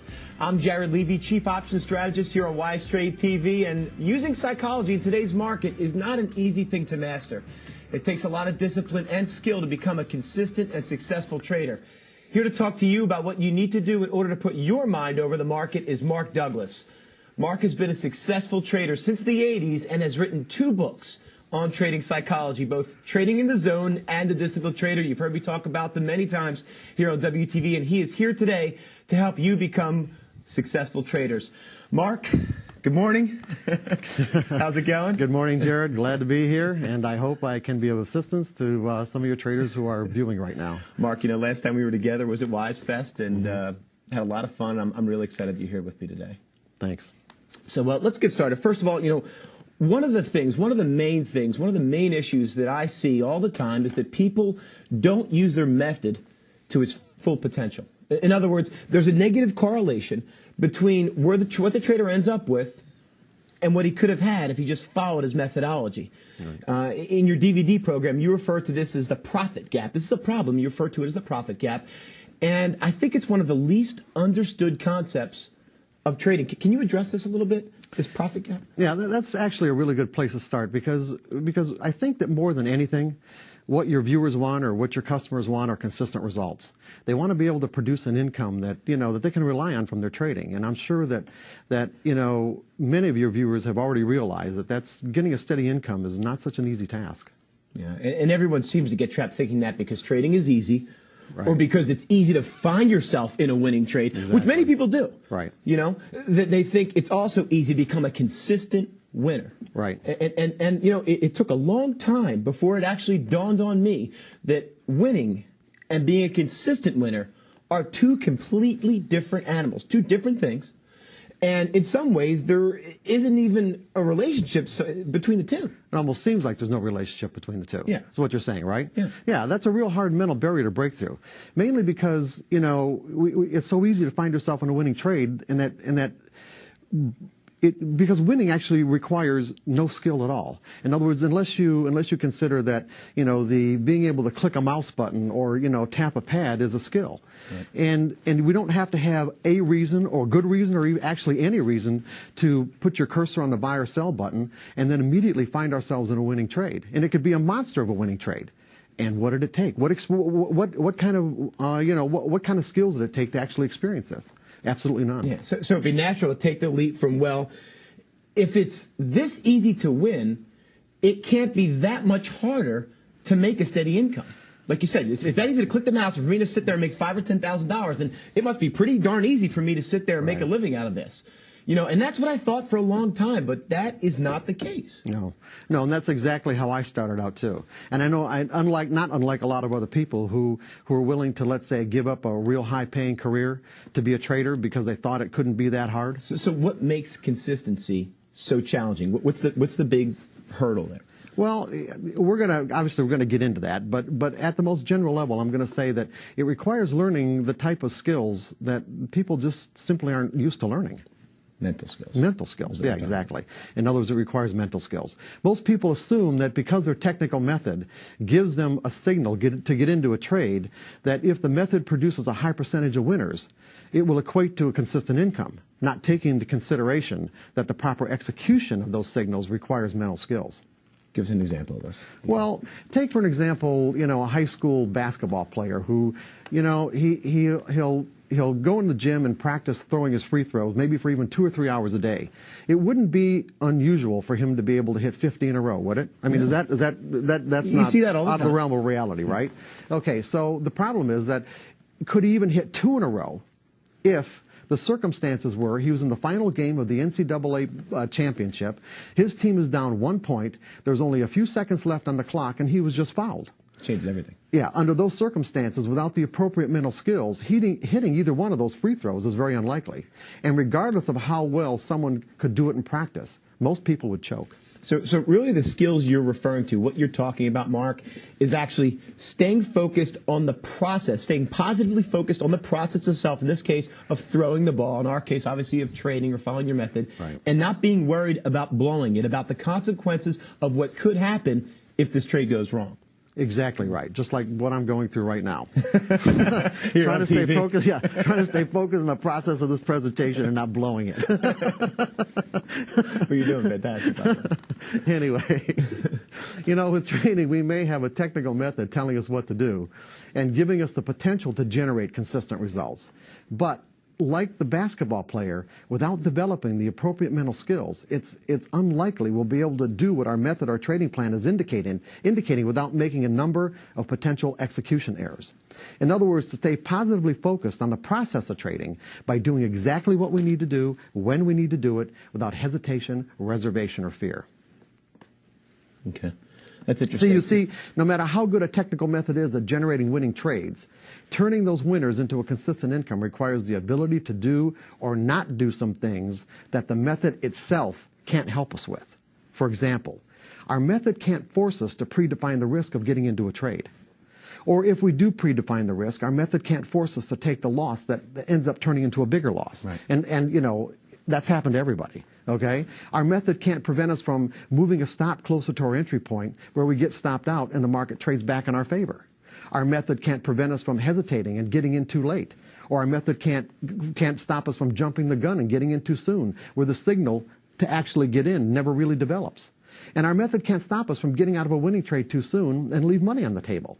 Nor can it prevent us from letting a winning trade turn into a losing trade without having taken any profit. I know that all of our traders have experienced these issues. I know they have, and I think really what you're saying is that the methodology, and this methodology, folks, what we're talking about, we say the word methodology is the Wise Trade software, that's our method.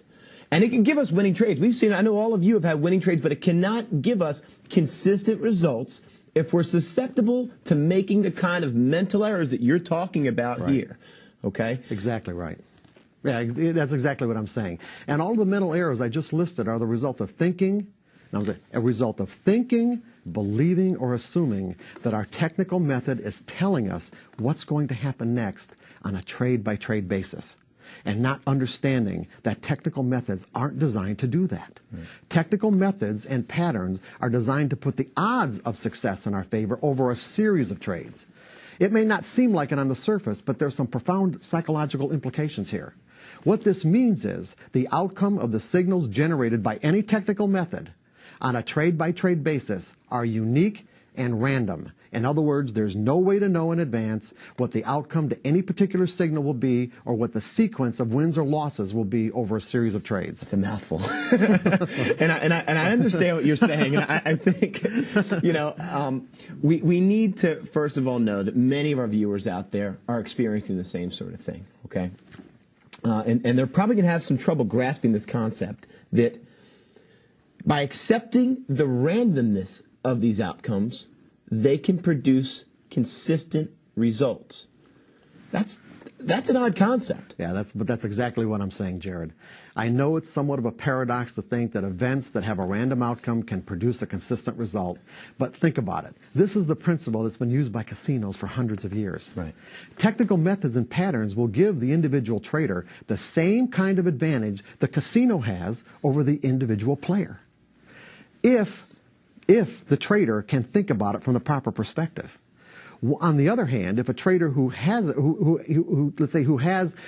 generated his signal from a technical method hasn't learned to integrate this principle, this randomness principle, into his trading regimen, he will undoubtedly find that trading can be one of the most frustrating, if not exasperating, endeavors he's ever chosen to undertake. You know, and I know there are a lot of viewers out there who may be experiencing frustration. In fact, I know there are definitely viewers who are experiencing frustration, but I'm not sure if they're making the connection that the reason because, you know, they don't believe in this randomness principle where you can generate consistent returns by looking at the outcomes of their trades as random and unique. Right. They have to be able to view that as random and unique. You know, that's, I think, the big issue. No, I know, and that's why we're here explaining it right now. You see, the frustration comes from our expectations. It's from expecting something from our technical method it just can't do. Technical methods define and identify patterns in collective human behavior. Right. Now, the patterns definitely exist. They repeat themselves over and over again. The problem is the outcomes don't always correspond with the patterns on a trade-by-trade basis. So what I'm saying is that, yes, we have patterns, yes, and they repeat themselves over and over, and our minds just naturally think, well, I have a pattern that's consistent, I should have an outcome that's consistent with the pattern, right. And that's not what I'm saying at all. What I'm saying is that there doesn't have to be a relationship between the outcome and the pattern. Right. So, and if the last trade was a winner, right. This trade, even if the charts are the same, right. Even if we've got the same exact signal, the same looking chart, there's no guarantee that this trade is going to be the exact same as the past one. Exactly. In other words, this trade, the trade I'm in right now, could turn out to be a winner. And does that mean that the next trade's going to be a winner? Absolutely not. This trade I'm in right now could end up being a loser. And does that mean that the next trade is going to be a loser? No, absolutely not. Yeah. This is interesting. I mean, I'm trying to... For us up here, you know, the goal, the main goal is obviously to take these concepts and reduce them down to the most simple of terms. So, you know, let's again back up here for a second. There are traders out there using WiseTrade every single day.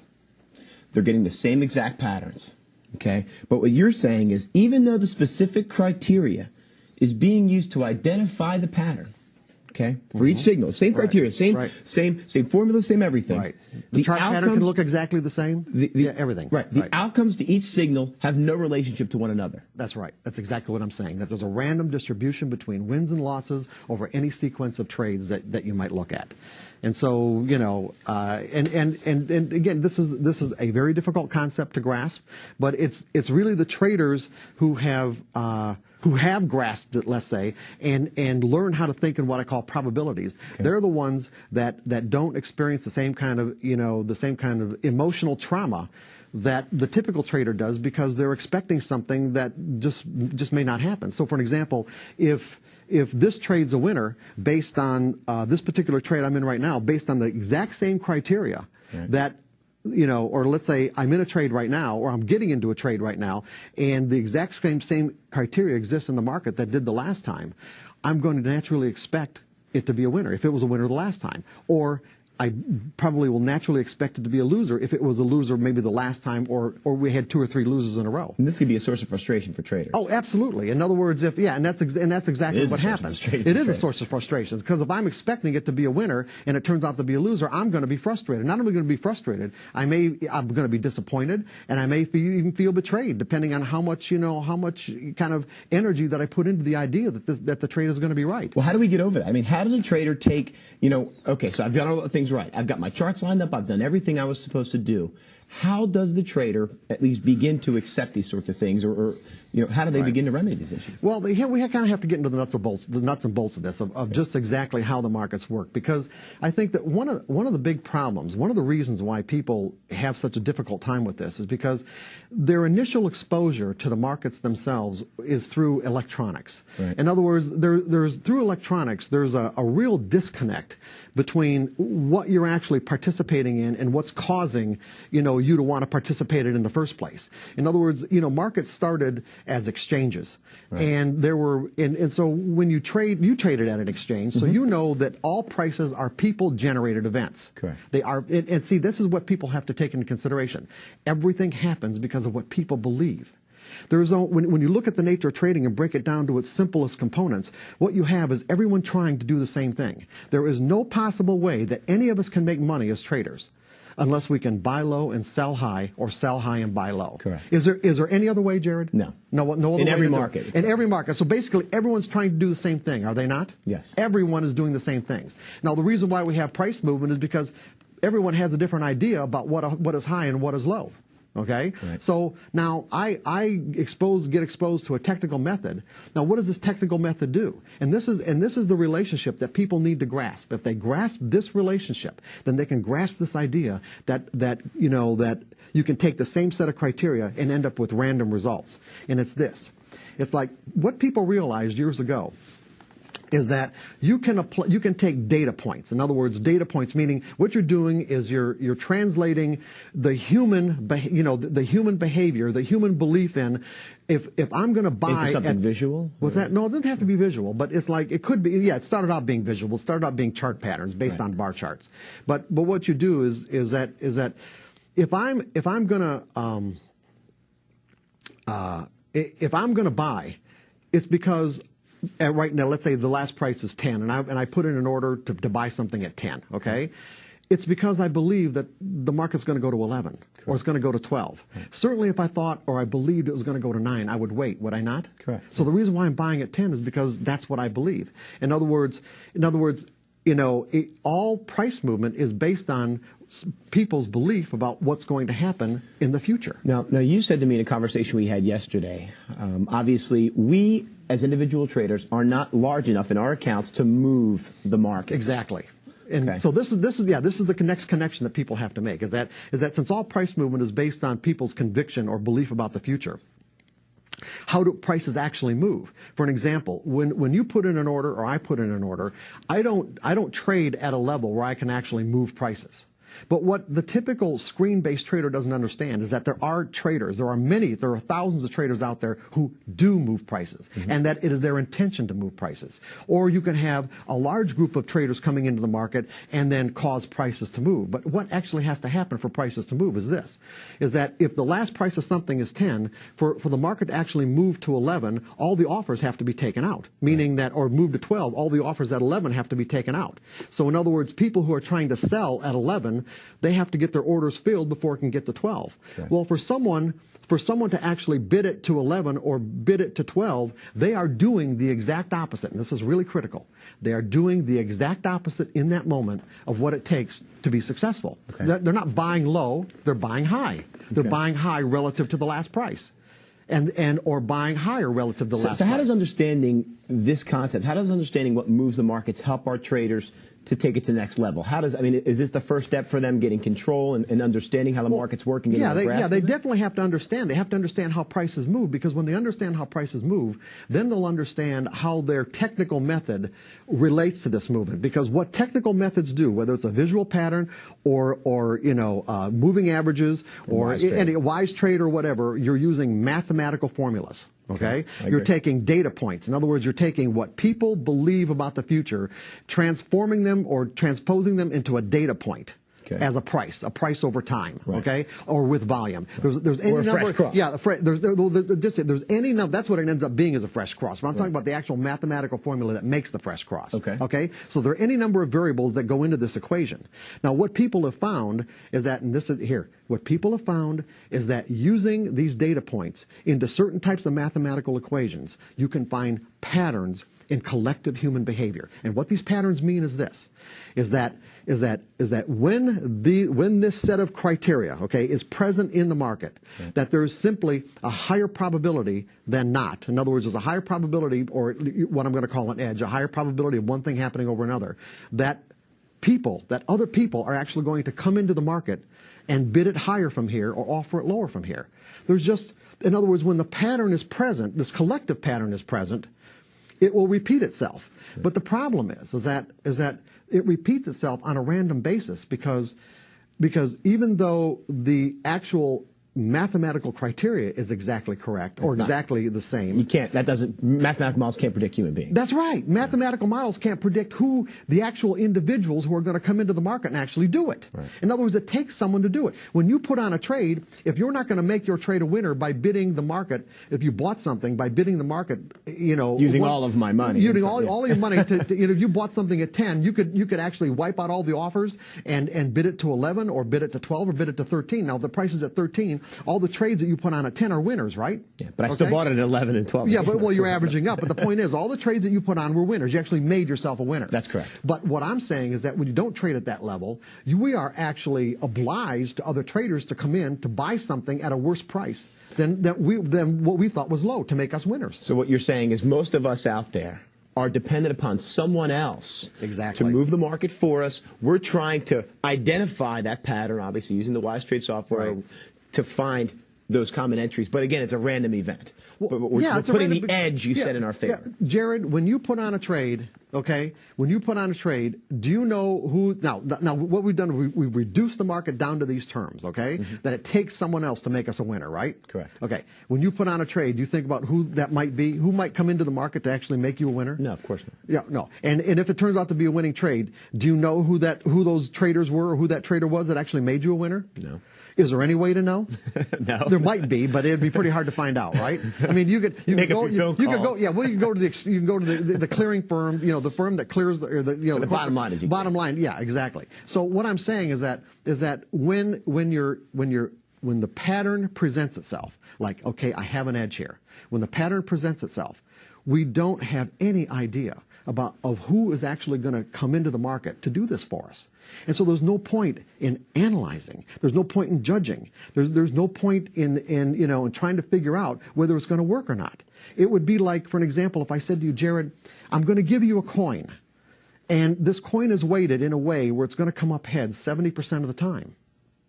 Right. Now, just because I know mathematically and statistically that this pattern of coming up heads 70% of the time exists, is there still any way for me to know the actual sequence to heads to tails? Of course not. It's an infinite. Well, no, I'm saying, do I know the sequence? In other words, I'm going to flip the coin 100 times, and statistically it's going to come up heads 70% of the times. I still don't know which times flips are going to come up heads. Which flips are going to come up heads. They say which flips. It's not the times. Right. Which ones? In other words, we flip the coin once, it comes up heads. Flip the coin twice, it comes up heads. The next one's tails. The next one's tails. The next one's tails. In other words, we could have streaks of heads or tails. Okay, we could have streaks in there. The point that I'm making is that there is no way to know the actual sequence. But at the end of the day, we know we have 70%. So what that does, that obligates us, if we want to be able to trade our methodology in an effective fashion, to be able to utilize this methodology in a way where we can extract the maximum amount of profit that it makes available to us based on the pattern that it identifies. We have to do it in certain ways. In other words, our mind has to be free to be able to execute these trades without making trading errors. And the trading errors come from believing that because the pattern is present, that it's going to give me a winning trade on this one. This trade is going to be a winner. You can't think that way. No, you can't think that way. You can't think that That's the way the typical trader thinks. Right. The typical trader thinks, I'm not going to put this trade on unless I think it's going to be a winner. Or why would I do it? And it skews our expectations. See, it messes our expectations up. Let's back up a couple seconds here. There's some great stuff here, Mark, and I hope our traders are getting all of this. You're basically saying, and this makes a whole lot of sense to me, and I hope it's getting through to you guys, we have a tool that gives us an edge, whatever it is. Right. Even if that edge is 2% or 3%, I don't know if we can. No, it's more than that. Maybe more than that. What do you mean more than that? It's a lot more than that. It's far more than 50%. Well, I was saying greater than 50. Okay. I was using edge is defined as, I see. Okay. So maybe 55 or 56% of the time. Right. Let's just say. And the thing is, it doesn't even have to be 50% to actually make consistent money. That's what people can realize too. That depending on what the ratio is between what you have to risk to find out if a trade is going to work and how much profit it generates when it does, you don't even need a 50% win-loss ratio. Right. As a matter of fact, back in the 80s, there are, one of the most famous traders from the 80s, Richard Dennis, on a percentage basis, 95% of his trades were losers. 95%. But the 5% that were winners were monsters.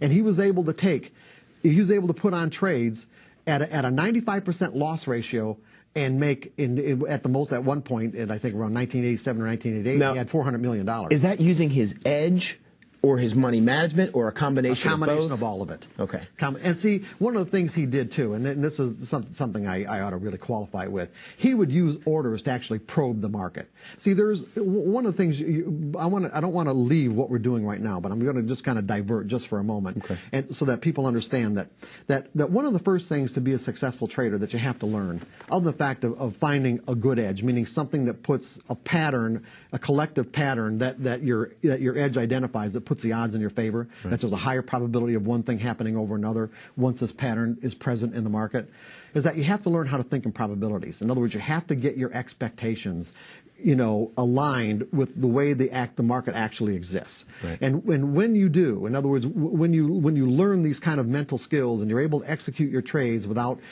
fear and without hesitation, without analyzing, or even without thinking for that matter, because you don't need to think. I'll give you an example. A professional trader, what a professional trader thinks about when there's an edge present is, does he think about whether the edge is going to work? Absolutely not. Because he knows, he has learned there's no point. Right. There's no point in analyzing or judging or building a case for or against whether that trade is going to work, because he understands the human component. Okay. Right.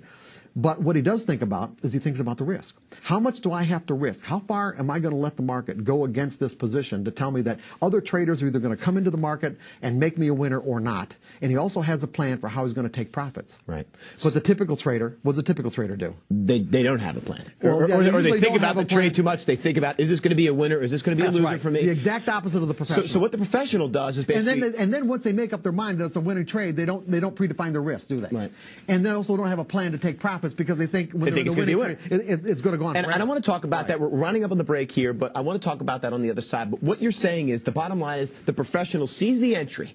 He sees the pattern, whatever it is, the edge, enters in, not thinking if I'm going to win or I'm going to lose, but has a money management strategy in place, knows exactly how much he wants to win or is willing to win and how much he's willing to lose or risk. Right. Exactly. Now, does he put a cap on the upside? Does he put a cap on his win side? It's not a matter of a cap. It's a matter of how, his assessment of how much potential there is. Okay. In other words, see, the problem is on a winning trade, we're obligated in a sense to make these never-ending decisions as to what the risk to reward ratio is. In other words, as the market's going in my favor, what's the risk of finding out that it's going to go further? And that's why so many professional traders or people who teach trading advocate scaling out of positions. Right. Mark, this is all great stuff. We're going to have to wind it up. We got to go to a break, guys. It's already time. As I said, for a break. We'll be back with much more with Mark Douglas here in 3 minutes. We'll see you soon here on WTV.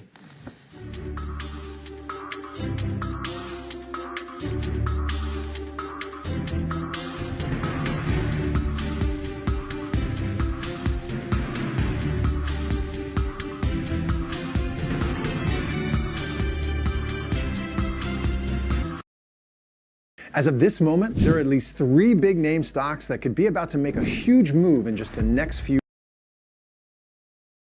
Welcome back to the WTV special on putting your mind over the market. I'm Jared Levy. Mark Douglas has been talking about psychology in today's market. Mark, let's continue with our conversation we left off with.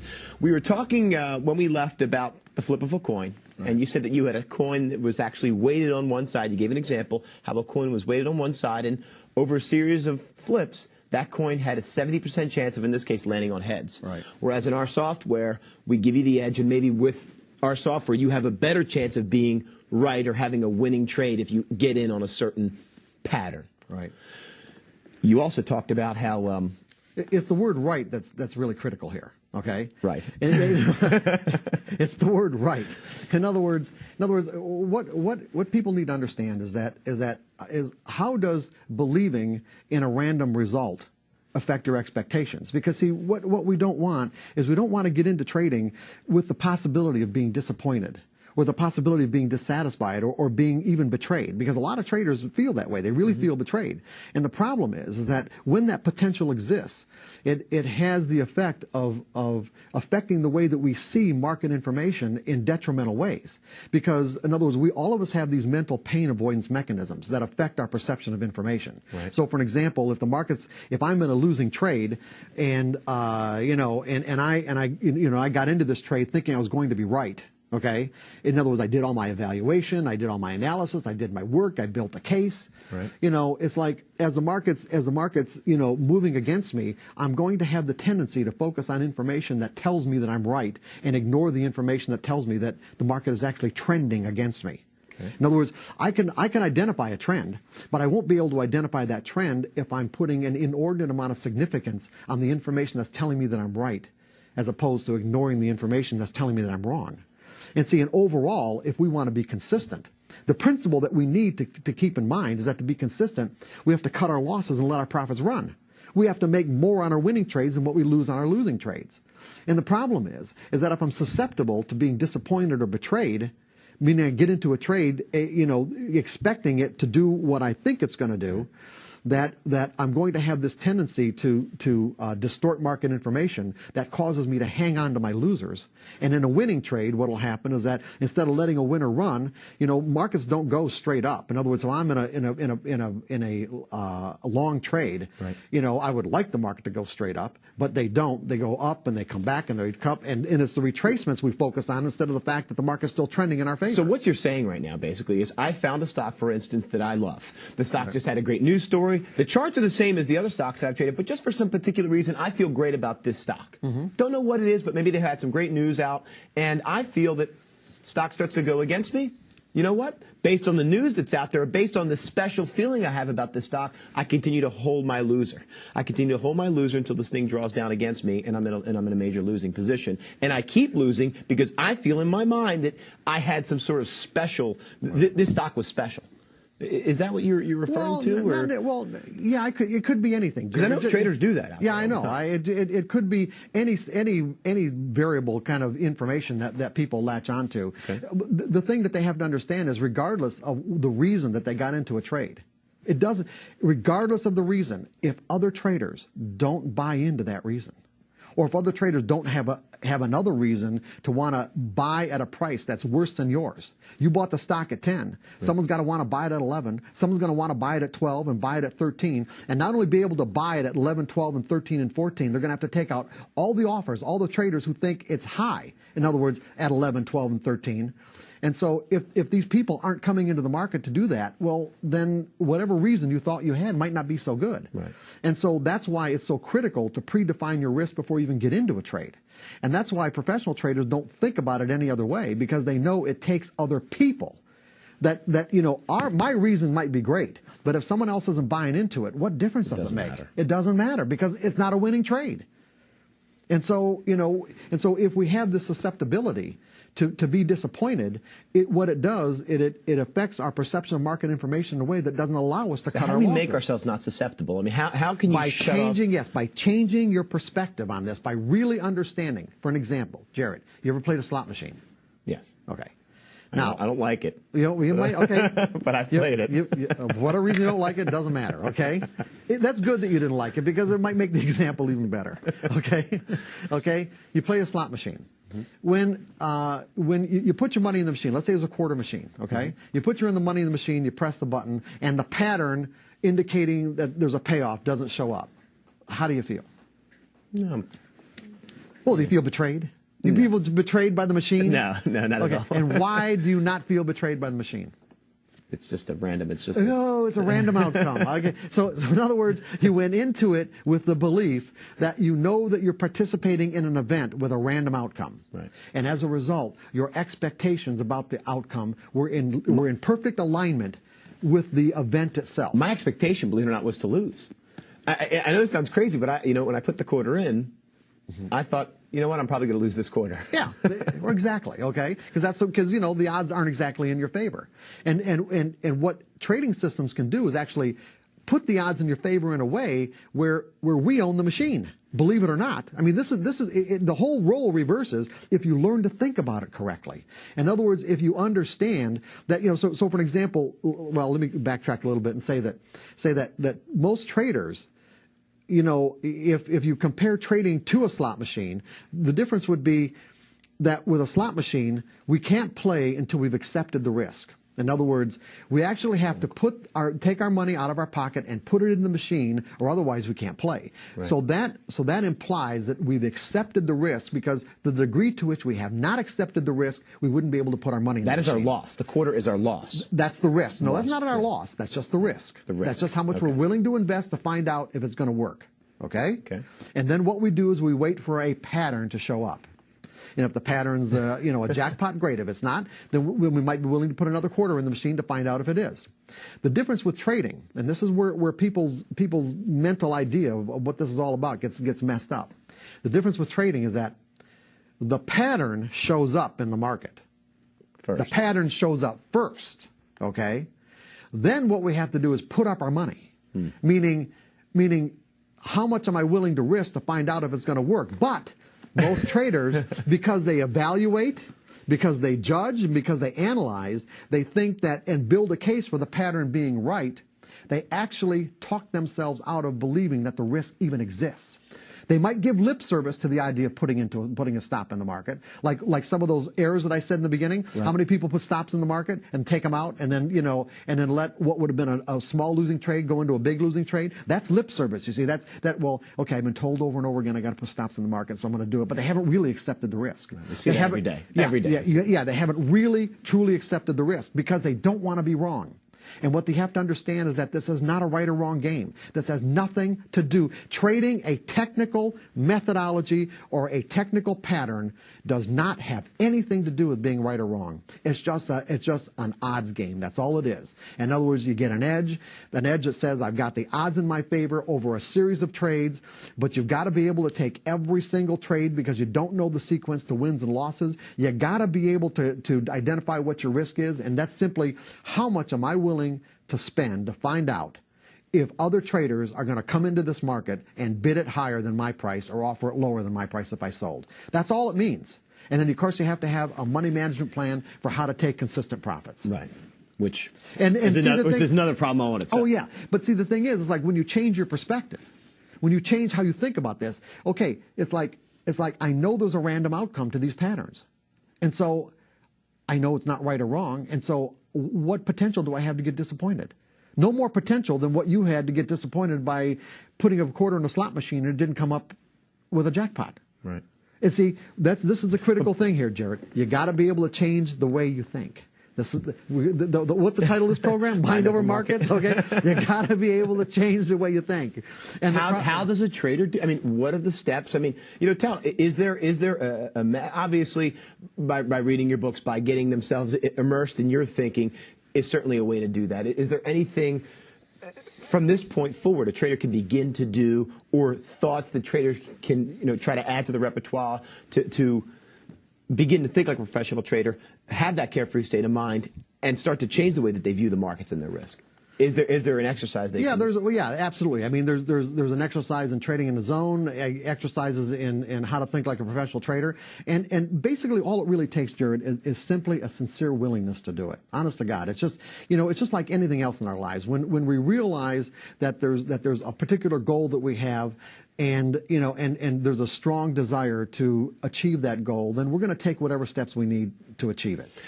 Whether those steps are trading in the zone or how to think like a professional trader or some other methodology that people are more comfortable with or whatever. The point is that if someone really sets their mind, any of us, when we really set our mind at getting something, we'll get there. We will get there, but the difference is, like we started out in the beginning of the program, the difference with this is that what we have to set our mind at is how to change our mind. Whether professional trader or emerging novice, if you look closely enough at their trading accounts, you'll find that success is less.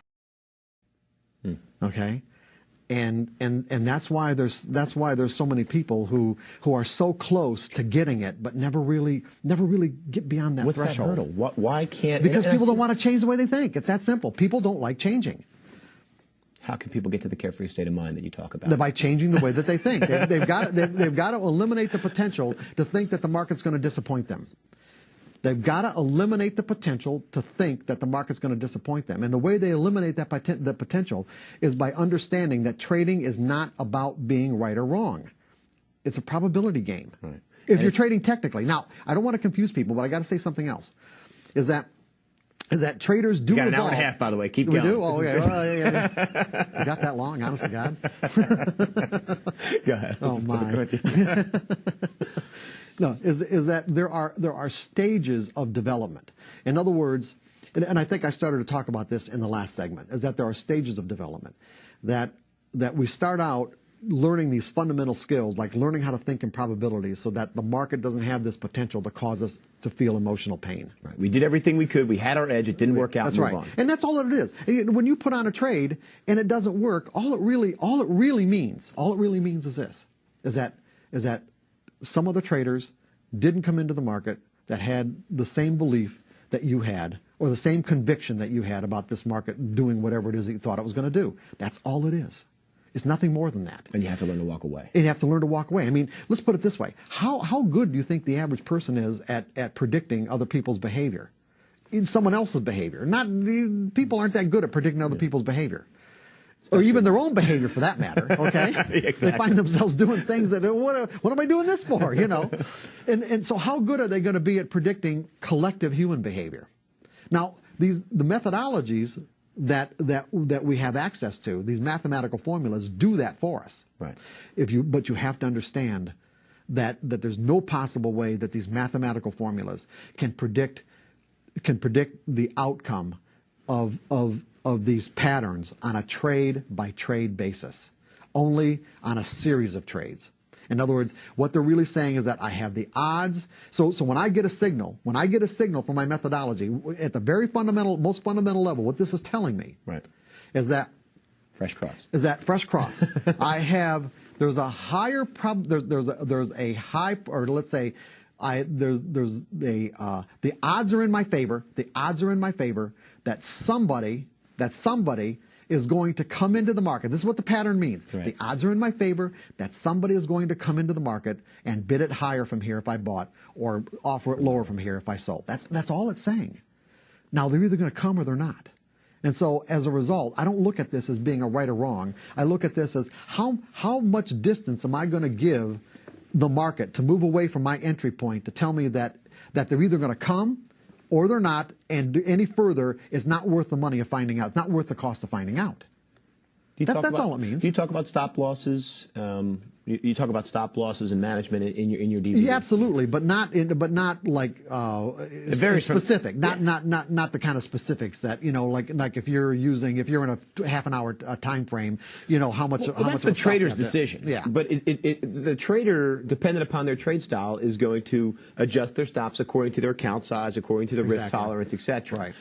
What you do, I think, is give people an understanding and a basis of where they should be placing their risk, or how much, not from a dollar perspective, but maybe from a in other words, so that they can from a mental perspective, so that they can adjust their trading style in a way that conforms to where they're at in terms of their ability to take the risk. Would one exercise be for a trader to begin testing out their loss? In other words, take a $100 loss, see how you feel.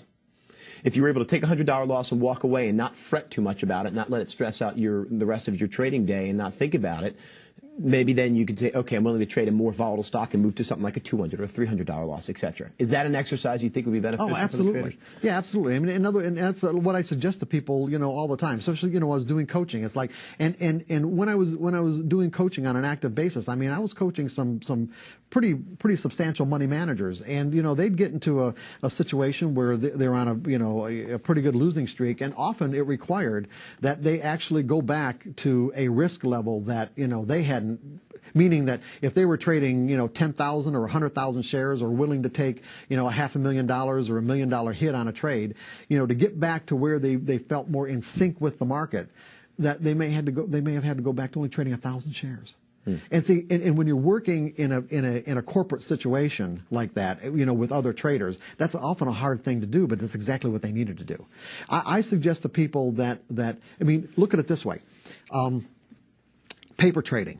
Okay, a lot of people who teach trading say that there's no point in someone paper trading, because there's oftentimes a huge difference between the results they'll experience paper trading and what they'll experience when their real money's on the line. Yeah, because there's no real money on the line. In other words, I'm sure there are probably a substantial number of viewers out there who can make consistent money following their methodology, paper trading, and then they start doing real trading, and everything changes. Okay, well, and so a lot of teachers have said, well, there's no point in paper trading because there's no correlation between the results.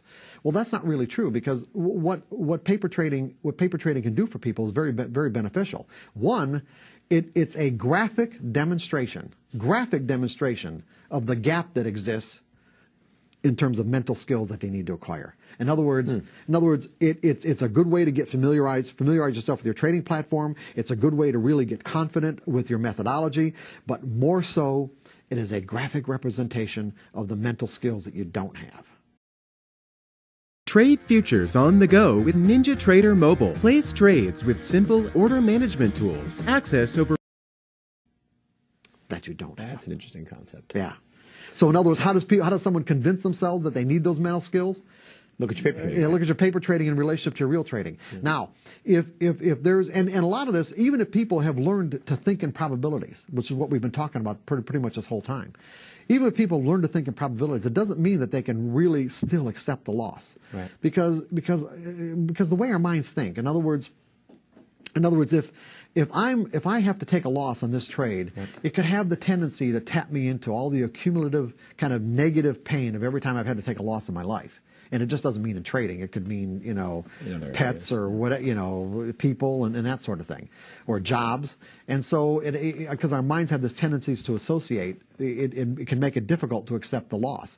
So a lot of times what people would have to do, and they also would find difficult to do, because a lot of times people get into trading because they want to impress their friends or their family, like, I'm a trader. Right. But what they might have to do is that when they graduate from paper trading, they might just, the amount of risk tolerance they have might only be just 10 shares and risking $1 on those 10 shares.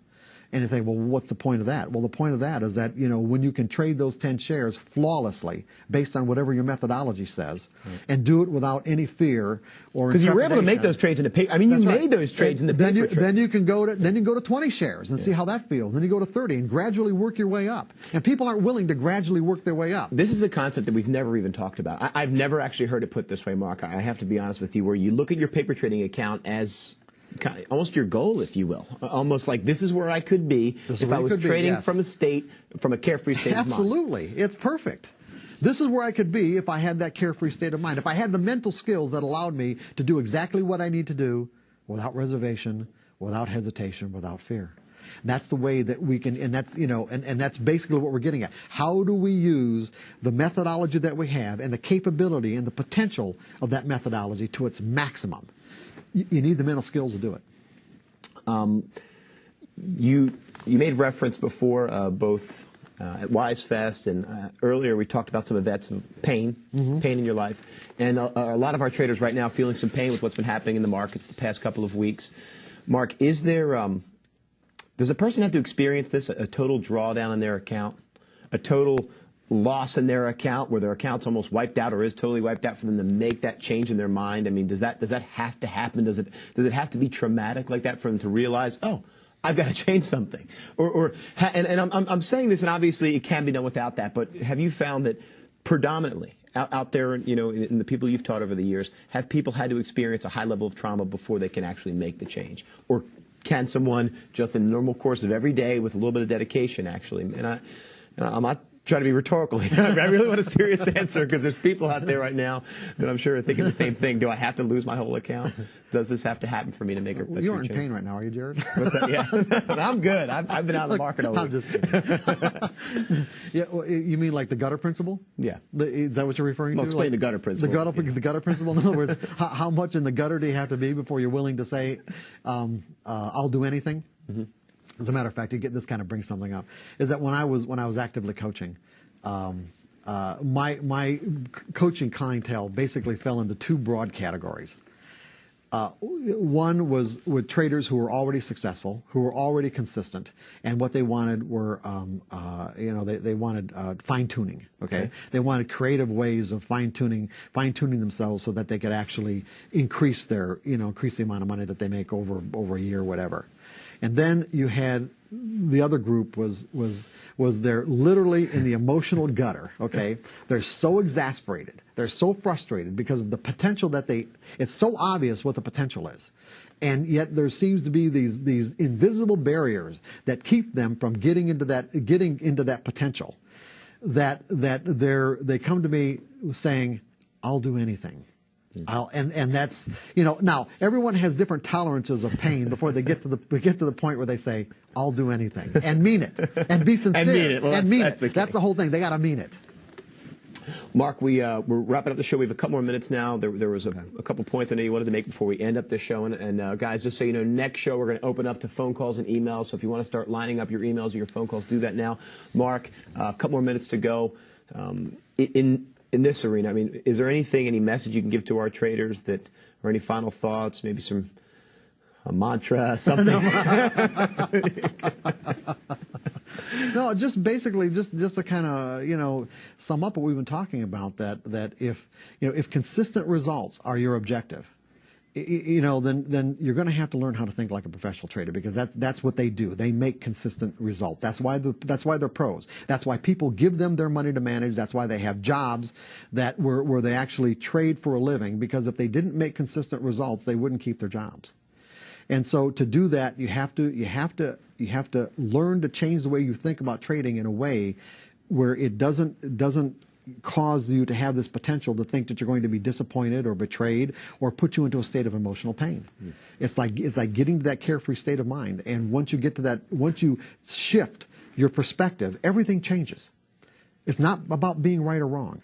And when you really understand that, and then you go through the process of learning how to accept the risk of losing, then everything about your trading will change. So when the patterns present themselves, you trade them. You trade. You don't think about it. There's nothing to think about. It's like, don't think. There's nothing to think about. And you trade within your means. Except the risk and how you're going to take profits. But I'm saying the pattern itself, when the pattern presents itself, there's absolutely nothing to think about. That is the objective part about trading. You can know. Yes, there's no way you can know what the outcome is going to be. I've chosen to go against your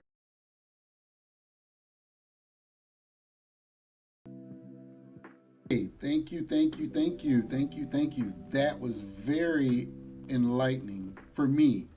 I don't know about for you, but that's why I add the psychological part of what we do into the daily lives, because this is what I was missing when I would sign up for these guys that say they're going to be there for you, and they're not really there. You know what I'm saying? So this is why I created this channel, so you can come and not be left on the side. I mean, I had a friend of mine that was with me in the trading, and we felt like we didn't have enough information. You guys are done already? We didn't learn anything. We paid $300 a month for this subscription, and we just left in the wind. Just like the recent subscription that I got. So I didn't like that. I didn't like being left in the cold. So that's why I took it upon myself to create this channel, to get you the information, to get you to where you're comfortable with everything that pertains to this thing we call trading. Please like, subscribe, share. Maybe you might not like it, maybe somebody else might like it, but it's something that I believe that you definitely shouldn't be sleeping on it, because it's something that can potentially get you out of the hole. I am working on getting out of the hole that I'm in. But let me tell you, I've been able to profit. I've been able to pay bills. I've been able to eat things that these hands couldn't go out and create income. I was able to do that with gold. I was able to do that. I'm able to do that with trading. And I'd like you to join and just try it. Like I said before, hey, your decision is totally up to you. But I don't want to be that friend that didn't tell you so. All right, here we go into the end of the market day, the afternoon. I'm going to sit back and relax. Futures downside here this morning as we get going into brand new year 2024, off to a red start right now, right across the board. We have yields moving back to the high side in a pretty big way. 10-year back to 4% here this morning. 30-year on a big move back higher as well. Overall, the market's maybe in for a bit of a pullback here anyways, seeing as how we had such a strong move into the end of 2023. Lots of things moving around as far as individual movers this morning. Some positive news coming out of Europe for Tesla. We'll talk about that this morning. We have crypto back above 45,000. Everything crypto related benefiting from that early on this morning. Apple with a downgrade. That's not going to help things much as far as the overall market is concerned. Welcome to brand new year. It's Tuesday, January 24th, 2024. TraderTV.live starts now.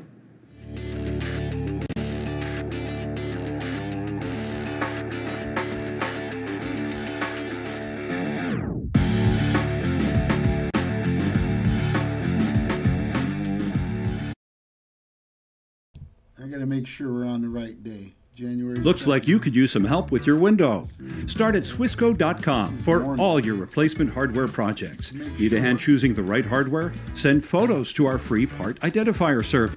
To make sure that we're on the correct one. This is the afternoon. All right. Let's see if we're on the right one.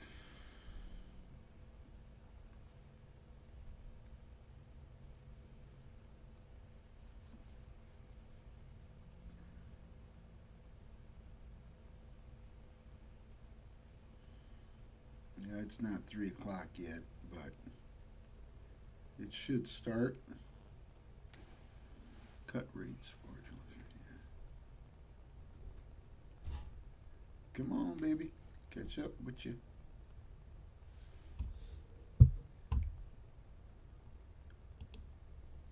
Refresh again. Again, the euro getting above 110 to close out.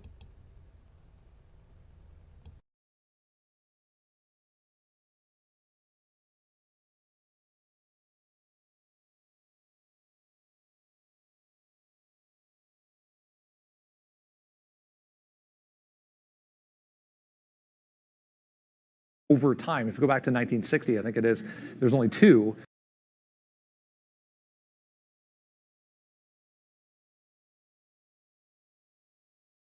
And I realize that, but has it been more of a volatile type of year for the dollar in election years?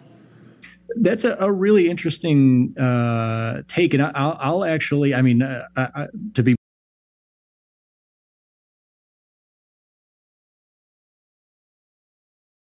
brutally honest, I have no clue, but I will take that away and do a little bit of research here, because it's one of those things that your knee-jerk reaction would be, oh yeah, of course you have all of these talking heads talking about how the U.S. is going to be great and all these different things, and you would maybe correlate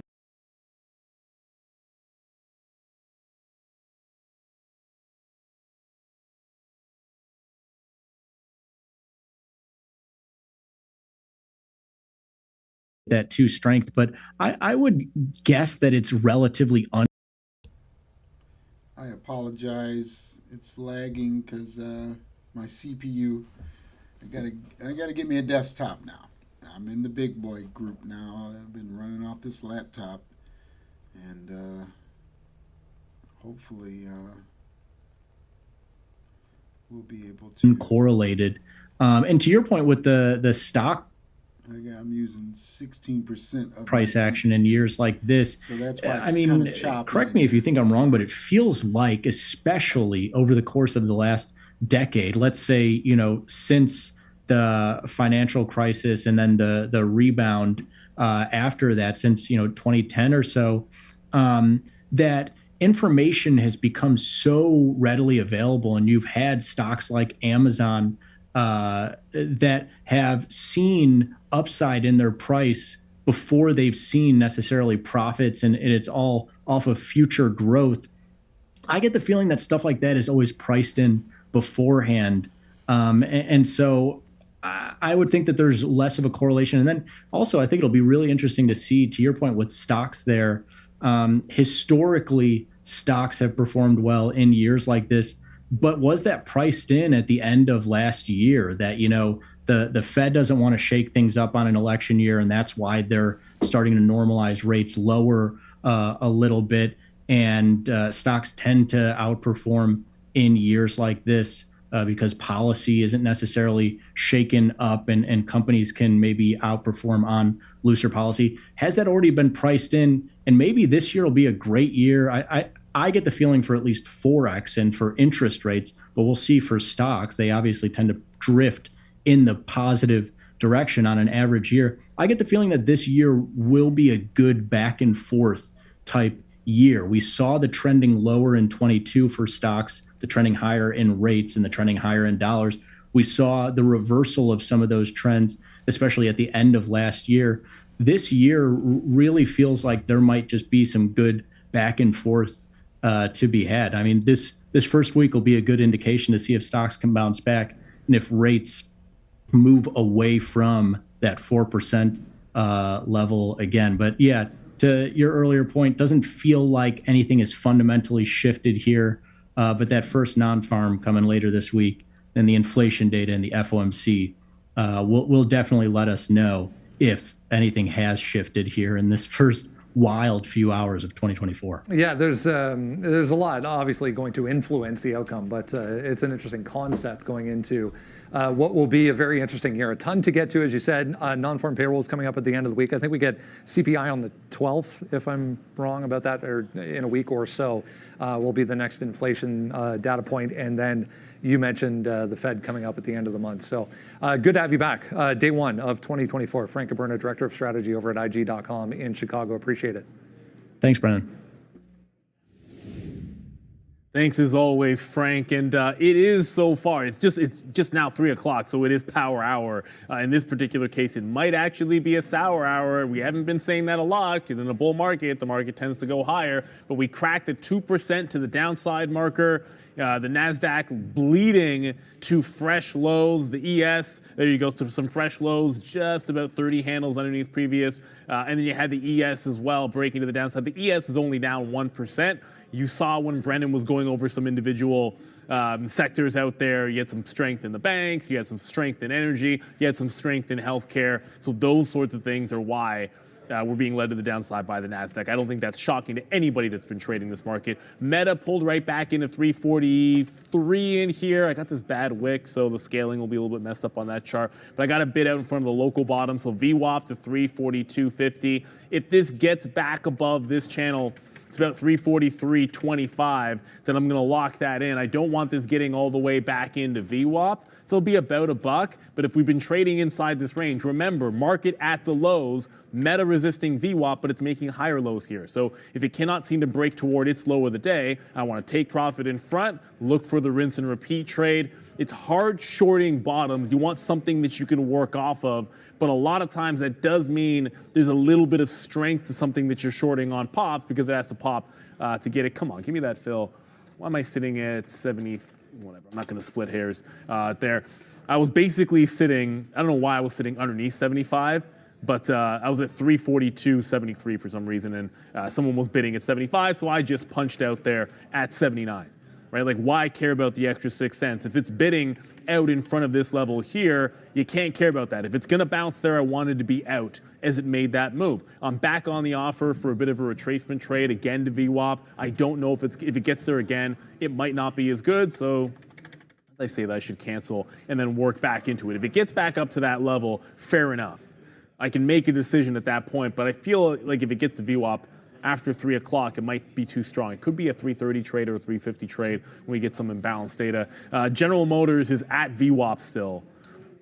All kinds of buy support here at this 36.25 price going back to this morning, but this could easily flat bottom break it here at about 36.20. So I'm not reloading that trade because we're not going to get the high of the day. Okay, I shouldn't say that. We are unlikely to get the high of the day. So I am unlikely to reload this trade. I can't really see General Motors getting to this top the way the market is going down, but I could look for a short if it can break down underneath VWAP. Unity also looking like it's breaking down a little bit further, just to I guess I could have reloaded this in front of 39. This felt like it was strong enough to get to VWAP, but the low of the day here, the 38.25, that's not a level that matters too much to me. When zooming out, you come up with about 37.80 is the next local bottom, and then there's a 38 even dollar level. So the current bottom, not that big of a deal for me on Unity. I want to hang on to that one. It's the market 2.25%. Trying to remember the last time we had a 2% day in either direction, and then had a continuation off that direction in power hour.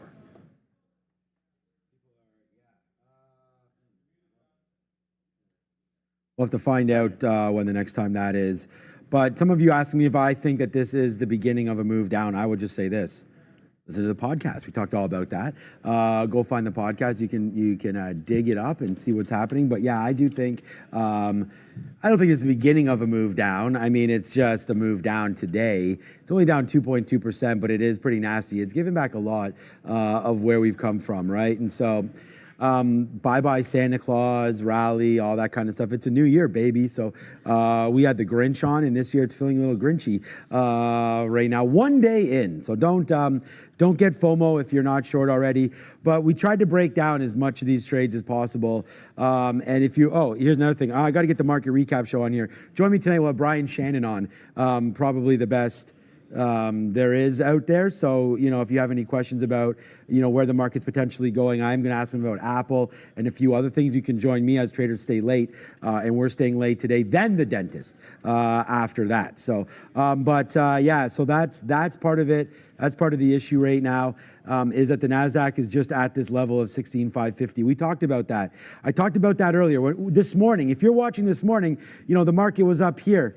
And I said the next move down would be into the 16,550. So now, instead of being 150 handles away, you're only now 70 handles away. So we've done half the work all the way back into the downside. And I think there's a little bit more to go.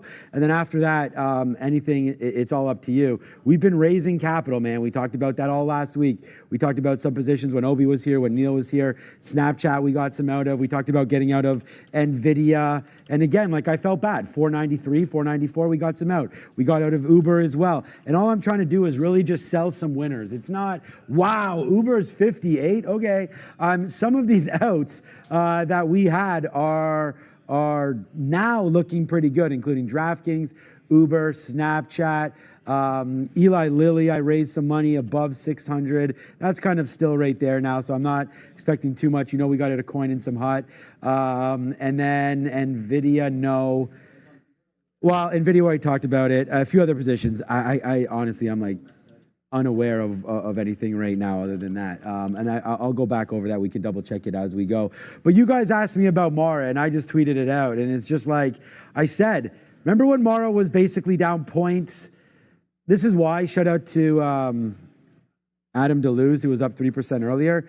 It's like, I know when I was talking about Mara short, we were just getting into the red. And I said, look, guys, Coinbase is getting absolutely clocked downside. There's a lot more room to go on Mara. And we use the same example there for Amazon as well. And since then, now you're just dripping down even more. So that's like 2.5% just in the last little bit when we were talking about that 50 period, the 200 period. And now is Mara down to $23 again. So yeah, man, of course it sucks to be stuck in this name, but you can't people are saying, oh, I paid my mortgages off with Mara, and that was great. But it's just the bank actually wants cash in hand, so you gotta sometimes ring the register when you have those trades. And I'm, sitting here doing the same thing that I always do to everybody, and that is tell you that I was short Apple, we're still short, but it's you got to get out when the cash is there.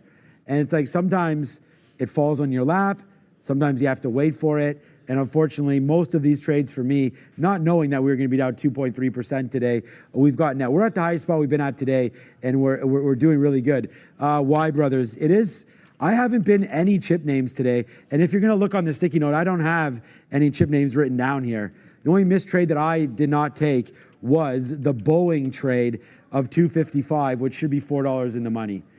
Coulda, woulda, shoulda. I would already be out, maybe holding a little small piece. But yeah, I just wow, 138. What I wrote down here about this was just that since we're under 150, we wanted to stay short. We talked a little bit about AMD earlier. It's just how much. I just, it was tough. Like down 6-7%. You know, we could have been into that short. We could have loaded up on VWAP a couple times, right there at 140. But yeah, we are still going to the downside. And again, like I don't feel bad about anything. It's just, yeah, would have liked to have been short some of these names. And then NVIDIA back up at $5 bills. I mean, how high did we even get today on NVIDIA? Yeah, 492, 493. So again, you know, still a lot more room to go on all these names, to be honest with you. I'm not overly bullish in the market, but easy for me to say that today, down 2 and a bit percent. That's why I said it last week. So yeah, hopefully we can all do that. Raider Trader also calling a move in late January. And I know there's a lot of traders looking for stuff like that. There's still just as many bears out there as bulls. I think there's still more bulls out there right now. But again, you kind of just got to separate sometimes your longer term, which is why I asked Neil about Rivian. I'm looking to buy some Rivian as well. And all these names, man, if you bought anything last week, you know, it's hard to predict. You can't just go over and look at all your positions. Like, I like Eli Lilly, you know, so any dip buy opportunities. We both like Rivian. I think Intel's down to $48. Well, Intel was a recent sell for me. Yeah. But I mean, this could be a reload at some point. I mean, the story really hasn't changed. I'm planning. I think I said this last week, but I was the Intel sell. If you just fell 50, was to put money or have money available that would go into a semi, which would go into ARM on a dip sometime. I don't know if I'm not going to buy ARM tomorrow. I don't think. I don't know if it falls enough for me to buy that tomorrow. But if you're looking at what's interesting is, technically speaking, the Santa Claus rally, technically speaking, statistically, includes today and tomorrow. And you got to look at it to see. I'm actually not sure if we're going to end up being up in that 5 or 6 days. And there was that stat that Michael Noss said, it's not good for the markets when that last week in the first 2 days, trading days of the year, is negative. It's generally speaking not good on the year. Now, I don't know how much that matters to most people, but to me, some of these pullbacks are not that bad in the context. Like Netflix is down 5% today. 5%.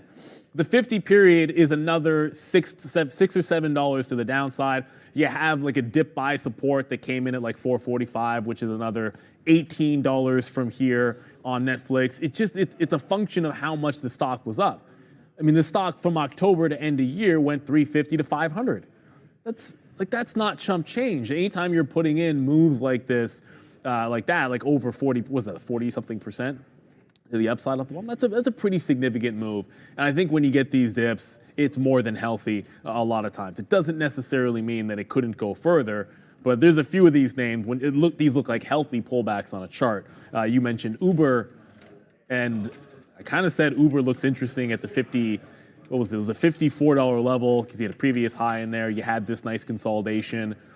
This could see it this week, maybe next week, but that looks like an interesting dip buy zone for Uber.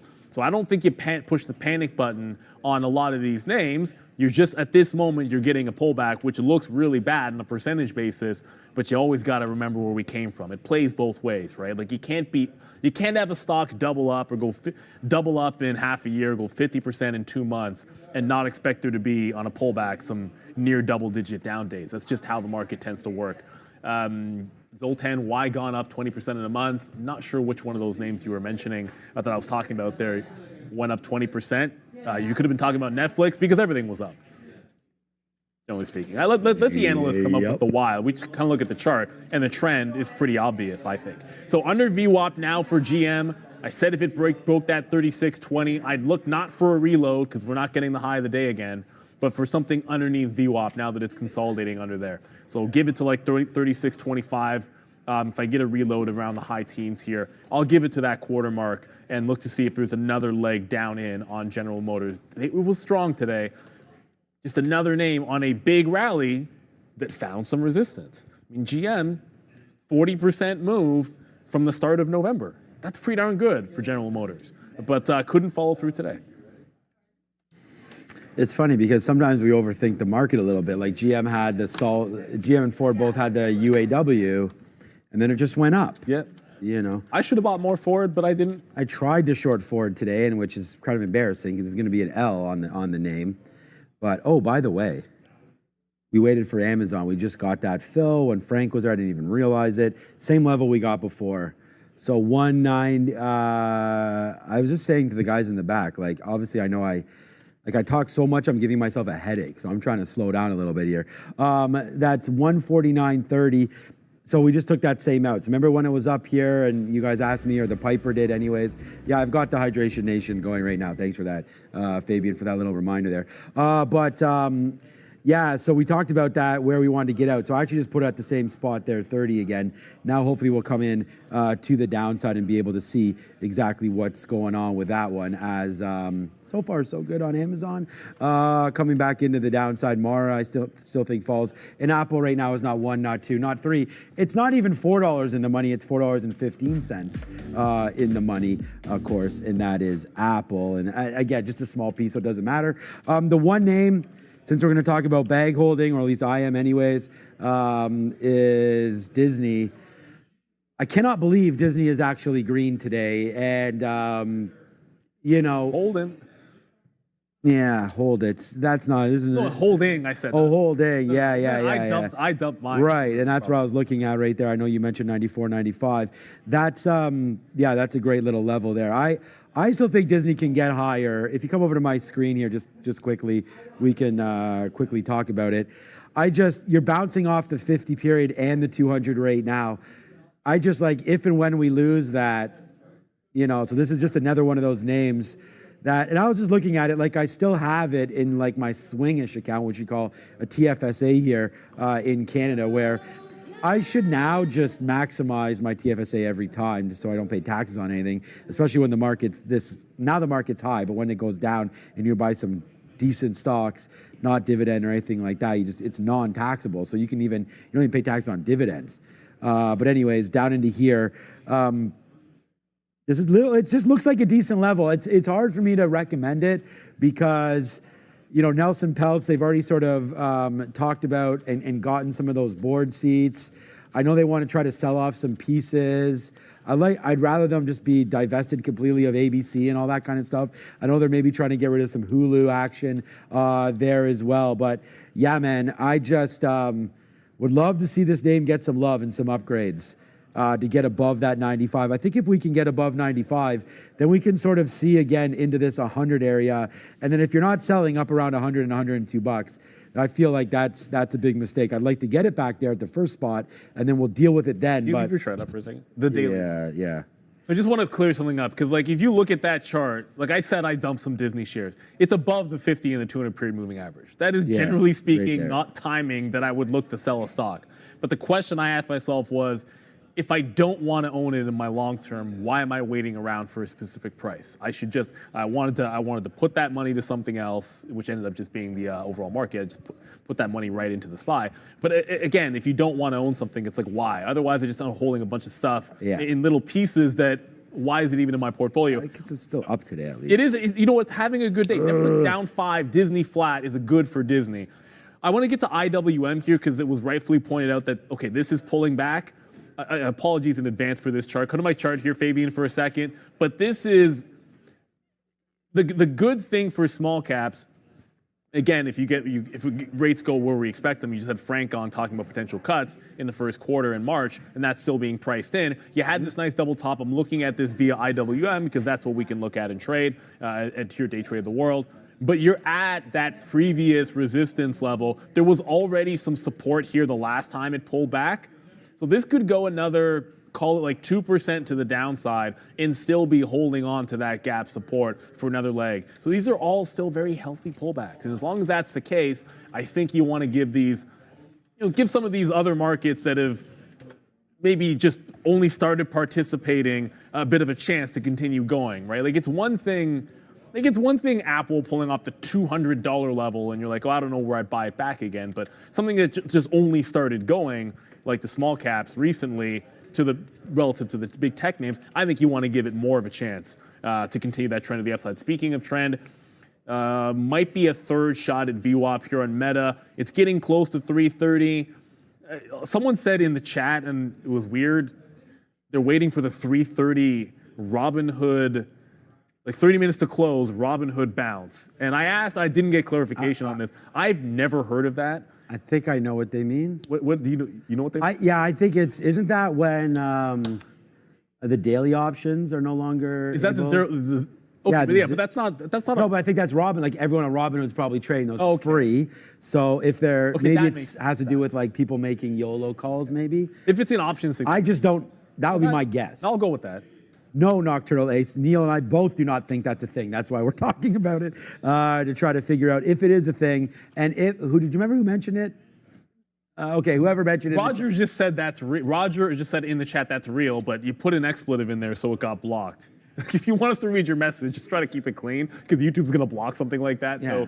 So, but he just said that ish is real, regard to the Robinhood. Right. But is it what Sean's talking about? Is it about the zero expiry options? Is that what it is?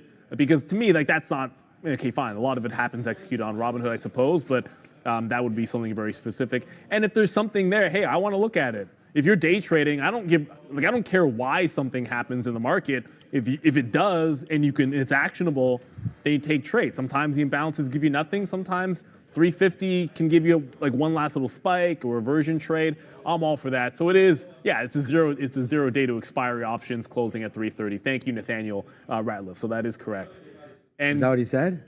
Yeah, Nathaniel in the chat just now. Okay. It is. Right, that's okay. why. So it's not a Robinhood thing. It's a zero day to expiry options. So it's getting to Meta. Meta about $1 from 75 cents from VWAP in here. I want to see it get up, show the the backside of the trade, little weakness up there, and then I go for it a third time. I did just reload General Motors underneath VWAP, giving into the quarter mark, 36 quarter. So nice consolidation for now underneath VWAP. We're not getting the high of the day again, and if we do, I'd be long gone.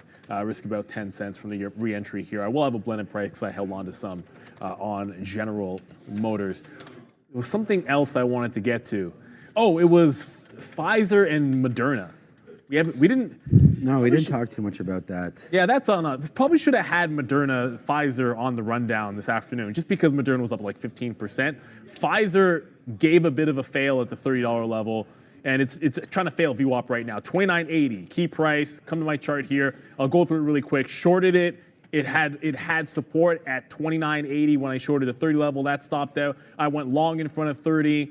Took a scalp trade, went long at that 29.8. It failed at 30.10. If it cannot hold on to this, I think Pfizer being up on sympathy at this 20 and pulling back here, if the market continues lower, it could make a significant dip underneath this 29.80. So maybe 29.75. I'd look for shorts under VWAP there. And the reason I think that could be a short this afternoon, it went on sympathy to Moderna. Moderna was already stronger. They're both at VWAP. If they start to break down, there's just all kinds of opportunity here. I thought Moderna had a chance to get to 118, and I'll be the first person to admit, probably should have bought Moderna instead of Pfizer.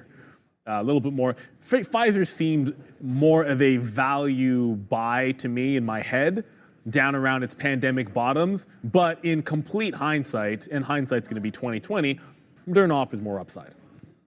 I don't think there's anybody disputing that fact, but it probably had a little more protection at the bottom on Pfizer, but that's easy to say now, as Moderna's been an absolute rocket ship. It was going to close above the 200-period moving average, which is incredibly bullish. Like, this thing was at $70 just in the middle of November, and now you're testing resistance at 115. It might just be starting to the upside. I like some healthcare names that have done very well today, but this is a missed opportunity. Yeah, it's just now getting back to the 200. Lots of opportunities, man, in this market for sure. Okay, so it's about time we discuss Apple, because now finally, we have these lines on here not just for pretty colors. It's just nice downside move. We only broke the 50 period. Forget about up here. Once we broke it's like once you break the 200, right? Then we know the trend. I use the 200 for like that, the trend breaking, and then possible reload areas. And the same thing with 50 period moving average, reload areas on quicker scalps, right? And so that would have been a great reload. The thing is, Apple down 4.5%. Neil mentioned something about the last time something was down 5%, or I can't remember what it was. Netflix. Netflix. Okay, so Netflix obviously a little more volatile than Apple because of sort of what Frank was saying there and what we always talk about with Apple and what its percentage is in the market and how hard it is to bring Apple down with the size of the float and how many people just buy it up every time it goes down. But anyways, Apple being down 4%, the story here that I'm getting at, long story short, and again, most of my stories are relatively long and not short at all. I don't really want to reload this. If any stock is going to get going back up to the upside, it may just be Apple because it's quite simply probably overdone on the daily. And like I said, the average true range, I have to look it up. I don't ever use ATR or really. Apple? It's on Trade Ideas, so it's easy. Yeah, okay, you could find it's probably $2. I don't know what it is. $2.59 this. Okay, so $2.59. See, so and then right now, even today, you're already pretty extended from that 88 down to 84. So you're not quite on 200%, but you're getting close to that. So I wonder if it's just a little bit overdone. So I'm actually going to flip it around and use the 50 period as my out. So the last time we hit it was up here at 184.60, and then we gave it about 20 cents. And I wasn't paying attention to this play then. But now I am, because we've bounced off a couple times off the bottom here, just like right here, kind of bottom picking. So if we take a little bit higher than this, I was actually giving it up to 50s. So I always use like what I think are actionable levels to get out on. So like a 50 area would be one of those for me. So 184.50 to wrap it up. We're $4 in the money. We'll give it back to that. So give us $3.50. And then hopefully we'll be able to see some kind of an actionable trade there with Apple by getting out. Mara, the same kind of story, but I was using all the way up here, the 200 period. The 50, it's just Bitcoin mining. Let's give it a little bit more room. And then Amazon, we already got out at our last level. 149, this is a mistake, 100%. We talked about possibly, dip buying this name into 149, but the lowest is 148.50. So now the more that I look at this, I actually don't say my bad. I still think lower on this as well. So let's just stay in the pocket here with shorts. The only one we're really worried about is Apple. What are you in? GM and you? So we're both short. So I feel like we're on the same page. When the market's trending, there hasn't been... Yeah, but doesn't that feel like there's maybe a bottom here? I mean, we're starting to maybe bottom out. The thing that scares... Well, it's not scares me.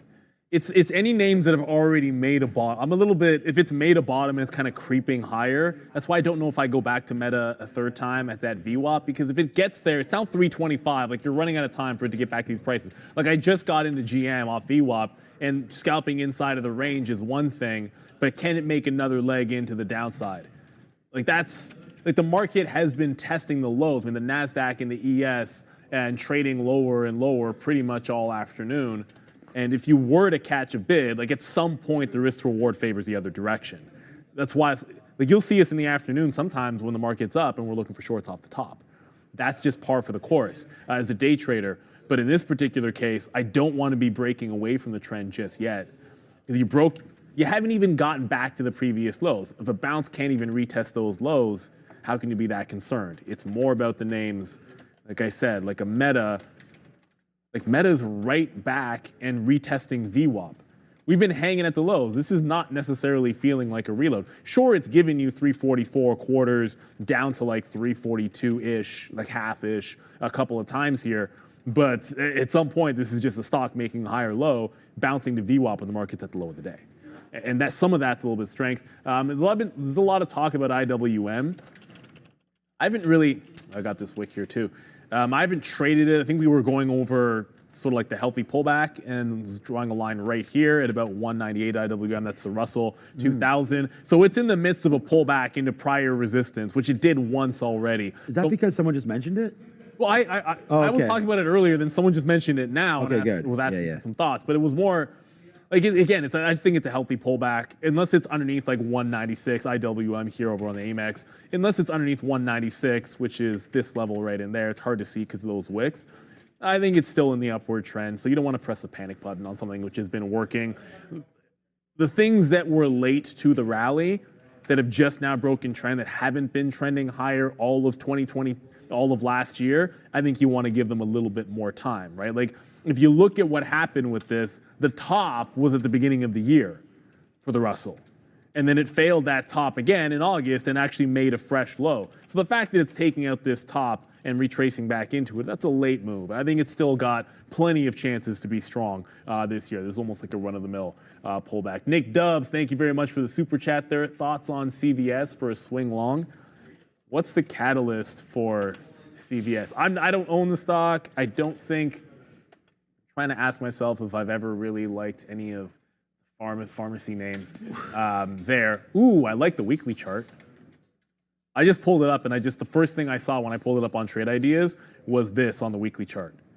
So I'm assuming the reason you're asking is because you've taken this breakout. Just a guess. 78.5 on CVS. It could close above the 200 period. Good. Generally speaking, on a stock that I like if this same chart I was looking for a bottom on Rivian, I'd probably be long it because that's a good setup. I want something that is breaking the 50 period, breaking the 200 period, breaking a bottom of the channel, which this is already done. So I mean, 80 is a 200 period now. I'd probably, if I was going to trade, I'd wait for it to close the week above 80, and then go for a long. Maybe give it back to the 50 period, which is, that could be less than 10% in terms of your risk to reward there. But that's just how usually I would structure something like that. I don't do a lot of swing trading, to be honest with you. Most of the time, if I buy something like that, it's because I'm trying to buy it for the long term, and I'm just using the strength as my entry point. But yeah, good look there on CVS. I don't know when they report, but try to remember we're going to get some earnings coming through. There's not much this week, I don't think, but you will. These guys are in February. You're going to start getting those first earnings of the year. A lot of names reporting near the end of the month. This one, February 7th. So keep that in mind if you're ever swing trading, obviously. I'm sure you know that. All right. Thank you, Neil, with all of that kind of stuff there.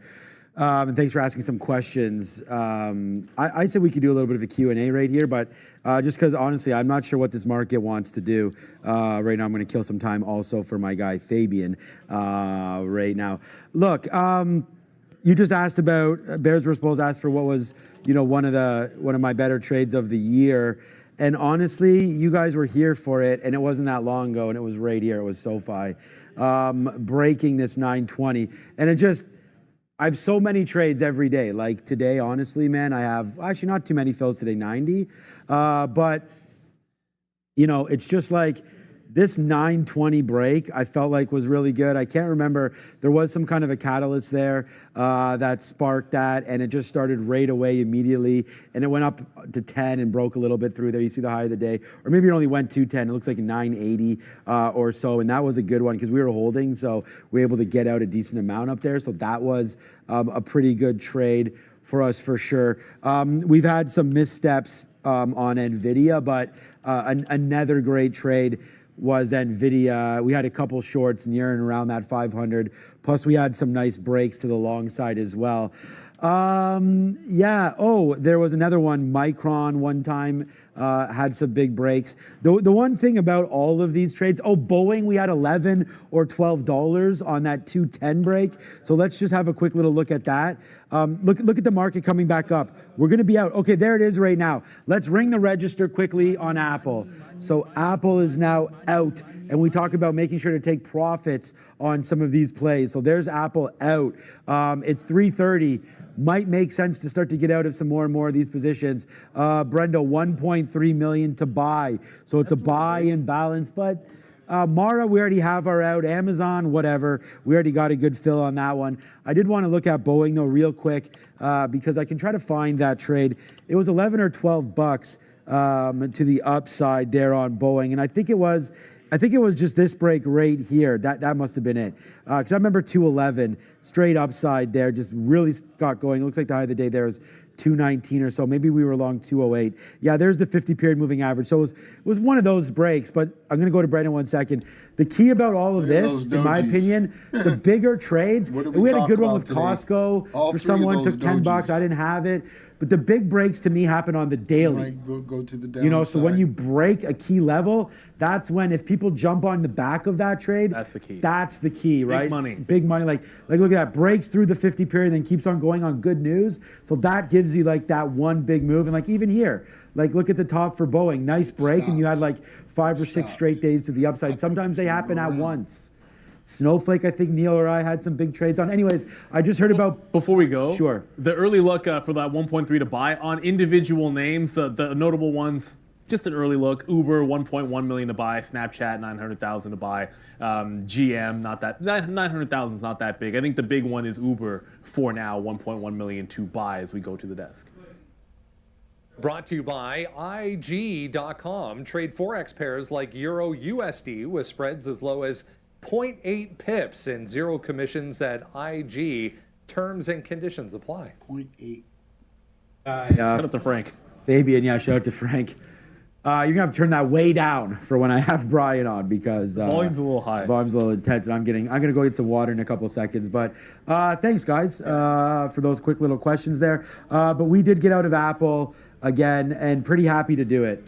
Like there's the 50 period. Realistically, we could have got out a little bit less. One that's going to open but you on see, Bitcoin. so sometimes just by getting out, we're actually able to make a decent amount of money just by not holding to the back end of the trade, right? And so that's just a little bit there. Do we think the market bounces tomorrow? Yeah, probably. I mean, down two and a bit percentage points. I still think that 16,650. Oh, what am I doing? We're already there. 16,650. Yeah, that was going to be like the bouncing spot. So that's kind of where we're trying to bounce right now. So yeah, I think the market should be pretty spicy heading into tomorrow. Still. Yeah, well, I don't think the spice. What was that going first anywhere. 2 day thing that you mentioned? It was. It's the technical. This is the statistical Santa Claus rally is to be ending on the second day of the new year, right? So, and again, like I didn't make it up, man. Like somebody else came up with that, and it's like whatever percentage, it's correct. I think the average is, what did we say, it was like a couple of percentage points, 2.5% to the upside in that like 6 or 7 day period. So you are still within that pocket. It was a decent rally toward the end of the year that you're pulling back into. I wanted to get to this LBPH. That's the all right, it doesn't really matter. Okay, I said it the last time. I'll say what the company is. Longboard Pharmaceuticals. There you go. Shout out to you guys. Up 280%. Check out 25 here. Now, this is not a stock that I would trade chasing highs, and it's not something that looks overly good for a short because no levels to work off of for the short. So unless you were even dollaring it at 25 or waiting for 40 or 50 or something along those lines, it's not much to do. But look at the selling that's happening when it gets above the 25 level. It's rejecting that price late in the day. So no one ever went broke taking profits. A very bullish looking stock. Just understand, this hasn't even halted, which is wild, but the liquidity, while doing 40 million shares, let me go the other direction here. While doing 40 million shares on the day, 42 million shares on our platform is what I see, there isn't a ton of liquidity. Now, you're going to see, like, if individually someone wants to buy for 4,000 lots here, but they just got chewed up. And you're seeing some dark pool prints go off, but this stock can move and go into a halt if it wants to and be back at VWAP right quick. So I do think it's running some resistance at 25. I'm going to guess there have been some sells there. I see Raptor1 saying IWM, one of Tom Lee's favorite picks. I've heard there's a lot of reasons why, and not to beat a dead horse here, why, maybe not today, but why you'd look at the Russell if rates are going to go down as everybody's expecting throughout the year, and if this was a late rally, hey man, like this is something breaking out on the daily, and now if it consolidates in and around this high 90s, $200 level, like another leg up, if it's even remotely resembling the last push, which the last push here was about a 10% rally. If it holds this consolidation, I don't see why you couldn't see the teens, and there you're getting in some uncharted territories. We weren't there. So this is, I like this, and I'm not saying it has to work, but the trend is just beginning relative to, I'm not picking on Apple, but we should be picking on Apple in some regards. It's very, very different from what you saw in the big cap tech names. Those are coming off of monster rally for the whole year and double tops and all that stuff. It's harder to have continuation when that's the case. That's just how it is. Doesn't mean these stocks are bad. It's just that they got a little bit exhausted. When something gets exhausted, you look for a bit of a pullback. So only in a couple of things here. I got the reload in GM. It is pulling back into the 36 level. If it can't bust 36, might have to take it out there. But I'm looking for a push down into where it broke earlier in the day. I don't actually know if there was a story as to why GM and Ford were strong. But as Sean mentioned, and I'm going to pull up, only because I didn't do any buying in this stock. I do own Ford, but the bottom that got made after the UAW deal, I mean, it broke 10 and double bottom, like pretty much right exactly at like 965. And then look at it consolidate. Like there's the bottom, consolidate at the local high. When we talk about breakouts off the low, double bottom, consolidate right here. Gave you a couple, like 3 or 4 days hanging out at that previous resistance spot and then just shoots to the upside. It's a great reversal. Then a couple of days later, you're after the 50 period moving average. You can go long off that. Those are the types of moves that you like for a swing trade or a trend reversal. Like instead of trying to pick the bottom, let the big money make the bottom, and then you can just ride it to the next resistance level. It's a lot easier to join the trend than it is to try to make the trend. No one's not making the trend on Ford, but I didn't buy any, so I'm kind of mad at myself there on Ford because I think it's more of a trading stock than holding. Yet I am holding it. Yeah, I don't know if it's a trading or a holding. I think it's. Yeah, I mean we had some swing trade bottoms. The thing is, like, I don't even know what to think about for Ford. Okay, so like it could be a great winner, man. Let's picture this, because I know the answer for myself. 10 years from now, would you rather own Ford, or would you have to hold one for 10 years right now, this level, Rivian or Ford? Oh, at this Assuming level? you own everything you already own. So you already own Tesla, you're already in your fund. Fabian just yelled out Rivian. Let's gamble, he said. Yeah, but Fabian is 22 years old. I'm thinking, like, honestly. We're not that old. Huh? We're not that old. Well, we're double his age. I know, but we're holding it for... it is. No, but we're not 10 years from retirement. Oh, maybe. I'm less. Okay, retirement age, I should say. Retirement age, yeah. I'm not doing the show till 60 unless you guys want me to. And then you think I'm senile now. No, I mean, it's a good question, honestly. I think Rivian I don't think it could be a zero, but I worry about all those new names. And I just know that at least Ford has the name behind it. But the thing is like if you bring out Ford to like a 20-year chart, you're just a little bit higher than where you are now. It's not even like it's even moved in 20 years. And their dividends, I mean, they lowered their dividend, but it's still solid. It's GM that doesn't really pay you. You're right. So let me double check. That's a good question. You know what? Why don't do we have enough time to put a Oh, they don't do a poll up? What's that? 60. So Ford's dividend's like 5% still, it looks like? If you would have asked me Tesla, then I would have gone with Tesla. My only problem with Rivian is I kind of still put them all in the same group, man. Like, I just don't know. If Fisker, Polestar, Rivian. I like Rivian because of the trucks. And the deal with Amazon. They have a bit more, they have a better runway to burn cash. That's about as sophisticated as it gets. But the interesting, we had Albert on, Sharif had Albert on, and one of his value picks, correct me if I'm wrong, was Ford, which I thought was a little bit interesting. I don't know. So I can't correct you. I wish, if we had him back on again, I would love to hear like his thesis, because that's been a quote unquote cheap stock very often, which has not really done much for the name. Rocking the beard, Amazon going to carry Rivian, it does help. Because if you're going to not be a zero, and a lot of those EV names are going to be long shots, if you're going to not be a zero, having some cash behind you so you have a longer runway to run the chain out, that matters, man. At the end of the day, like that's a problem. But I don't want to pick on anybody. What the heck is support staff saying there? Stolen? What does that mean? 20,000 Amazon dollars you have? 49 and retired. Well, Amazon's a different beast. I don't unless.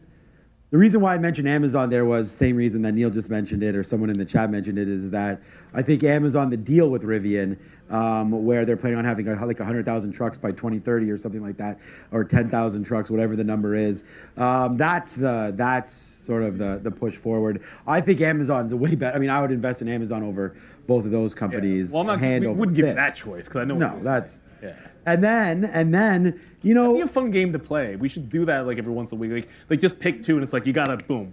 This is the one. Yeah, once a week, once a day. Like yeah, whatever. I'll do it once an hour. But that is a good one. I like that. It's a good one, Neil. Well, we can do that. I think we should do that. If then or something. We'll be thinking of some ideas. We'll think of a name for it. All right. What, like Costco, I was going to say, when someone mentions Amazon, I always think a little bit about Costco. This is the only other retailer. I don't own Walmart, I don't own Target, but I do own Costco and Amazon. These are the only two retail names that, honestly, I trust. I mean, Macy's is great, just moves a little bit fast, back and forth. I really like Costco. You know, any company that can just keep on charging you to shop there, I like it. I think that's a good move. Same reason why I like Amazon with their Amazon Prime. We actually talked about this on the podcast with Amazon turning around and going to start charging you, because right now it's included in Amazon Prime. I think in February, here in Canada, it's $2.99 a month if you want, plus the $99 a year if you want anything on Amazon Prime. So add it up. Again, I don't know if that's true in the States, but I'm pretty sure they got an email or something about that in Canada. So I will double check it, but I'm almost confident that's what it is. Look, Steve G, what's up? We don't have Kroger here. We don't have Walgreens or CVS or any of those companies here north of the border. Target came up here and couldn't make it work because our consumer is way different than the rest of the United States. A lot of U.S. companies can't exist in Canada. Like, just pricing is way different. For some reason, we pay a lot of money for everything up here. And I don't know why that didn't work for Target, but their CEO came up here, was here for 3 years, and then closed everything down, which my wife was... Despite the fact that hating on a whoever lot of that people were very happy with Target. Yes, here. it was literally my wife's favorite place, and We I were still happy. know people that go to Buffalo. Oh, it's without ads. That's what it is. Okay, so yeah, well, same difference. I ain't watching no ads. Ads? You know, I don't watch no ads. But on Amazon Prime, I may watch ads because I don't watch Amazon Prime. So why would I? I watch too little Amazon Primes. I think to care. Like I'll take a 30-second commercial. Like whatever. I'll watch Reacher. What the hell else is on Amazon? The fact that I can't come up with anything tells you. The Boys. Yeah, well, I'll sit through some ads. Like I'm talking about like 2 or 3 shows that I watch on Amazon. It's almost like you have to watch it nightly in order to get the value. Yeah. Because what is an ad for you? Like if you have to pay $3 a month, if you watch it every day, that'd be 30 days. So you're looking at what, 10 cents an ad? Nothing. I can live through that. My daughter it's a matter of loves ads because think about this, because to kids, commercials are not a thing. Like to her, when she's watching a show, she's watching Netflix and she's streaming and she's not used to a commercial. So when she sees a commercial, like I'll be watching a football game on my laptop on DAZN and she'll see like the ad that comes up and it's like the Jamie Foxx bet, whatever. Right. She'll just be like, It's oh my interesting. goodness, this is interesting. I'm like, you have no idea what's going on or who that is. She doesn't, but it's fun. I like the commercials. Can I watch it? I'm like, you can watch any commercial you want. So we're probably gonna watch some ads on Amazon. As a matter of fact, after I said that, maybe I should watch ads on Netflix as well. Nah, probably not. I don't think I will. I hate when people ask us in Canada if we get free medical. No, we don't. If I showed you the tax bill, Well, nothing is free, and it doesn't. It's included. It's like when people say, "Oh, you guys get free lunch here." We don't get free lunch. You know, it's included in sitting here. It's there's a catered lunch which is bought by the company, which we. So it's like our health care is paid for up front by all of us. And we can get political or not. We don't even really have the ability to buy better health care. There are some pockets. It's getting better. You can. Getting better. Some people, I mean, there are certain things that are now, instead of waiting X amount of time for like an MRI or things like that, like there are things that you can do. You can you can go and get those if you pay for it yourself, and there's a little bit more of that coming in there. But I guess we're not supposed to get all political with it. I do like UNH. I'll segue back to the market. That's having a good day today. I don't know why. They're a healthcare service provider, so that's kind of within pocket. It's 3:45, which means 5 minutes till the imbalances come out. 15 minutes till the market recap show with Brian Shannon. Yes. And Sean. Yeah. Which I think that's the beginning of the year is always interesting because I think like everyone's sort of resetting their mind. I know it's just a calendar flip, but you do get a lot of that. So you're looking for what is the trend going to be. I don't think this is not going to be as simple as last year. You're not going to have the opening day be a bottom where you can just go long in big tech names. It's not going to be the case. But to shake out some positions here, I'm no longer reloading VWAP on GM.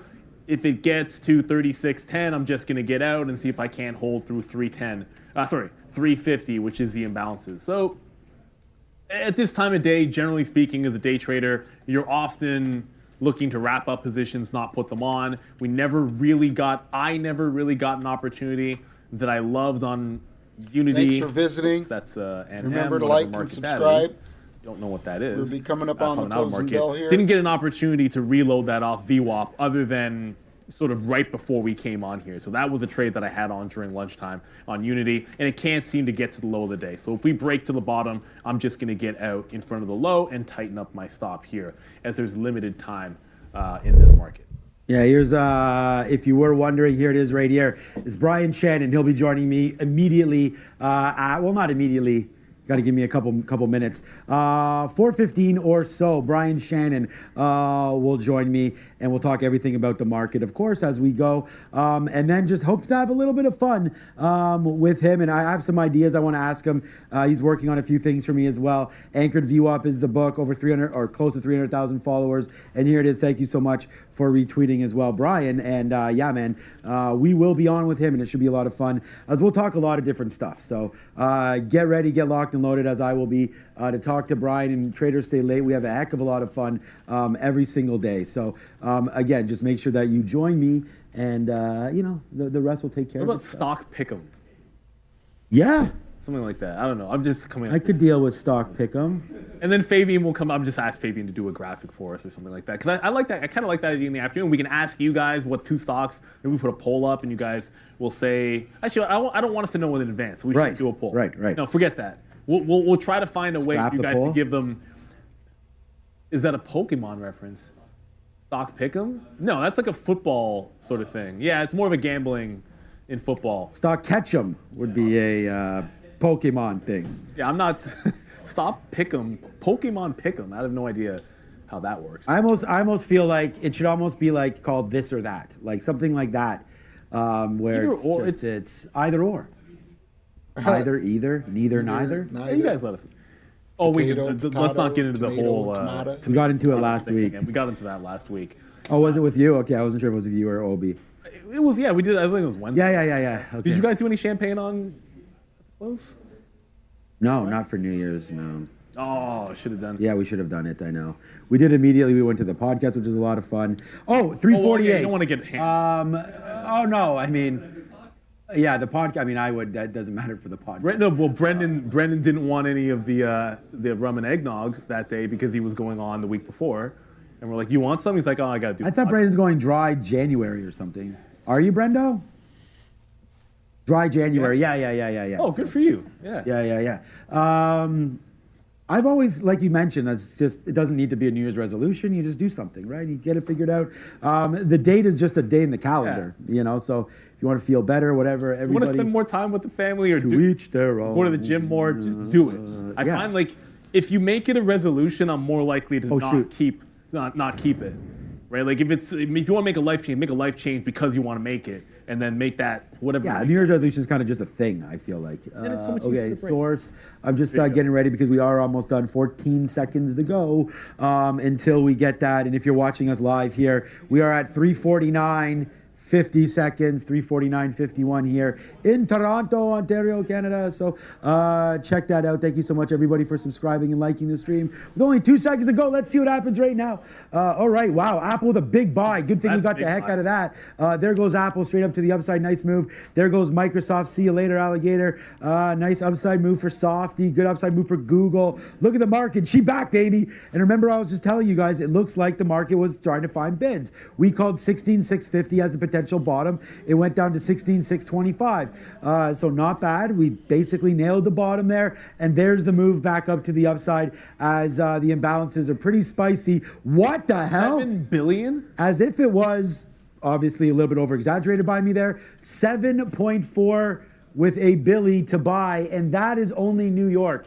So like if you're going to add in all these NAS cracks, I don't see any sells here except for your favorite bank, TD. It's not going to matter. Look at that. TD Bank straight up to the upside as well as it just continues to go upside right now. Everything is buy, except for SATs. That can take a seat. So I don't even know what that is. JWN, Nordstrom's, I said down with retail already. But it doesn't matter. Everything making moves up as there goes the imbalances on a monster 7.4 billion to buy in balance. You don't know Echo Star? Oh, of course, I didn't know what I just looked up what SATs was. Sounds like Dish Network, maybe. I don't know. Makes some sense. SATs, satellites, Echo Star. Okay. Good for you. I always say bouncing. if you have the opportunity to have a good stock symbol or catch you one, then go ahead and do that because it never hurts. It can only be good.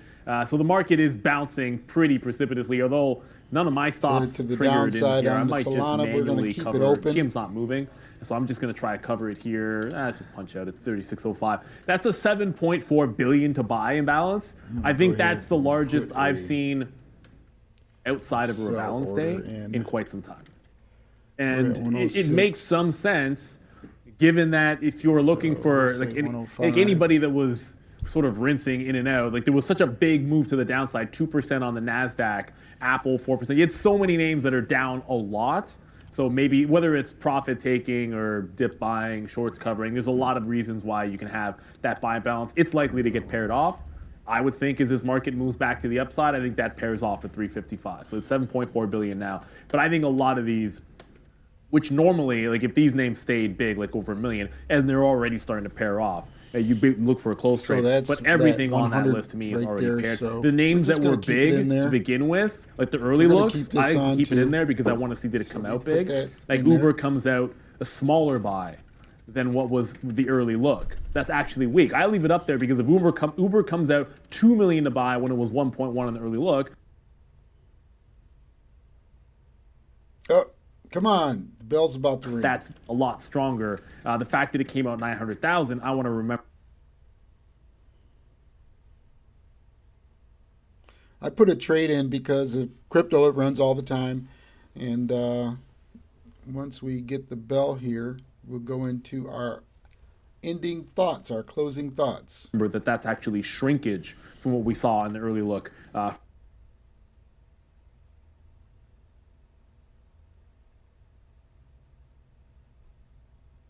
For Uber, which is kind of disappointing. Unity, the only thing that I'm... We're using a lot of CPU time. A lot of CPU. Why it's lagging. Come on.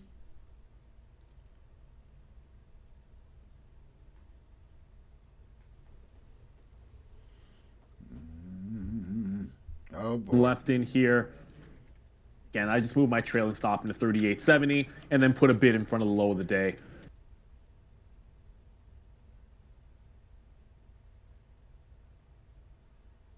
I think I move it to the local bottom at 38.5. Whether it's Unity, Affirm, pick your high-flying squeeze type name today, and it probably got burnt a little.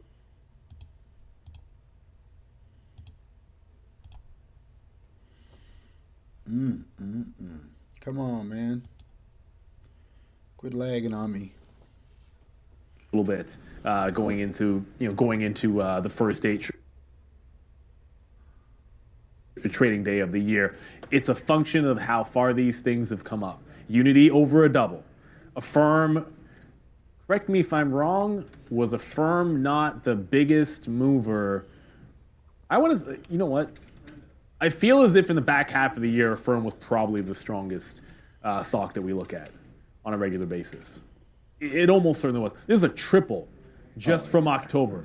Like this could pull back to $40 and that's not even anything, right? Like this stock, I mean, forget about it. Like that's ridiculous. 5% is nothing on this, up or down. So we got to make sure we're trading the names that move. And this until proven otherwise, Unity till proven otherwise, Tesla till proven otherwise. That's going to be a big deal. Would I ever buy a Rick James Unity ring? I don't know if such a thing exists. Wow, like from Etsy, probably. Well, his Unity ring. Oh, the actual Unity ring?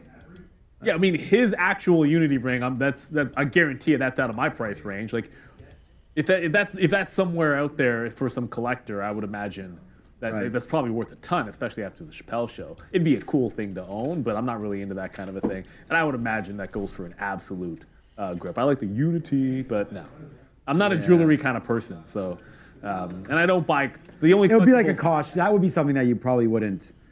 I mean, like a piece to talk about. I'm more of an experience person. Like I have some old baseball cards. Like I have a not the best Bonds rookie, but I have like one of the other ones. Yeah. I wish I had the best one.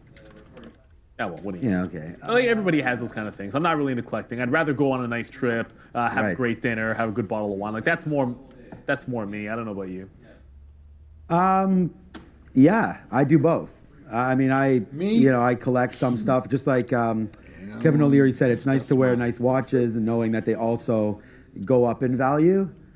Yeah, I like drinking a nice bottle of wine. The problem is when you pay for that bottle of wine, then you drink it, it's gone. So I feel like, oh man, there it goes. But you get the experience. Yeah, you get the experience. There is something to be said about that faux show. Okay, it's 3:55. I gotta go over to the next desk. But for right now, man, yeah, we're just gonna continue to do what we're doing, and that is hopefully continue to make money, have a lot of fun with everybody. And I got to get out now. So Mara's gonna be $2 in the money. So let's just put a bid on that and get out if we can. There on Mara. Canceling over my Amazon bid as well. Amazon did make a move back up. I mean, the whole market kind of bumped up there. But Amazon's pretty good. It's still really in the pocket now, so I'm okay with this. I just put a bid on Mara, but I guess it would have missed right there. Oh, okay, so I'm just bidding out of everything when I should just be punching out like crazy. So there we go. We'll get out of Amazon at 75. Wow, we're flying. Yeah, Mara, like that just flew upside a little bit there as well. All right, we'll just punch out at 90 to end the trade. So there it is, man. So back-to-back jacks to end. Good trading, and I just hope that everybody, had some good trades today. Join me, Traders Stay Late. Afterwards, we'll be doing that. Tesla, what a mover that is today again. I think we'll probably look at this a little more than we did today.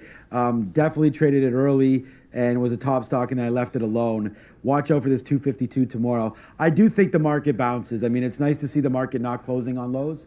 So that's really nice. Honestly, baking through the 50 period, you're not too far away from getting back to VWAP. If this market was open like another 20, 30 minutes, probably gets there with this momentum. So nice move, but don't forget though, that was Neil, that was a monster buy imbalance. So that's a lot of what's sparking this move up. Yes. Today would be the imbalance there. So yeah, lots happening. Enjoy the show and thank you again for everything. So Nathaniel in the chat here, question, if the imbalance is a sell, isn't there somebody buying? How is that not negated?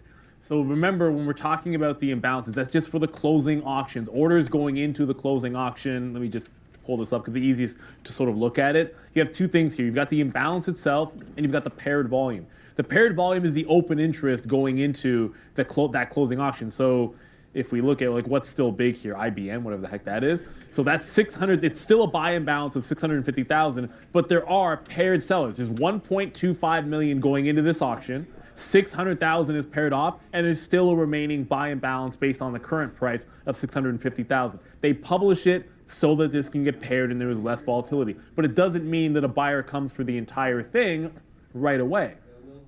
Eventually, they find an equilibrium and get your close price every single day. It does happen. So if there is a big buy and balance, sellers do come in eventually, but it can cause the stock to move up. What we like to look for is something which has a high relative imbalance, high imbalance relative to that paired interest, right? So it could be, if it's a million imbalance, I don't want there to be 50 million paired interest, because that means the auction's going to be 50 million and the imbalance is only 2%. But if there's 1 million to sell and 1 million paired, then that is very significant, and it's having trouble finding that pair off, and it could then move going into the close. So that massive buy and balance, of course, it'll get paired off. There's going to be sellers into it. I'm sure there's sellers aplenty taking some profit on the first day of the year. Apple, big bounce up to 185, still down 3.5%. With 1 minute to go, Apple down 3.5%, Meta down a couple of points, and NASDAQ down 1.8%. So it is not great. It is just day one. It's a good day for trading because there was great opportunities out there. The markets, not so much, but that's why we call it trading, because you can trade in either direction. That is going to be the case. So you're not going anywhere in 1 minute. No new positions on for me. I canceled all my script orders. Not going to take anything until tomorrow. I doubt we'll have, I shouldn't say that. I mean, I was about to say I doubt we have a 2% day back-to-back. That seems like it's pretty rare, but you never know. I would not be surprised if we had at least a little bit of a pullback, but there's names that I'm only looking short tomorrow. And then a lot of them are those sort of big cap tech names that broke underneath previous support levels. If you're underneath support and resistance held once, I always look for it to hold a second time. Apple's under his 50-period moving average. This held underneath 187. If it's under 190 as well, those are some big levels to retrace back into. But you know what you got to do? Get the camera off me, put on Adara, who is in red today. I just noticed that. Good call. In 5, 4, 3, 2, and ring it. All right, we have made another trading day. I like that, Fabian. That's a good look. So shout out to everyone for joining in. It's been a wild start to the year. The Bulls took the day off. We did have two bears. I can't remember the last time we actually had two bears on the desk, and we got a 2% down day. So it was the look early this morning. Shout out to Fabian rolling solo on the 1s and 2s, and of course to Randy for. All right. Well, we thank you again for joining another day. We made it through a second day. All right. So, closing thoughts here.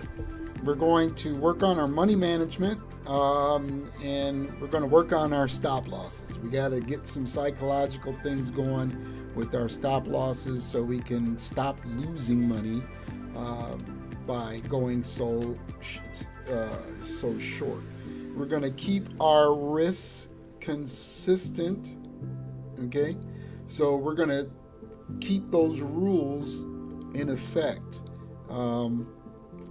And we gotta grab a hold of these emotions. The emotions, man, they play a big part in what goes on in the trading day, because you might thinking you're going one way, and like Mark said in the earlier video, you might be going the other way. We are going to then study some more. I'll put out some more videos. I think tomorrow we'll try some of the exchanges, the New York Stock Exchanges. So like, for example, we'll probably go with maybe 3M, maybe, let's see if they had one of those that they were talking about. I know that there is Cisco, Chevron I didn't like. I thought I was going to get in good with Chevron. But I'll find a couple good stocks. I do still like NVIDIA. They talk about NVIDIA. That may be one that we will follow through and make some trades on. And we can trade with them. And I would like you to trade along with me. Just open up your free account. And if there's any questions, you can email me. I'm not ready to give out my messenger and phone number yet until I can get a feel for what I'm still doing, because this is a new platform for me. This is my YouTube channel. I do a lot of Facebook Lives and Reels and TikTok and things like that. So I do thank you. I don't know if I'm forgetting something. Tomorrow we will start again at 8 a.m. through 4 p.m. We'll get you out of here. This is a job, so don't think about it as any kind of recreational type of thing that you're doing if you don't have anything to do. But we do appreciate you, and we will see you tomorrow. Be kind to each other. Be nice. And we'll talk to you tomorrow, 8 a.m. right here. Living Legacy Live 2.0. Finding something and sticking with it. We'll see you tomorrow.